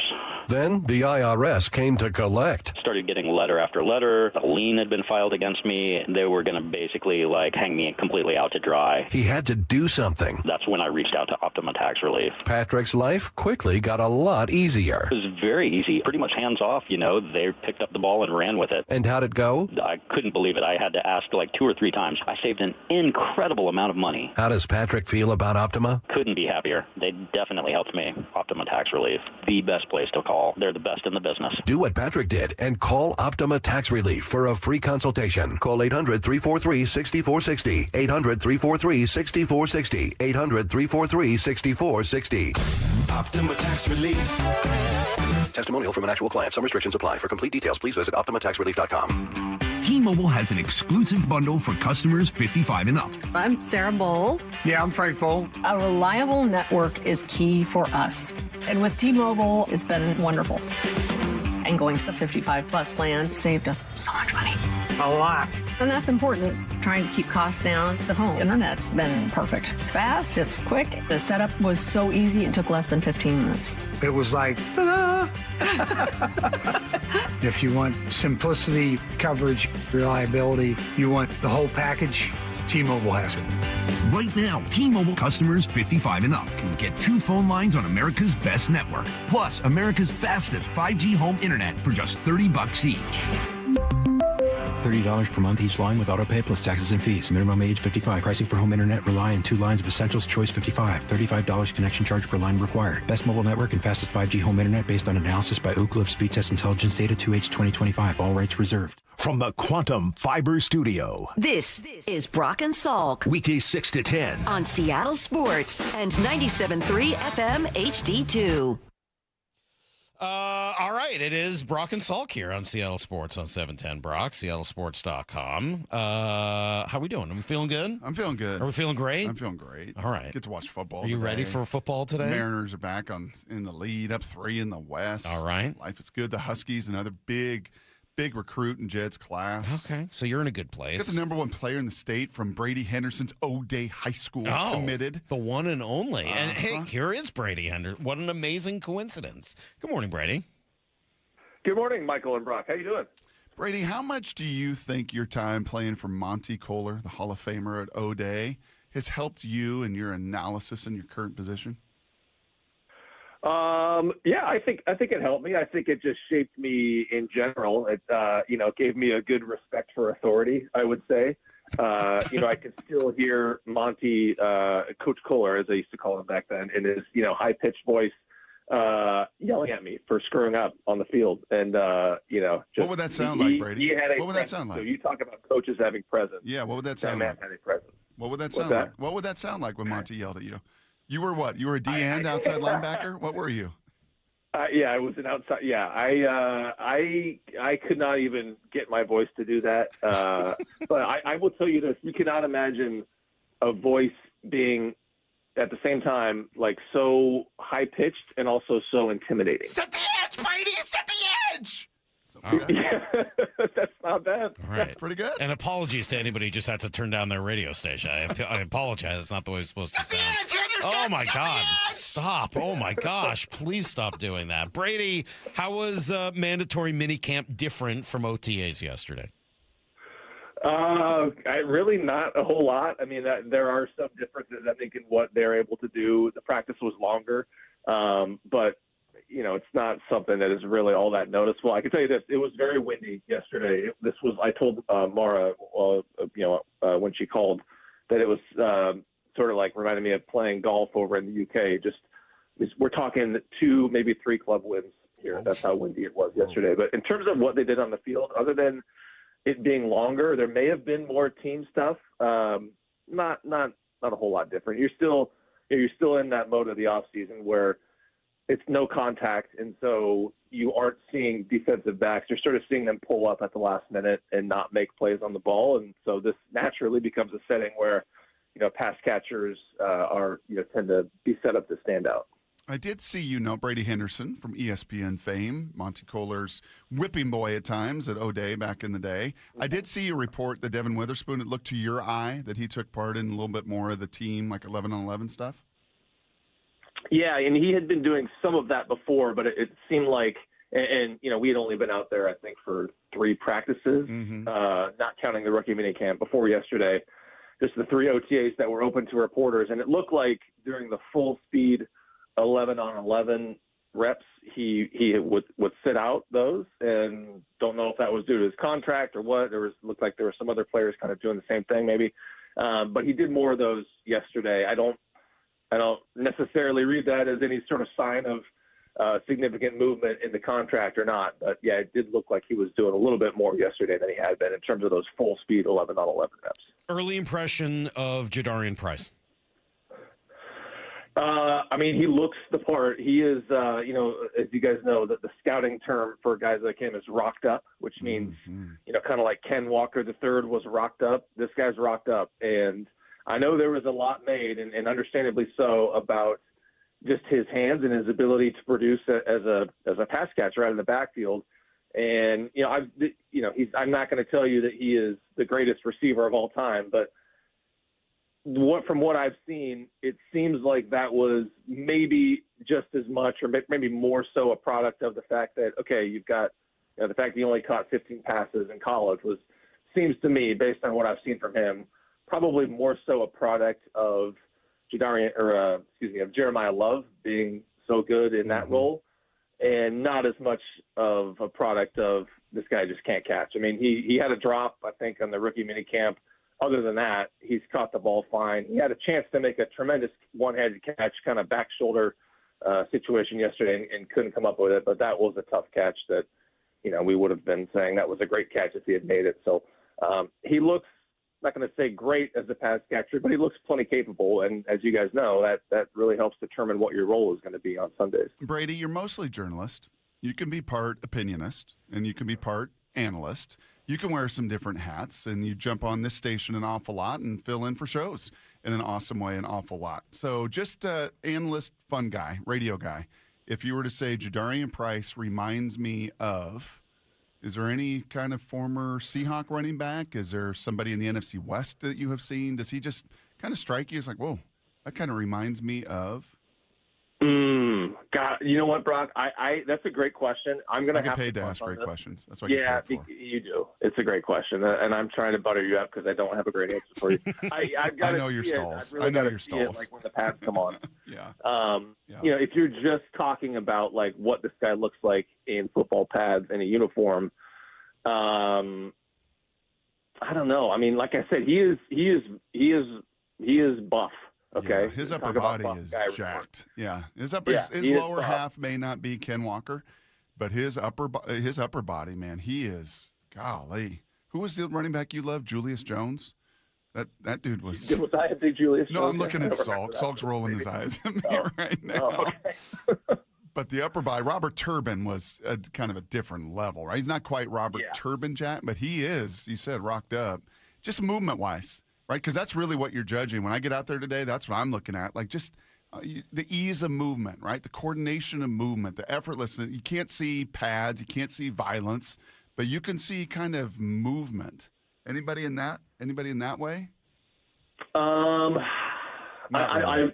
Yeah, I mean, I got to see more of it to give you a real comment. I will answer this question eventually, but to your point on the movement, you know, like I will just go around during the positional drills, and I've spent time watching the running backs, and it's sort of like last year with Gray Zabel, where if you didn't know who was who, and there was no numbers or no names on the back of the jersey, and you said, okay, one of these guys is a first-round pick, you could tell which one was the first-round pick, just because he moves differently than the other guys. And, you know, they're not in a full sprint, but they're doing the bag drills, and it's change of direction and starting and stopping and stuff like that. And just very fluid mover.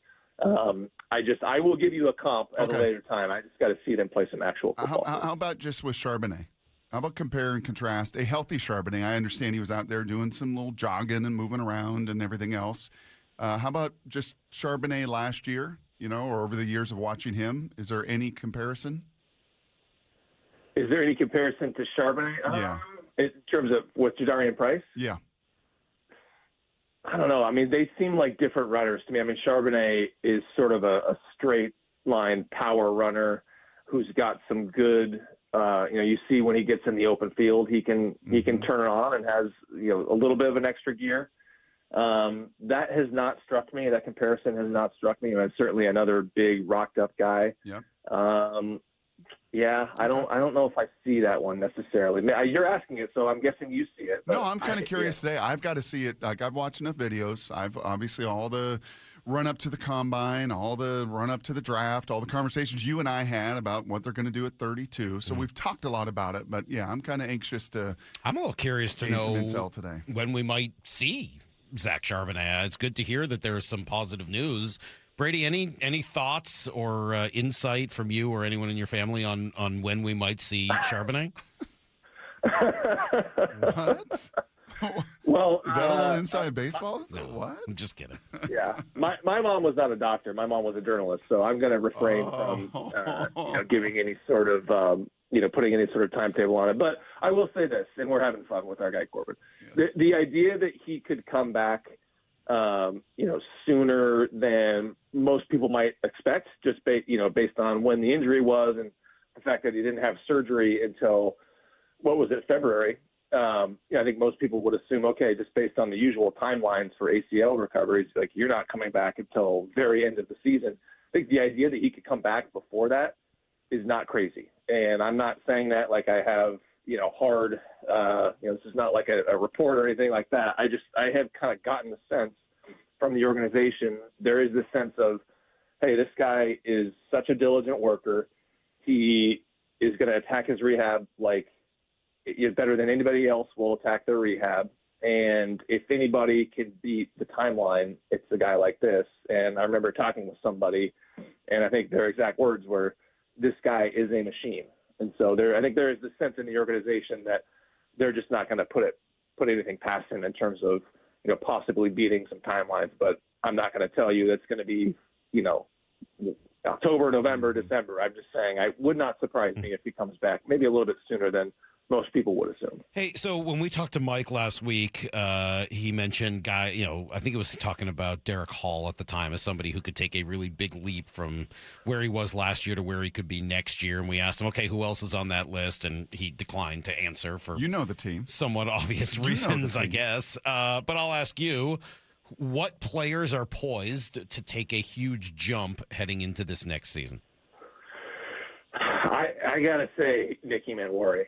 And I mean, you're probably asking about guys that you didn't really pay a whole lot of attention to last year. No, I'd put Nick on that list. I mean, Salk already talked about that last hour. Brady, stop. Give us some better I'm than that. telling you, I mean, the way that this guy played, while managing a bunch of different positions, while missing time with an ankle injury. I mean, I got to imagine that is not hard to do when you're bouncing around meeting rooms. You're getting coached by every coach of the defensive staff, basically, and you're not able to focus on one position. I mean, I don't think that's going to change this year, but I imagine your head has got to be spinning in year one, and that naturally you're going to get a better handle on that in year two.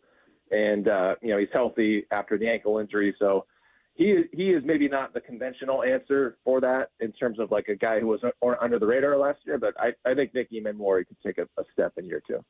Got any other names? Anybody that's popped this kind of off season through practices, maybe rumblings you've heard from some of the folks in the building, like, oof, this guy's a little bit more than maybe we thought, or he's coming back for year two even stronger?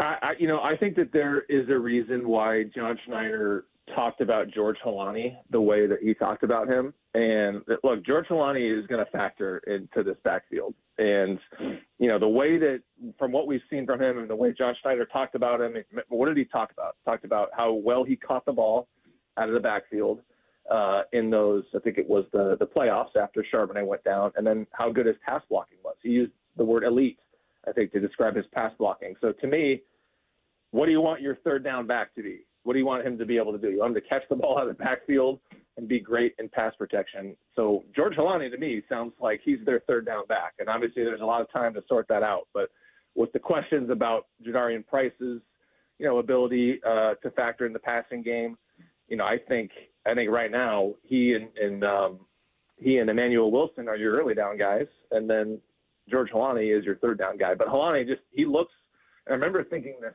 last year that he had more of a burst than I saw from him as a rookie. And I think I see a little bit more of that now. Like, he looks bursty and quick, and, it's not like he's trimmed down. I mean, he's still a well-built guy. So George Holani is the guy to me, and maybe he's the more classic example of the kind of guy you're looking for. The hitman here with us, Brady Henderson from ESPN. We love him. I didn't mean to call you boring. I just thought the answer was, you're never boring to me, Brady. You know that. I look forward to seeing you in a couple hours on the field. We've seen quite a spectrum of offensive coordinators the last decade plus, right? From Darrell Bevel's personality, Shane Waldron, Shoddy, now the Cowboys head coach, Grubb for a year, Kubiak for a year, and now we're on to Brian Fleury. Have you learned anything about him, watching or listening to him over the course of this offseason?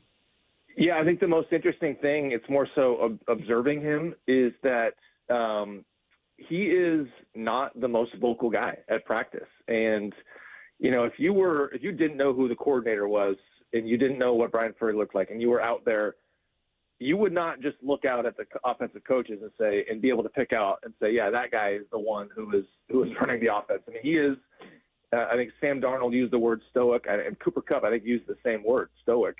And he said that he even gives Clint Kubiak a run for his money in that regard. And so, it's not to say that that's good, bad, or indifferent or whatever. It's just it stands out to me, especially in contrast to someone like Schottenheimer, who, you felt Schottenheimer out there. You could hear him, you could see him, like he was moving around, bouncing around.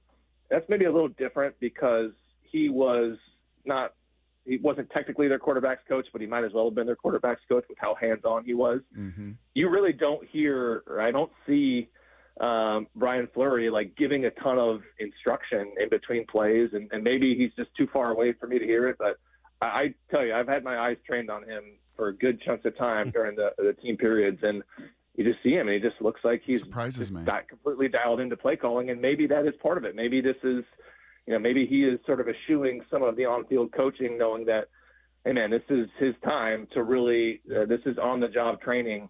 And as you've said, Brock, there is no replacement for experience when it comes to play calling, and maybe that's part of it. Maybe he is just focused on honing that part of his, doing what he needs to do to get ready to call plays for the first time. That surprises me a little bit, but doesn't in some ways. It surprises me because usually former tight ends coaches and run game coordinators are pretty loud, pretty demonstrative, right? Like it's setting the edge, it's setting the tone, it's setting the run game, it's winning the line of scrimmage. Those guys usually have a little bit of juice. But on the other side, to your point, like he's also fitting in here with an entire staff that largely returns, right? John Benton is out there, your run game coordinator, your pass game coordinator, all those pieces are still there. And maybe that is like, hey, I'm not going to come in here and try to run the whole show. I'm going to come in here and facilitate and let all of you that done it and won a Super Bowl just be a part of it. That makes sense? Yeah, it totally does. And there is an element of, just letting your coaches coach. And as you know, Brock, one of the criticisms inside the organization of Ryan Grubb during his one season in Seattle was that he was reluctant to delegate. And he would, try to not only be the offensive coordinator, but the quarterback's coach and the O-line. And, he wouldn't let his coaches coach. And I remember talking to several assistants last year and they weren't comparing one to the other, but they would talk about, how much sort of Kubiak is the opposite of that, basically. And to the point where, he would even let guys, he would even, seek input in terms of game planning and designing plays. And there was, one play, I remember talking to one coach, Mac Brown, during the Super Bowl week about it. And, he said Clint let him design the play that ended up being that long touchdown pass in the Jacksonville game to JSN up the seam. And so, maybe there is some element of kind of Brian Fleury being the same way of like, he's not going to try to step on anybody's toes and be every position coach. He's going to let his coaches coach. Talking to Brady Henderson here for a few more minutes as the Seahawks are in the middle of their mandatory minicamp. I played some sound yesterday from Willie Colon, who said the Seahawks just don't feel like a team that can return and do it again, which I thought was kind of rich. But when you're out there, do they feel like a Super Bowl team? Do they feel like a team that is coming off of winning a championship? Well, I would say not. They do, but not because it's out there and you feel it. I would say they do just based on how good they were last year, and this is more of like an on paper argument.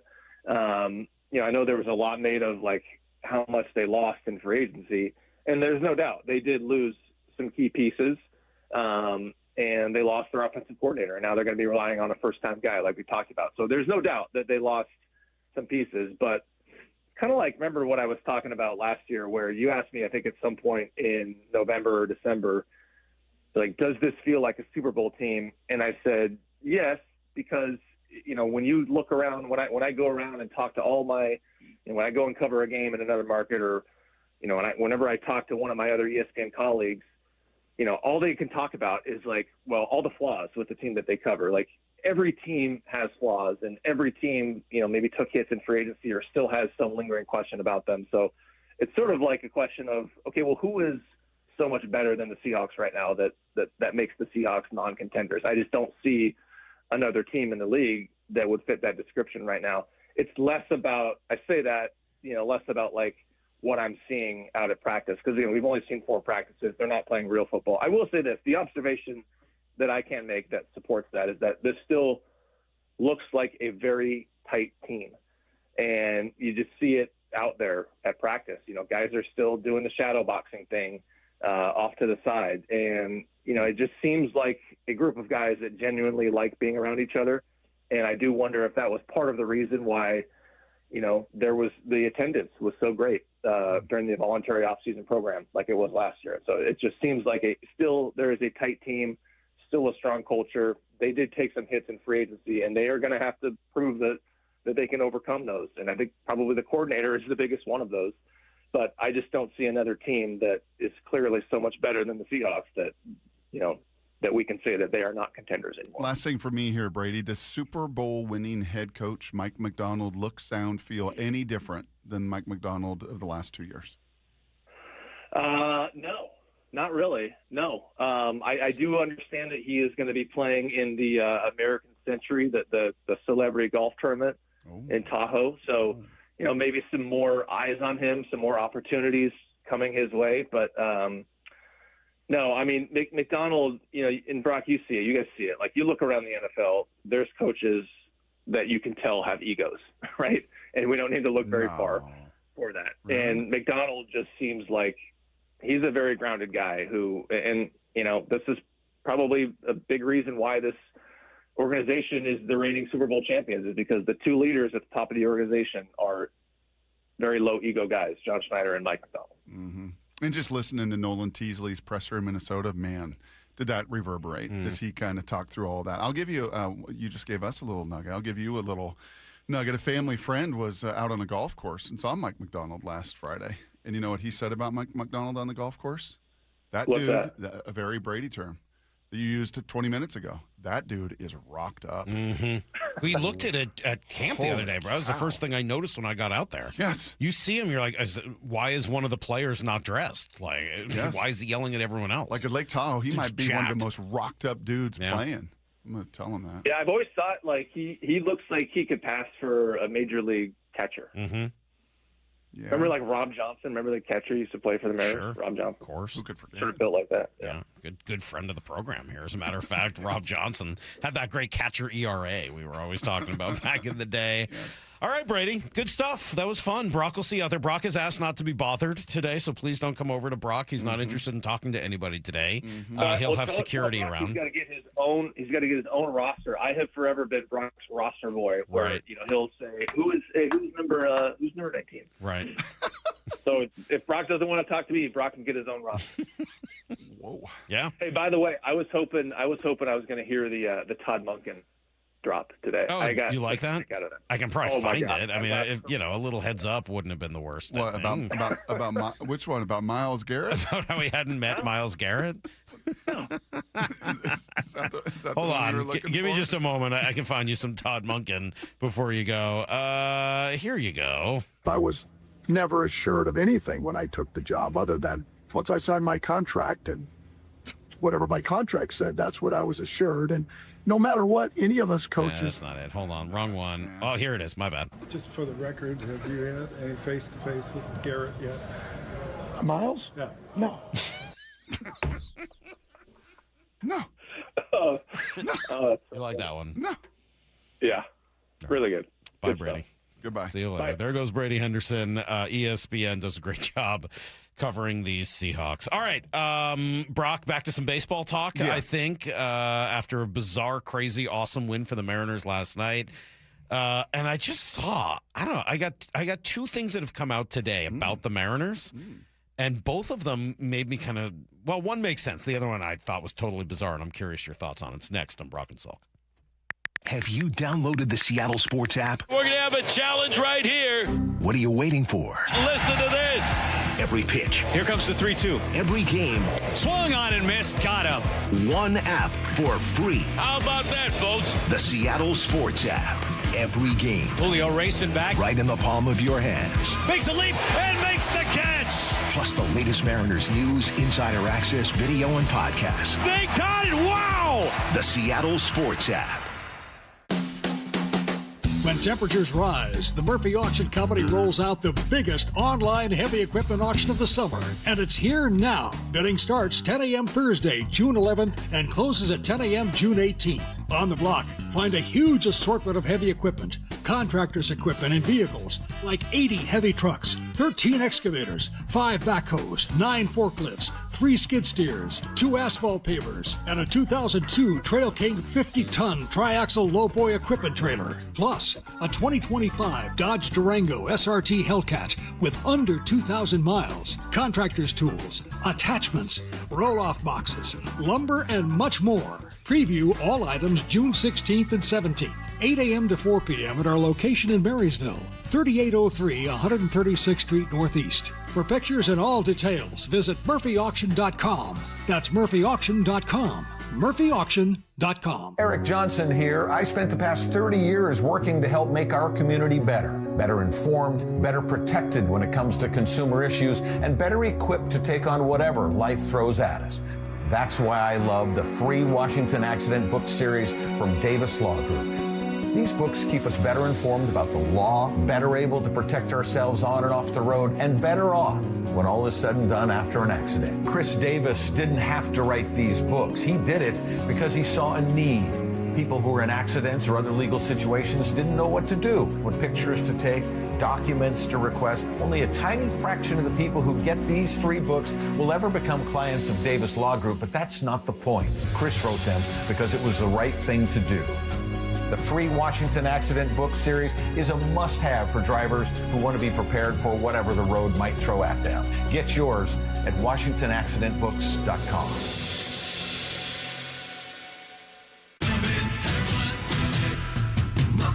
Step inside and let the excitement take you places. This is Muckleshoot Casino Resort, the ultimate spot for action that reaches incredible heights, luxury that knows no bounds, and live entertainment that always thrills. It's all at one incredible destination. So when you look for the best, look nowhere else. Muckleshoot Casino Resort, the biggest and best in the Northwest. Muckleshoot. What is that sound? Ugh, that sounds like a plumbing sound. Luckily, there's a company that fixes all the plumbing sounds across Puget Sound. That's All Sound Plumbing. Puget Sound's plumbing experts. Have a sound? Visit allsoundplumbing.com. For over 113 years, Pacific Lamp and Supply Company has been your #1 lighting specialist in Washington, from the Space Needle in Seattle all the way to the Riverwalk in Spokane. With the largest lighting inventory in Washington, Pacific Lamp's knowledgeable and experienced staff can assist with any lighting issue, including intricate lighting and control designs. Plus, they work with all utilities in Washington to get you the best available lighting rebates. Pacific Lamp and Supply Company, Washington's lighting experts since 1912. Visit pacificlamp.com. I got to ride in the brand new all-electric Arc Sport, and it was a luxury EV on the water. Stacy here. You hop aboard immediately and feel like you're someone important. Luxury finishes, clean, tech throughout. Driving it is smooth, and it has that impressive kick you expect from an EV. Charging it is really easy, and not paying for gas is a huge plus. Book a free demo and see it for yourself in Lake Union, Lake Washington, and Lake Sammamish. Schedule your demo at arcboats.com/demo. If you can't make it to them in Kirkland, they'll come pick you up. arcboats.com/demo. If you've been in a wreck or a fender bender, you have the right to take your vehicle to any repair facility, not just where your insurance company tells you to go. Accurate Auto Body has been family owned and operated since 1994, and they work for you, not your insurance company. With over 25 years of auto repair work, they'll exceed your expectations. we meet by accident, fixing every last bit. Accurate Auto Body. At Accurate Auto Body, all their work is performed by certified technicians, only using OEM parts to guarantee the safety of you and your family. For the best in auto body collision repair and customer service, give them a call at 425-883-2450 or AccurateAutoBodyWA.com. Your insurance company may not love them, but you will, because we meet by accident, fixing every last bit. Accurate Auto Body. Stacy here. Sell your car to Wayscar Ford, and when they resell it, they share half their profit with you. That's right. Sell your car to Wayscar Ford, Isuzu, and Auburn. They'll pay you today for your car, and once they resell it, they'll share half their profit with you. WayscarFord.com. Let's go! This is Seattle Sports. Streaming through the Seattle Sports app. KIRO AM Seattle. KIRO FM HD2 Tacoma. Home of the Seahawks, Mariners, and everything Seattle sports. this hour is brought to you by Davis Law Group. Give me a freaking auto! From the Quantum Fiber Studio, this is Brock and Salk on Seattle Sports. Brock Eward is my hero. Jay Buhner just punched me in the kidney. We're going to see you on the interview. Doesn't really work that way, Sherm. This is a show that has my name on it. It kind of does, though. Now here are your hosts, Brock Eward and Mike Salk. Hello! All right, good stuff from Brady Henderson there. We have trash takes there. You got a trash take?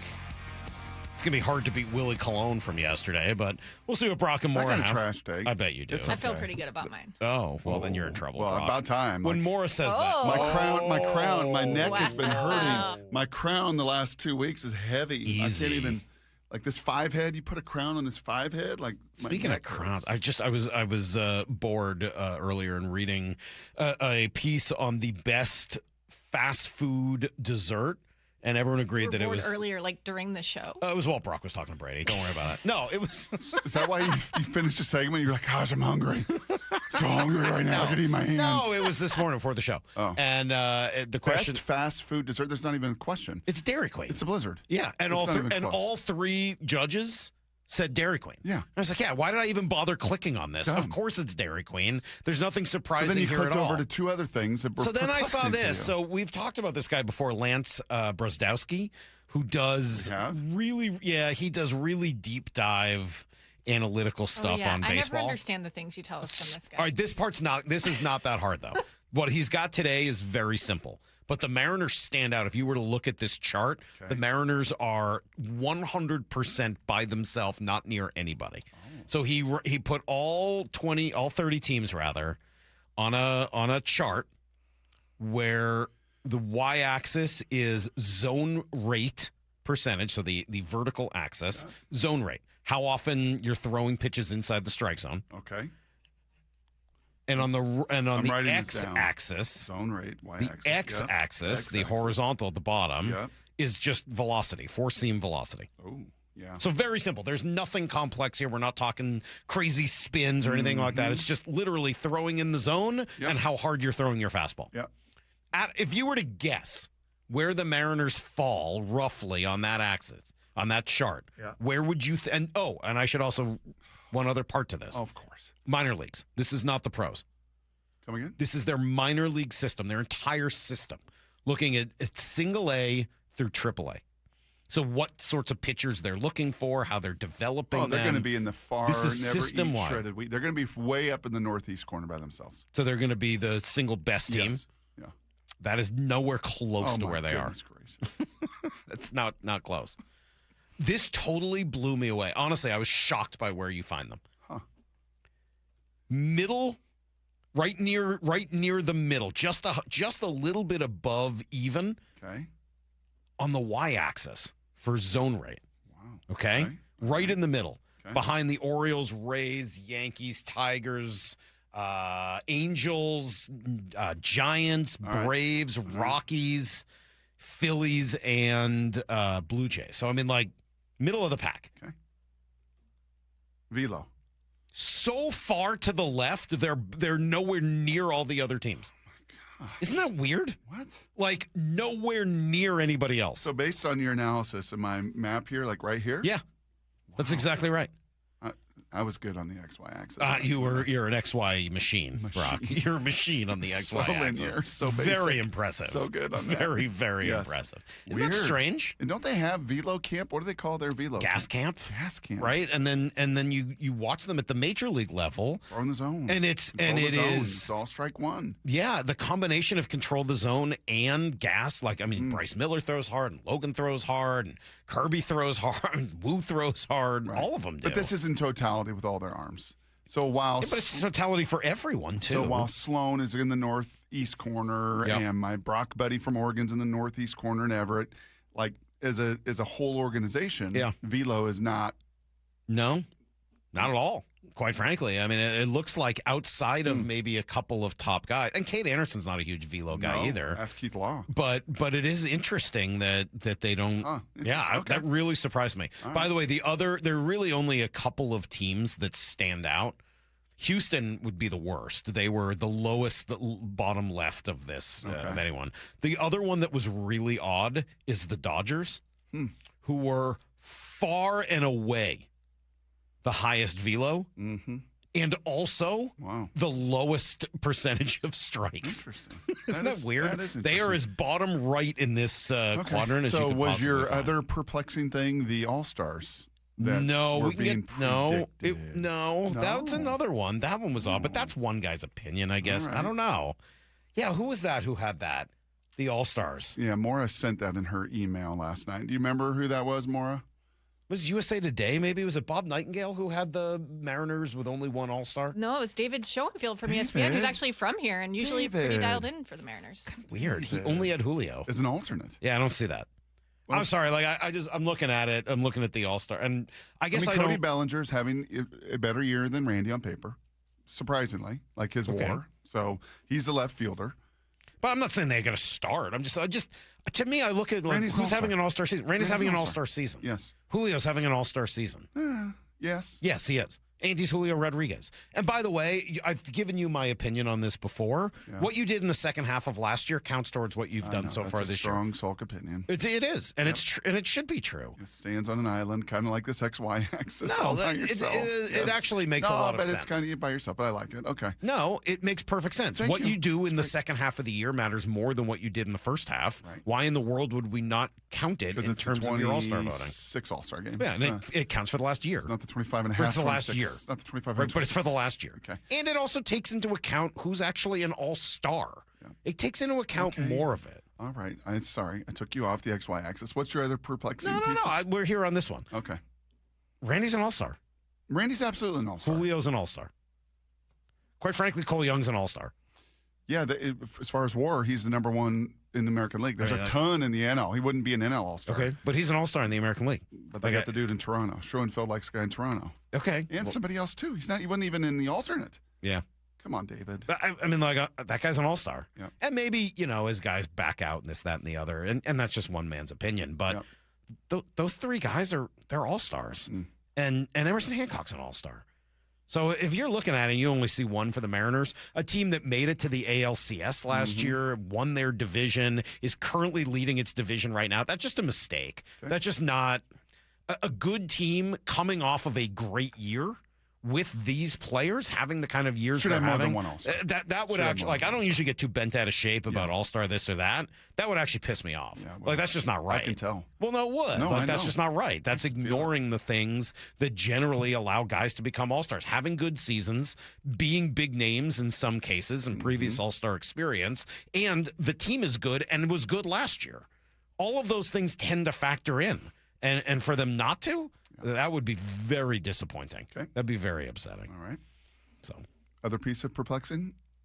Oh, this was just another. This was who did this? This is Doolittle, Bradford Doolittle. Oh yeah. Put together like what each team should do at the deadline, and his Mariners won. I don't know. I read it, and I'm still not really sure what he thinks they should do. What they need to do before the deadline. The Mariners righted the ship after an uneven start, even after some struggles, especially on offense and a little impact from last year's sensation, Cal Raleigh. Seattle's in great position.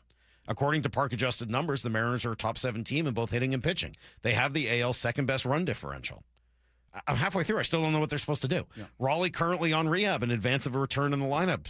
Surely should be better from here. Between now and the deadline, the Mariners need to create separation in a division they should win going away. Well, no kidding. Yeah. I mean, they need to win, yes. While doing so, Jerry DiPoto might need to figure out how to best leverage a 6-man rotation in the trade market. Here we go. Perhaps targeting some additional offense. Mm-hmm. If they keep all the starters and they project, then the project becomes how this might all look in a playoff roster. I just learned zero. Yep. That there's nothing in there. Thank you very little. Thank you very little. Quite frankly. We'll be back with everything you need to know next.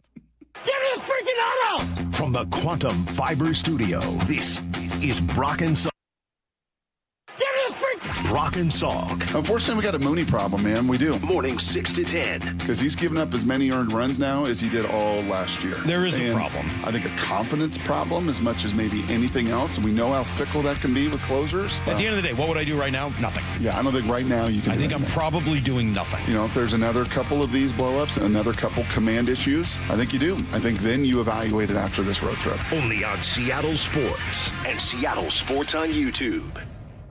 Hey, Brock Hewitt here. For my friends over there at People Come First, what a great group, PCF Construction Group. And if you have been dreaming of a new deck, your own love deck, call PCF before the good weather fully arrives. It's going to be in the 90s again this weekend, and their schedule gets all filled up. With that new deck, patio cover, heater, and fireplace from PCF, you can enjoy the outdoors year-round, no matter the weather. And for a limited time, this is pretty cool, 50% off your demolition costs up to $5,000 when you book your project right now with PCF. They designed and built our outdoor living space, And Molly, she's a designer. She knows attention to detail, and PCF nailed it all along the way. So if you're ready to get after it and build this summer, you better call right now. Planning, permitting, construction, they take some time. So get the party started today. Get your project ideas, browse amazing photos, and find all the offer details at pcfgroup.com. That's pcfgroup.com.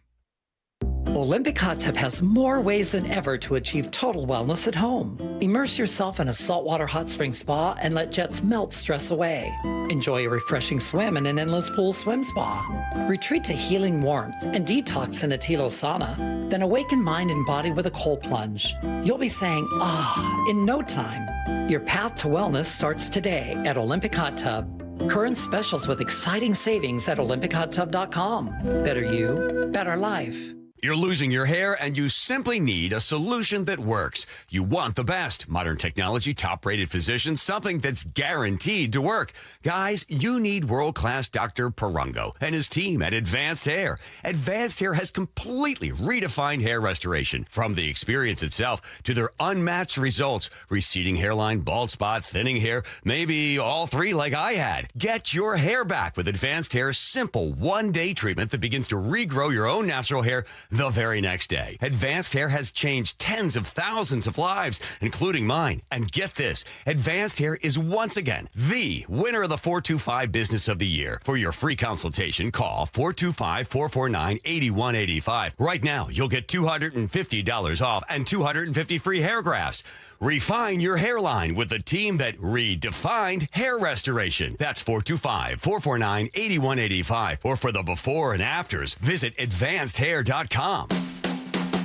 When temperatures rise, the Murphy Auction Company rolls out the biggest online heavy equipment auction of the summer. And it's here now. Bidding starts 10 a.m. Thursday, June 11th, and closes at 10 a.m. June 18th. On the block, find a huge assortment of heavy equipment, contractors' equipment, and vehicles, like 80 heavy trucks, 13 excavators, 5 backhoes, 9 forklifts, 3 skid steers, 2 asphalt pavers, and a 2002 Trail King 50-ton triaxle lowboy equipment trailer. Plus, a 2025 Dodge Durango SRT Hellcat with under 2,000 miles, contractor's tools, attachments, roll-off boxes, lumber, and much more. Preview all items June 16th and 17th, 8 a.m. to 4 p.m. at our location in Marysville, 3803 136th Street Northeast. For pictures and all details, visit murphyauction.com. That's murphyauction.com. murphyauction.com. Mariners and Orioles today in Baltimore. First pitch at 3:35, 2:30 pregame. Get every pitch of every game for free on the Seattle Sports app. Finding great candidates to hire can be like, well, trying to find a needle in a haystack, but not with ZipRecruiter. Its powerful technology actively finds and invites qualified candidates to apply to your job. So while other companies might deliver a lot of hay, ZipRecruiter finds you the needle in the haystack. See why 4 out of 5 employers who post a job on ZipRecruiter get a quality candidate within the first day. Try ZipRecruiter for free at ZipRecruiter.com/free. That's ZipRecruiter.com/free. ZipRecruiter. Progressive knows you could have easily taken the freeway, but you took the scenic route to see a waterfall and an oddly busy boiled peanut stand. Discovering the unexpected is exactly why you bought an RV, so protect it with a bundle from Progressive. Because although you may be 3 hours behind schedule, you're 6 jars of jam richer and possibly enrolled in a butter churning workshop. Switch to Progressive and protect your RV, boat, or motorcycle by bundling with your home and auto insurance. Progressive Casualty Insurance Company affiliates and third-party insurers. Not available in all states or situations. At Fisher Investments, we may seem like other money managers, but we're different. What makes you so different than the rest of us? We ensure clients receive unparalleled service at every step of the relationship. Tell me more. Our investment counselors focus on service over sales, prioritizing clients' needs. How do you make money? We don't sell any commission-based products. We have a simple management fee based on the value of our client's portfolio. So we do better when our clients do better. What about client portfolios? We get to know each client, their finances, family, health, lifestyle, and more, and then we tailor a portfolio based on their specific goals and needs. Your clients really come first then, huh? Yes, we make them a top priority. Our goal is helping them achieve a comfortable retirement. Wow, maybe we are different. At Fisher Investments, we're clearly different. Learn more at FisherInvestments.com. Investing in securities involves the risk of loss. Need to know. 15 minutes past every hour with Brock and Salk. Presented by Marquee Data. Here's what you need to know. Up first, man, I'm ready for Game 3 of this Mariners-Orioles series. By the way, I'd like to play the Orioles more often because they find a lot of ways to lose. That is a team that manages to find a lot of ways to lose, and the Mariners have been great at capitalizing on those opportunities. They threw 3 guys out at the plate yesterday. But do you blame any of those situations? No, but it's just them not getting it done. Right? I know you like to talk about contact, and okay, well, guess what? In this case, all 3 of these ground balls, soft ground balls in the infield, like, contact was their problem. Like, a strikeout probably would have been better for them than any of those plays at the plate. I don't know. I like what the Mariners did defensively to take advantage of those moments and make the difficult plays that they needed to be made. Sometimes teams just are, it's not even just snake bit. It's just like, they're just off, and the Orioles are just off, whereas now, the Mariners, they're just a better team, and because of that, they're able to make more plays. I would say this, too, over all the different teams we've covered in all the different sports, and we've seen the very mountaintops. We've seen 2 champions in, the last 10-plus years here, and that being the football team, and we've seen a baseball team get awfully close, a few outs away from the World Series. But what defines good teams, good cultures is, hey, man, if you're in the uniform and you're on the field, you play and you step up, right? How many different players for the Seahawks last year on that 70-minute? Nick Callerup? Who is this guy? Right? He's called up from the ready squad. He's going to come in and do a job. Yeah. So Ryan Bliss, you're going to come in, you're going to do a job. Wisdom, you're going to come in, you're going to do a job. Yeah. Cole Young, you're going to flip over and play shortstop. You're going to do the job. Mitch Garver said so after the game. Like, how do you do this with all these moving pieces? Like, because if you're on the field and you're a Mariner at this stage of what we built, you can play. And they went in and played and got the job done. And as you said earlier, I mean, I know yesterday we talked about some of the downside of having a veteran 4A player like Patrick Wisdom. Yesterday you got to see some of the upside of that as he made the play of the game. The pitch. Swung on, softly hit third base side on the back end. Wisdom goes home with it. The tag and play. He's out! Patrick Wisdom, a laser to home. Garver applies the tag. He is out at home. Blaze Alexander cut down at home plate, and the Mariners maintain a 6-5 lead, but now there's 2 away. If your name is Blaze, you better not get thrown out at the plate, man. Right. Like, I'm sorry. That's just embarrassing. Your name is Blaze Alexander, you're going to get cut down at the plate? Come on, dude. Get it together. You got Game 3 this afternoon, George Kirby and Brandon Young as the Mariners go for the series win, and then hopefully a sweep, a 4-game sweep tomorrow. Hope George can go a little They could use it. They could use some starting pitching innings. Here's the second thing you need to know. Blown away, seriously, by what Logan did yesterday, because they were about to be in a really big bind. You were going to see Hoppy 85 pitches through 3 innings. You're like, oh my God. For like 3 innings. Yeah, and then he probably gets DFA'd the next, or sent back down the next day. Like, you don't have much of a choice. Like, you just need innings, and instead Logan finds a way. I mean, that is. I can't quite call it ace behavior because it wasn't an ace. It wasn't a dominant, oh my God, he just blew them away kind of an outing. But to go 6 innings and 1 run after the way he started that thing is such a testament to his just intestinal fortitude. That's right. Just an incredible gutsy performance from Logan yesterday. He deserves a ton of credit. Cal, meanwhile, Logan's best buddy, was down in Tacoma where he hit 2 home runs, including a grand slam. Good for him. And also... I said first, third, played 5 innings. He's catching, he's DHing. The timing looks better. And gosh, wouldn't it be neat if his timing was in a place it really wasn't all year? That would be nice. It wasn't at the WBC. If you got real Cal? Yeah.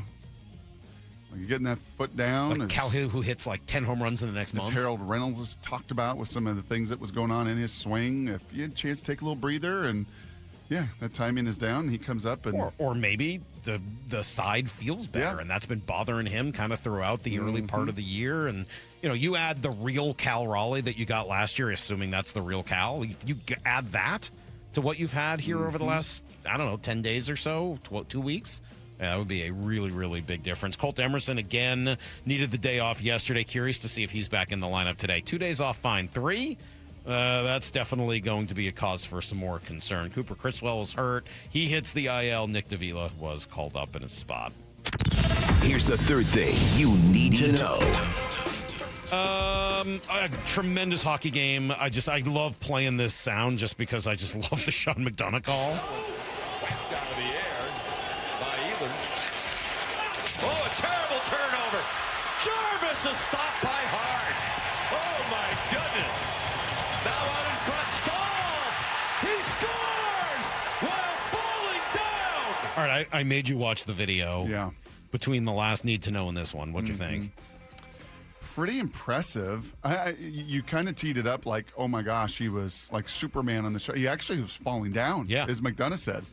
But that again, and you said he's like 40 years old. Yeah, so when they won the cup last, which was like 20 years ago, he was a 20-year-old kid. Yeah. He was like the young, oh my God, he's still out on the ice in the big moments. They trust him.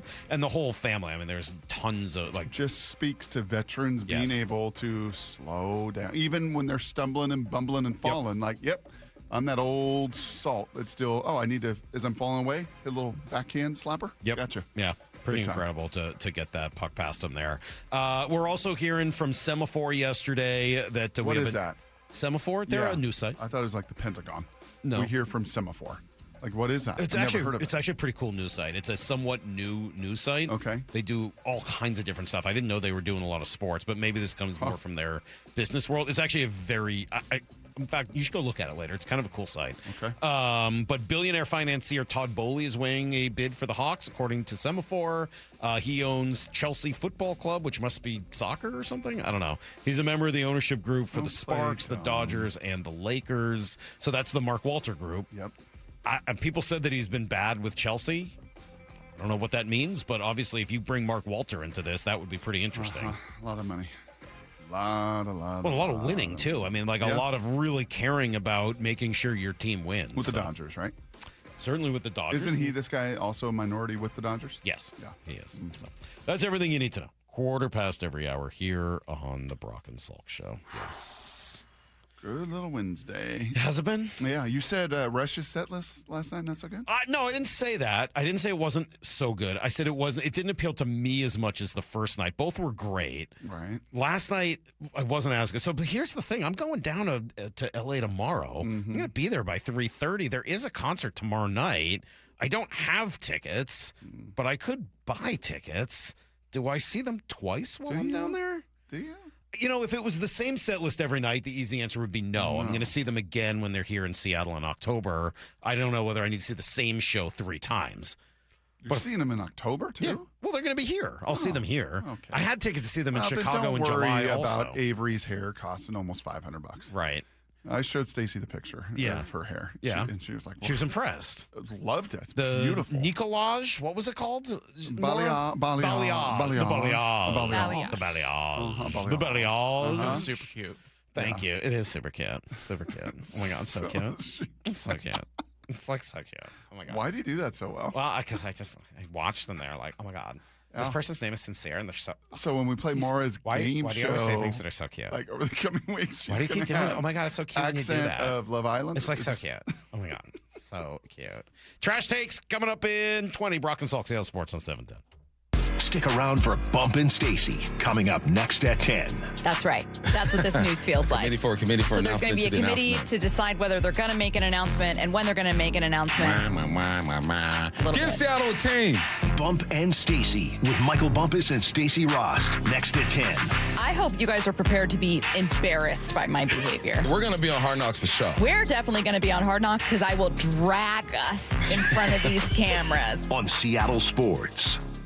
All right, look, Cruising in the Summer is back at Snoqualmie Casino and Hotel, so we're talking trucks and Harley-Davidsons with drawings every Sunday this month. The earn entries now through June 28th. Sunday qualifying drawings are 4 to 10 p.m. Sunday night finale drawings at 10 o'clock, and then the grand finale, June 28th at noon and 11 p.m. 4 guests will get a chance to drive away in a new Ford truck or a Harley-Davidson. You know where to find it. It's all at Seattle's closest, Snoqualmie Casino and Hotel. Please game responsibly.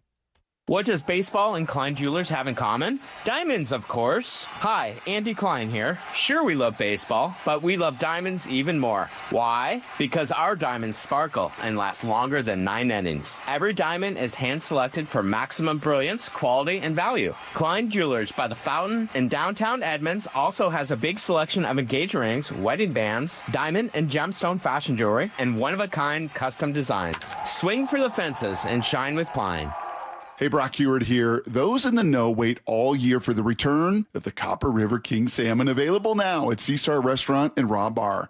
Caught in Alaska's legendary Copper River, this wild king salmon is the rarest and most sought after of the run. Chef Howie's team over there, they prepare it simply. Fire grilled, lightly seasoned, really allowing this remarkable fish to speak for itself. Available only when the daily catch allows, and when it's gone, it's gone. So make your reservation at Seastar before the season slips away. Dave Wyman here, brand new member of Harborstone Credit Union, and I got my PNW cashback checking account for free. No fees or minimums, and when I make everyday purchases with my Harborstone PNW cashback debit card, I earn up to $30 each month. Gas, groceries, coffee, travel, lunch, all categories count toward your cash back. Open your free account online like I did. Go to harborstone.com/cash or visit one of their 30 branches across the Northwest. Insured by NCUA. Terms and conditions apply. Running a small business means juggling a lot.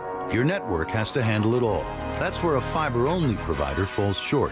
You deserve a partner who gives you a greater advantage. Introducing the Total Solutions Advantage only from Comcast Business. A first-ever combination of the largest, fastest fiber-powered network, the most reliable Wi-Fi, gig speeds with equipment and security included, and a 5-year price lock. Plus, it's all backed by a 30-day money-back guarantee.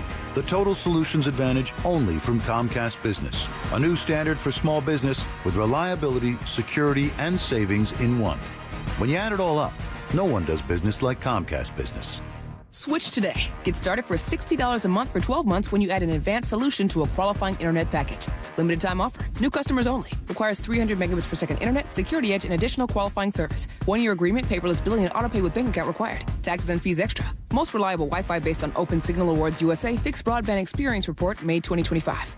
Do you know a woman making a difference in Seattle's sports and events community? Someone who leads with purpose, mentors others, champions inclusion, and inspires those around her to be their best. Why Seattle and Seattle sports want to celebrate her. Nominations are now open for the 2026 Women of Inspiration Award, recognizing an outstanding woman whose impact is helping shape the future of sports and events in our region. Submit your nomination today at woiseattle.org. That's woiseattle.org. Nominations close July 10th. Mariners and Orioles today in Baltimore. First pitch at 3:35, 2:30 pregame. Get every pitch of every game for free on the Seattle Sports app. You know what you can trust? The protection you get when you bundle home and auto insurance with Progressive. You know what you can't trust? Everything else, apparently. Like when you saw that article that said that thing you eat every day is a superfood and great for your gut health. But then 30 seconds later, a different article warns you to avoid it and it's taking years off your life. Well, which is it? Kind of a big difference there. Anyway, bundle home and auto insurance with Progressive for reliable coverage in a reliably unreliable world. Progressive Casualty Insurance Company affiliates and third-party insurers. Not available in all states or situations. Hey, Green Gobbler here. So you've got a clogged drain in your bathroom. Water in the sink's overstaying its welcome. You're spitting today's toothpaste on top of yesterday's toothpaste. You hope that it go away. Yeah, clogs don't just go away. I make them go away. I'm Green Gobbler, the only clog dissolver you need. I'm bleach-free, safe for your pipes, and I work. Guaranteed or your money back. Because I never met a clog that was gonna unclog itself. Green Gobbler. Let the gobbler get it. When temperatures rise, the Murphy Auction Company rolls out the biggest online heavy equipment auction of the summer, and it's here now. Bidding starts 10 a.m. Thursday, June 11th, and closes at 10 a.m. June 18th. On the block, find a huge assortment of heavy equipment, contractors' equipment, and vehicles, like 80 heavy trucks, 13 excavators, 5 backhoes, 9 forklifts, 3 skid steers, 2 asphalt pavers, and a 2002 Trail King 50-ton triaxle lowboy equipment trailer. Plus, a 2025 Dodge Durango SRT Hellcat with under 2,000 miles, contractor's tools, attachments, roll-off boxes, lumber, and much more. Preview all items June 16th and 17th, 8 a.m. to 4 p.m. at our location in Marysville, 3803 136th Street Northeast. For pictures and all details, visit murphyauction.com. That's murphyauction.com. murphyauction.com. From the Quantum Fiber Studio, This is Brock and Salk weekdays 6 to 10. on Seattle Sports and 97.3 FM HD2. All right, Brock. Final 25 minutes for us today, and we will do some trash takes. Morris seems very confident in hers, so it usually spells bad news for you. But you're in town, obviously, for good reasons. Getting to Seahawks camp today. What do we need to see? I sent last night on my late email. You didn't read it. That's okay. Or you read it, or you sped read it, which is fine. And I said, when are we going to do this? Like, I'm going out there today. We can do it right now. We're going to do it right now. Do it right now. Just a little confession, too. I texted Lyle. What is wrong with this mic? It is. It's limp. Limp. Yeah. I texted Lyle and said, hey, man, I know you're back. You can watch Rocky's game. Like, it's an hour later. You have any trash take? You want to be like a guest trash taker today? You've been sitting on something like a fart the last couple weeks since you've left us?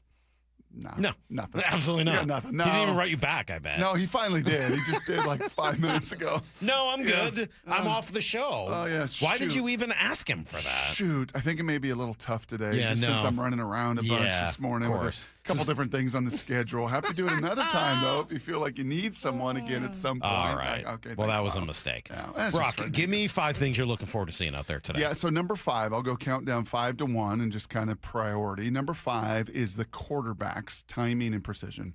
That I can see. That is very noticeable to me. Feet, timing, plant, throw. And obviously Sam is advanced. And when I saw Sam in training camp a number of times last year, you can tell the difference. When Brady's like, hey, eye test, you don't know anything. You don't know names, numbers, anything.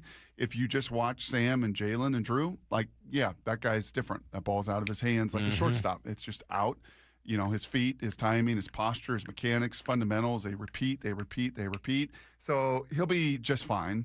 Drew is super solid. And Jalen, I'll be very curious because that was pretty obvious last year. And not surprisingly, coming out of Bama, a little more dual threat guy, a lot of QB run, mechanics up and down, and I will be watching that very, very closely today. That QB room, one of the best QB rooms in the league, depth-wise. Okay. I will be watching that. That specifically a little Jalen Milroe too. Yeah, I'd like to. Can I get a Jalen Milroe scouting report tomorrow? I'll give you some specifics. Just tell me what you think of Milroe, because every time I see him, and look, when I was out there, they were just kind of like he's just throwing little short passes. They weren't doing a lot. I was like, man, he's just so fast looking, so twitchy. Yes, so twitchy. I know. Yeah, uniquely twitchy. All right, so that's number 5. So looking at the quarterbacks and their timing. Yep, number 4 is maybe the most competitive room on this roster. Oh, let me see if I can guess what that is. I mean, there's still some good competition, but overall in total depth, and even I think a roster position or two. Tight end? In the defensive line room. Okay. The defensive line room with all of this, like the Jamie Sheriffs and the Jared Ivies and the Connor O'Tooles you thought was too skinny, and all those kind of young bunch with, again, a couple of these rookie free agents. Kid out of Northwestern, the big nose tackle out of K-State, Uso. Like, how do they fit in? Dante, DeMarcus, do they crank it up? I mean, is it ever cranked up to 100? This would be the only time to do it before, they're going to take a break, and we'll see if they practice tomorrow. I think there's some thought, and in the past, they've canceled the final day of all of this, if the hay's in the barn, but just kind of that whole D-line room and what that looks like and feels like, and effort and intensity. I'll have an eye there. Number 3 for me, and I pinged, obviously, Brady a ton on Jadarian Price because, remember, he was your first-round pick. Like, he was the position of biggest need on the roster with Charbonnet's injury and K9's departure. And what I can tell, Brady's right. Like, until you're in pads and hitting and stuff, it's hard. And even in training camp, it's hard. Hard Knocks is hard because it's live reps. What do you look like when you're actually being tackled? Man, even in preseason, as we've seen, is hard. Like, Troymaine Pope is going to be the greatest running back of all time. Like, thank you. Until you see them, well, he just came with a backpack. Yeah. And work boots.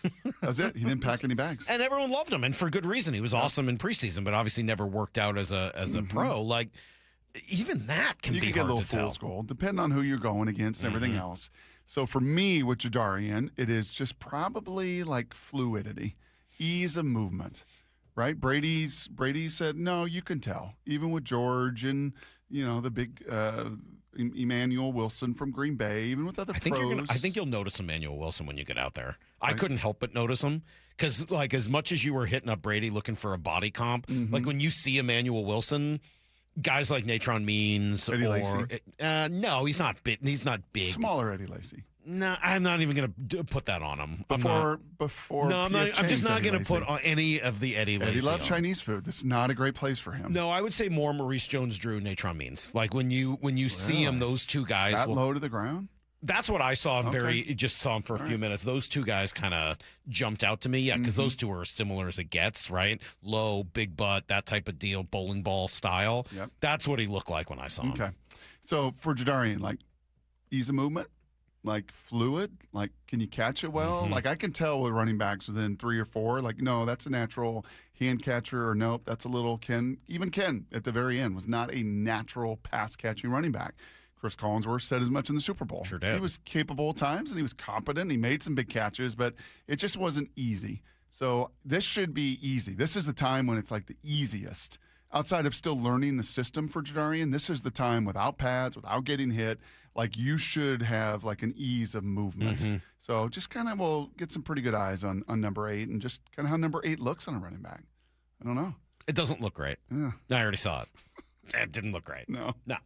It didn't look great. Number 2 for me, as we're counting down of the things that I will have some eyes on today. And Chris Egan, don't bother me. Okay, I'm in work mode today, Chris. This is not phone zone time. This is work time. So please don't bother me. Number 2 is this O-line room. Brings back everybody. Just made a little addition with Bobby Hart because Josh Jones has been down, and that's maybe worth kind of keeping an eye on. But, like, does year 2 look noticeably different? Like, if there's a group. And Ernest Jones, we played the clip in Blue 88, was talking about processing for the whole defense. If there's a group that should process even faster and be on the same page, and where continuity is the single most important trait of playing together, it's the O-line. It's those guys 5 working as one. So what does that look like? What does that sound like? Where does, Dave Wyman said Mason Richmond looked pretty good. I've been a fan of Bryce Cable-Dew's athleticism. Right? Where does Oluwatimi, who's, where does he fit into this? Where does Christian Haynes fit into this? Where does, I understand Big Boy Bradford was back practicing. Like, just how does all that work? And how close? Christian Haynes still here? He's still here. Yeah, he's still here. That surprised me, actually. I didn't notice him the other day. I got a chance to play with 2 O-lines that were really close on, the Seahawks. It was obviously, it was Hall of Fame on the left side. Hutch and Walt and Robbie, and got to be around that. And, like, that group was just so close. They moved as one.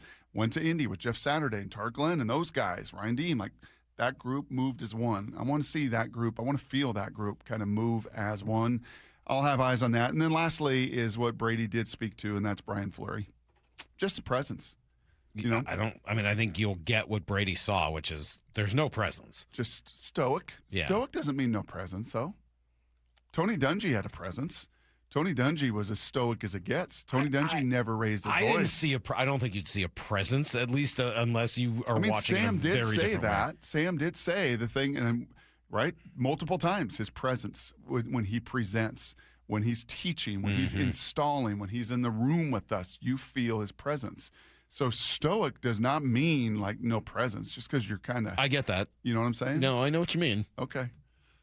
But you felt like this was, you really didn't feel. I don't know. I think it's pretty hard for me anyway at a practice like that to sense presence from an assistant coach who's not saying much. Well, he's the offensive coordinator, so he's like not just the any assistant coach. I'm just using the general phrase. Someone other than the head coach who's not saying a lot it's hard to feel their presence for me anyway. Okay. Well, I should while be you're in a able game to. like that. I should be able to get a read on that. I'd be curious to see how with that some goes. years of being around different personalities. Darryl Bevel's personality was different than Waldron and different than Shoddy, and you don't have to be the loudest guy on the field. Because you feel Mike out there.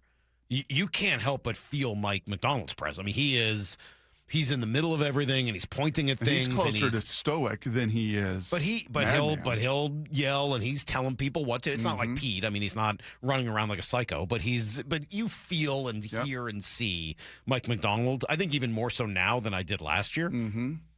I'll be very curious if you've come away with some of that with Fleury. Yeah, well, I think for him too. And this was attractive in the hire, and it was kind of a have to, not a want to. It's a have to. You have to fit with the rest of the room. You have to fit with John Benton. You have to fit with Jake Peets. You have to fit with Mac Brown. You have to fit with these guys that are all here and just won a Super Bowl. Like, they just won a Super Bowl. And you've got to and beat you and your team twice pretty handily down the stretch to do so. You're not going to be looking at head neck while you're out there? Nah. No head neck? Nah, I know head neck. Really? I know head neck. How is head neck not one of the first things you look at? Because he got his deal done, Salk. Finally, John listened to you. John, just get the deal done, John. Yeah.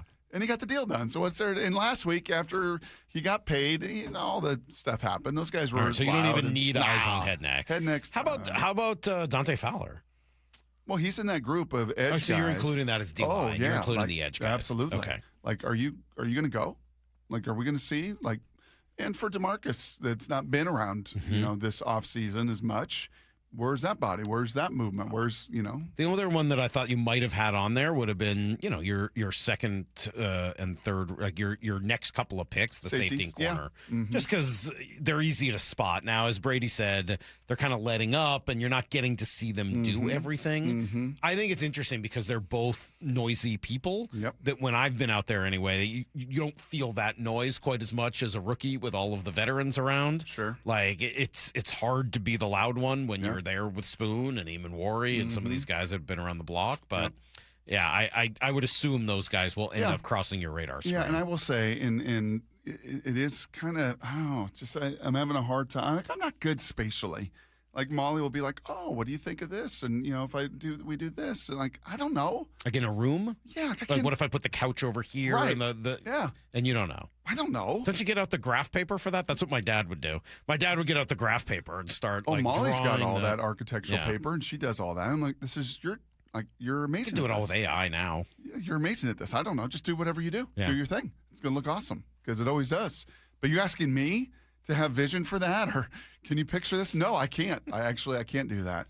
And I'm struggling just a little bit, and I shouldn't, but I'm struggling just a little bit to think, what is the next step for Nick Emmanwori? Because he was so good last year. So that's funny. I feel like it's obvious. I'm surprised that one is hard for you. I would imagine that the next step for Nick Emmanwori is going to come from offensive coordinators trying to put him in whatever position they think is weakest, looking at him as being a game changer on the on the Seahawks defense and saying, okay, how do we put him in a position to take advantage of whatever weaknesses he has? So if he's back there, we need to find a way to get him into coverage against somebody that he can't cover. And you don't think and Kyle exploit Shanahan that. and Sean McVay attacked that I'm not saying they didn't. I'm year? just saying they'd given a full off season to think about it and recognize, I do think that as smart as all those guys are, when you're in the middle of it and you're worrying about 27,000 different things as a coach and a schemer, I think it's hard to focus that clearly on new ideas on how to take somebody out.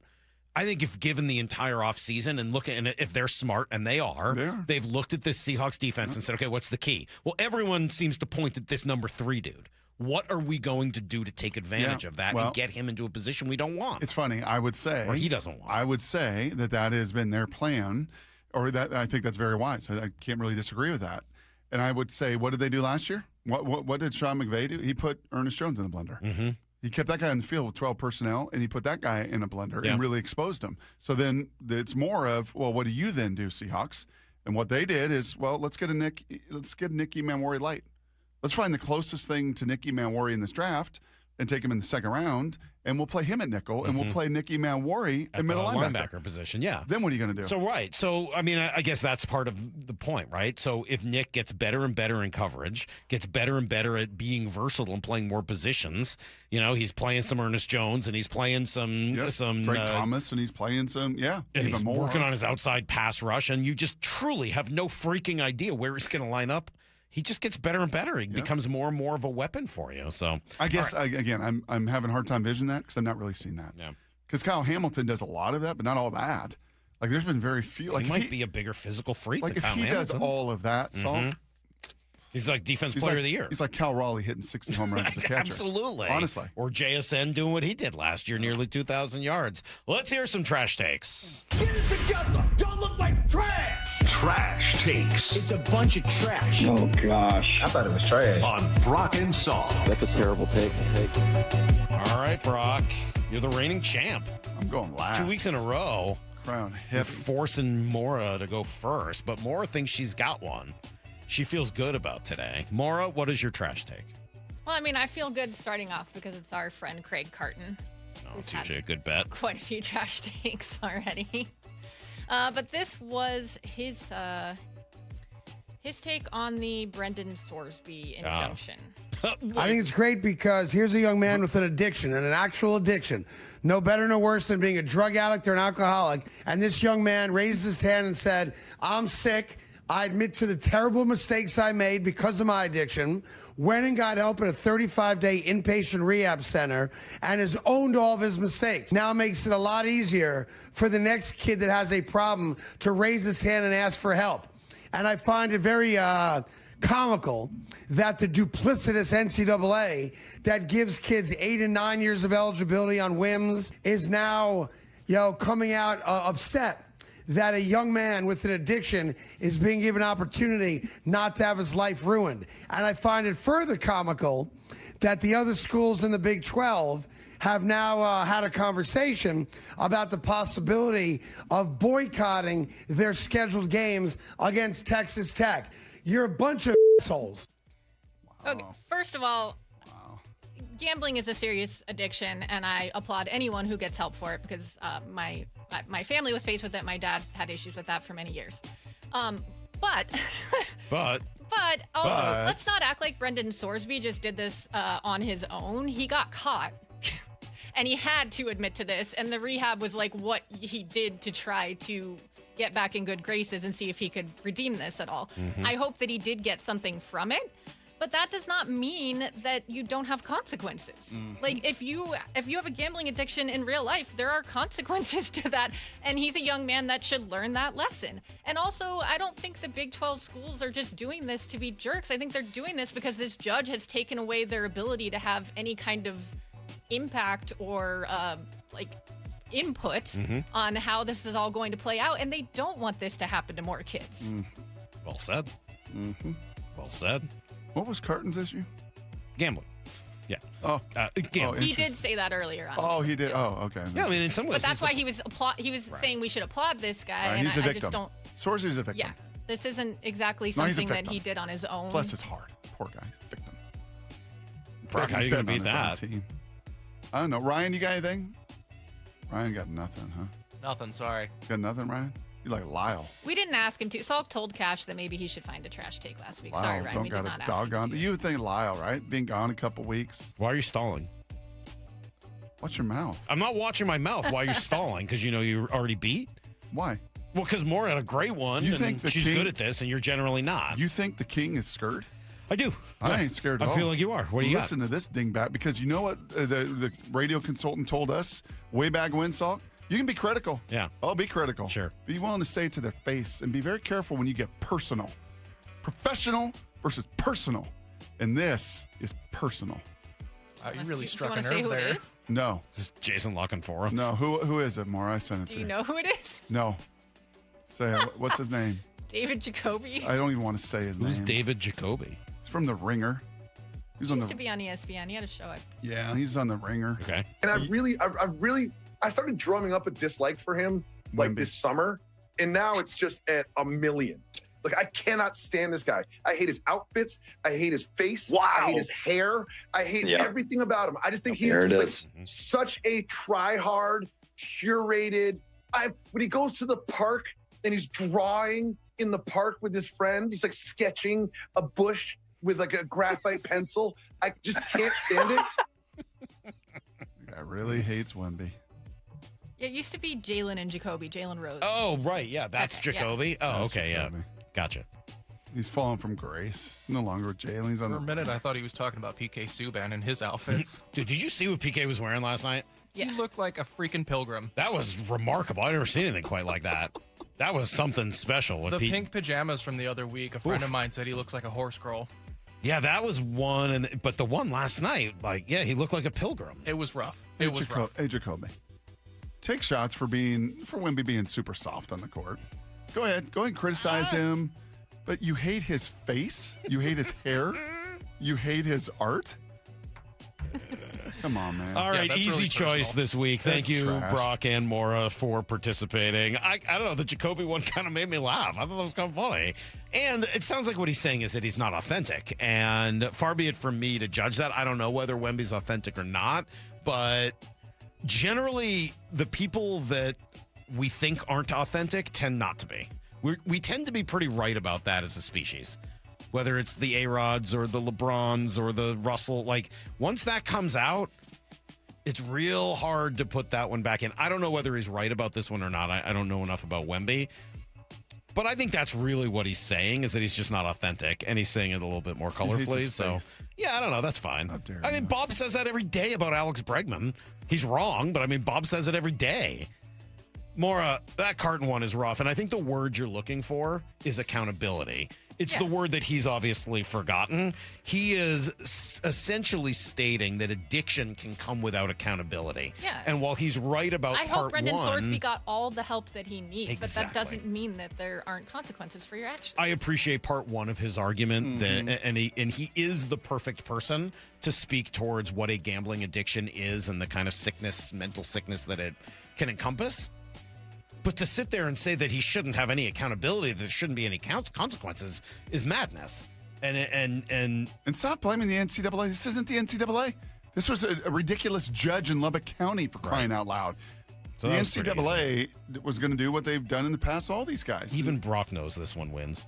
Yeah. Because Brock's so mad about the Sorsby thing.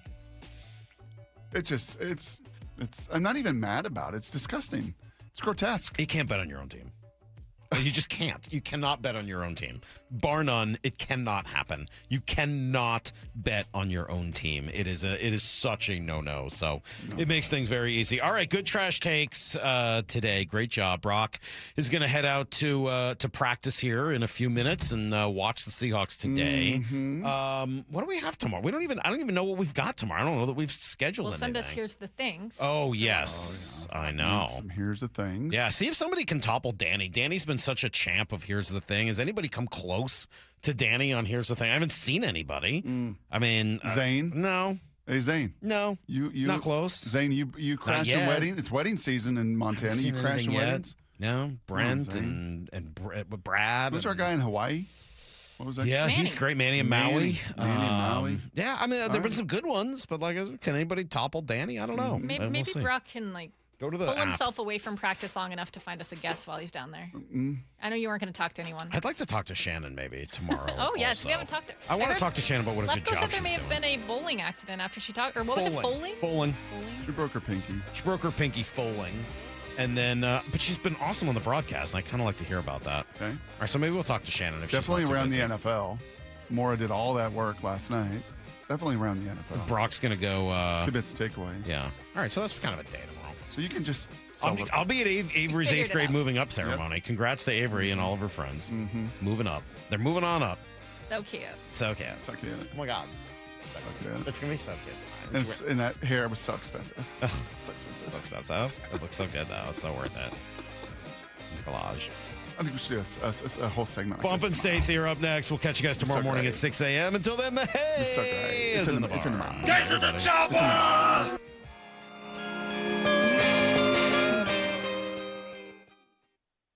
Stick around for Bump and Stacy coming up next at 10. That's right. That's what this news feels like. Committee for So there's going to be a committee to decide whether they're going to make an announcement and when they're going to make an announcement. Give Seattle a team. Bump and Stacy with Michael Bumpus and Stacy Ross next at 10. I hope you guys are prepared to be embarrassed by my behavior. We're going to be on Hard Knocks for sure. We're definitely going to be on Hard Knocks because I will drag us in front of these cameras. On Seattle Sports.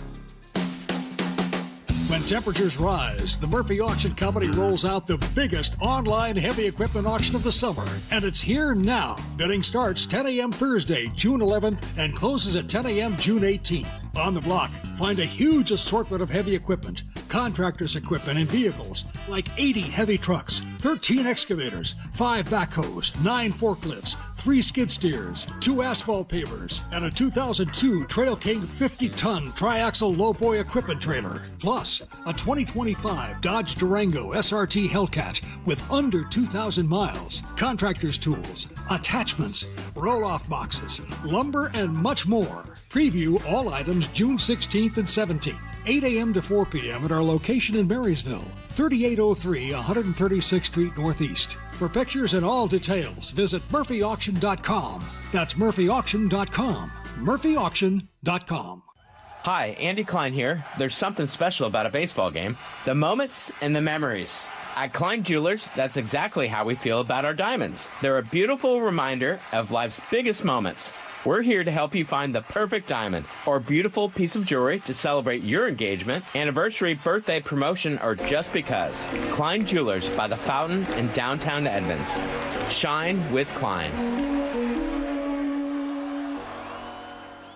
Are you finding it hard to stay cool in your home during hot weather? The issue is likely your window's poor quality and lack of heat deflecting technology. Adrian here, owner of Lake Washington Windows and Doors. Our windows are 25% more energy efficient than Energy Star standards and come with high-performance Sun Matrix glass, which can help keep the summer heat out. Combined with our Leak Armor installation, your comfort will be secured for a lifetime. Choose Lake Washington Windows and Doors, a name you can trust. Visit lakewashingtonwindows.com. What if you could have the most reliable fiber-powered Wi-Fi? And get this, what if you could keep it at the same price for 5 years? During the Xfinity Summer Savings Event, now through June 15th, new customers can get our best price on gig Wi-Fi, just $50 a month for 5 years. And get online in minutes with same-day Wi-Fi. It's Wi-Fi that finds and fixes problems before you even notice them, like super intelligent Wi-Fi with a sixth sense. Plus, add one line of Xfinity Mobile Select and you can save an average of $60 a month over Verizon and AT&T. You can even try it free for a year. Lock in your price and unlock the possibilities during the Xfinity Summer Savings Event. Get it now at Xfinity.com. Xfinity. Imagine that. Restrictions apply. Requires paperless billing and auto pay with stored bank account. Taxes and fees extra. Savings based on 1 gig internet and 1 mobile select line compared to similar Verizon and AT&T plans over 5 years. After 12 months, regular rates apply to mobile select. Xfinity internet required. Speeds vary. Use of fiber coaxial cable. How would you like to invest in the Seattle real estate market, one of the hottest and most stable regions in the country, and achieve a great rate of return on your investment without the effort of sourcing a deal, the expense and time of building permits, or all the hassles that come with being a landlord? Hi, I'm Scott Rireka, CEO of Legacy Group Capital in Bellevue. Legacy Group Capital develops local real estate, lends money, and shares the profits with our investors. Diversify with Legacy Group Capital. Invest into our Northwest Fund, which is currently delivering 9% on a fixed rate term. It's our flagship fund for 19 years with 0 investor losses. And yes, we do accept IRAs. Find out why 1,300 local investors have invested over $350 million. Invest in the stability and ease of Legacy Group Capital's Northwest Fund. Legacy Group Capital at legacyg.com. This is not investment advice. Investments available to accredited investors only. Details at legacyg.com. People can see through if it's not genuine. And it's genuine here. The Johnsons always talk about in orientation meeting, their dad and grandpa, they always maintain that it's a people business. We're not here to sell cars and work on cars. That's what we do, but it's really about just helping people. Every month we have a new employee orientation meeting and the Johnsons present. they can't get out to all the stores every day and meet everyone, but at least they get to shake hands with new employees every month in the orientation meeting. And they tell everyone there's not one car deal or one repair order that is worth tarnishing our reputation and ruining an experience for a customer. That just is really what is instilled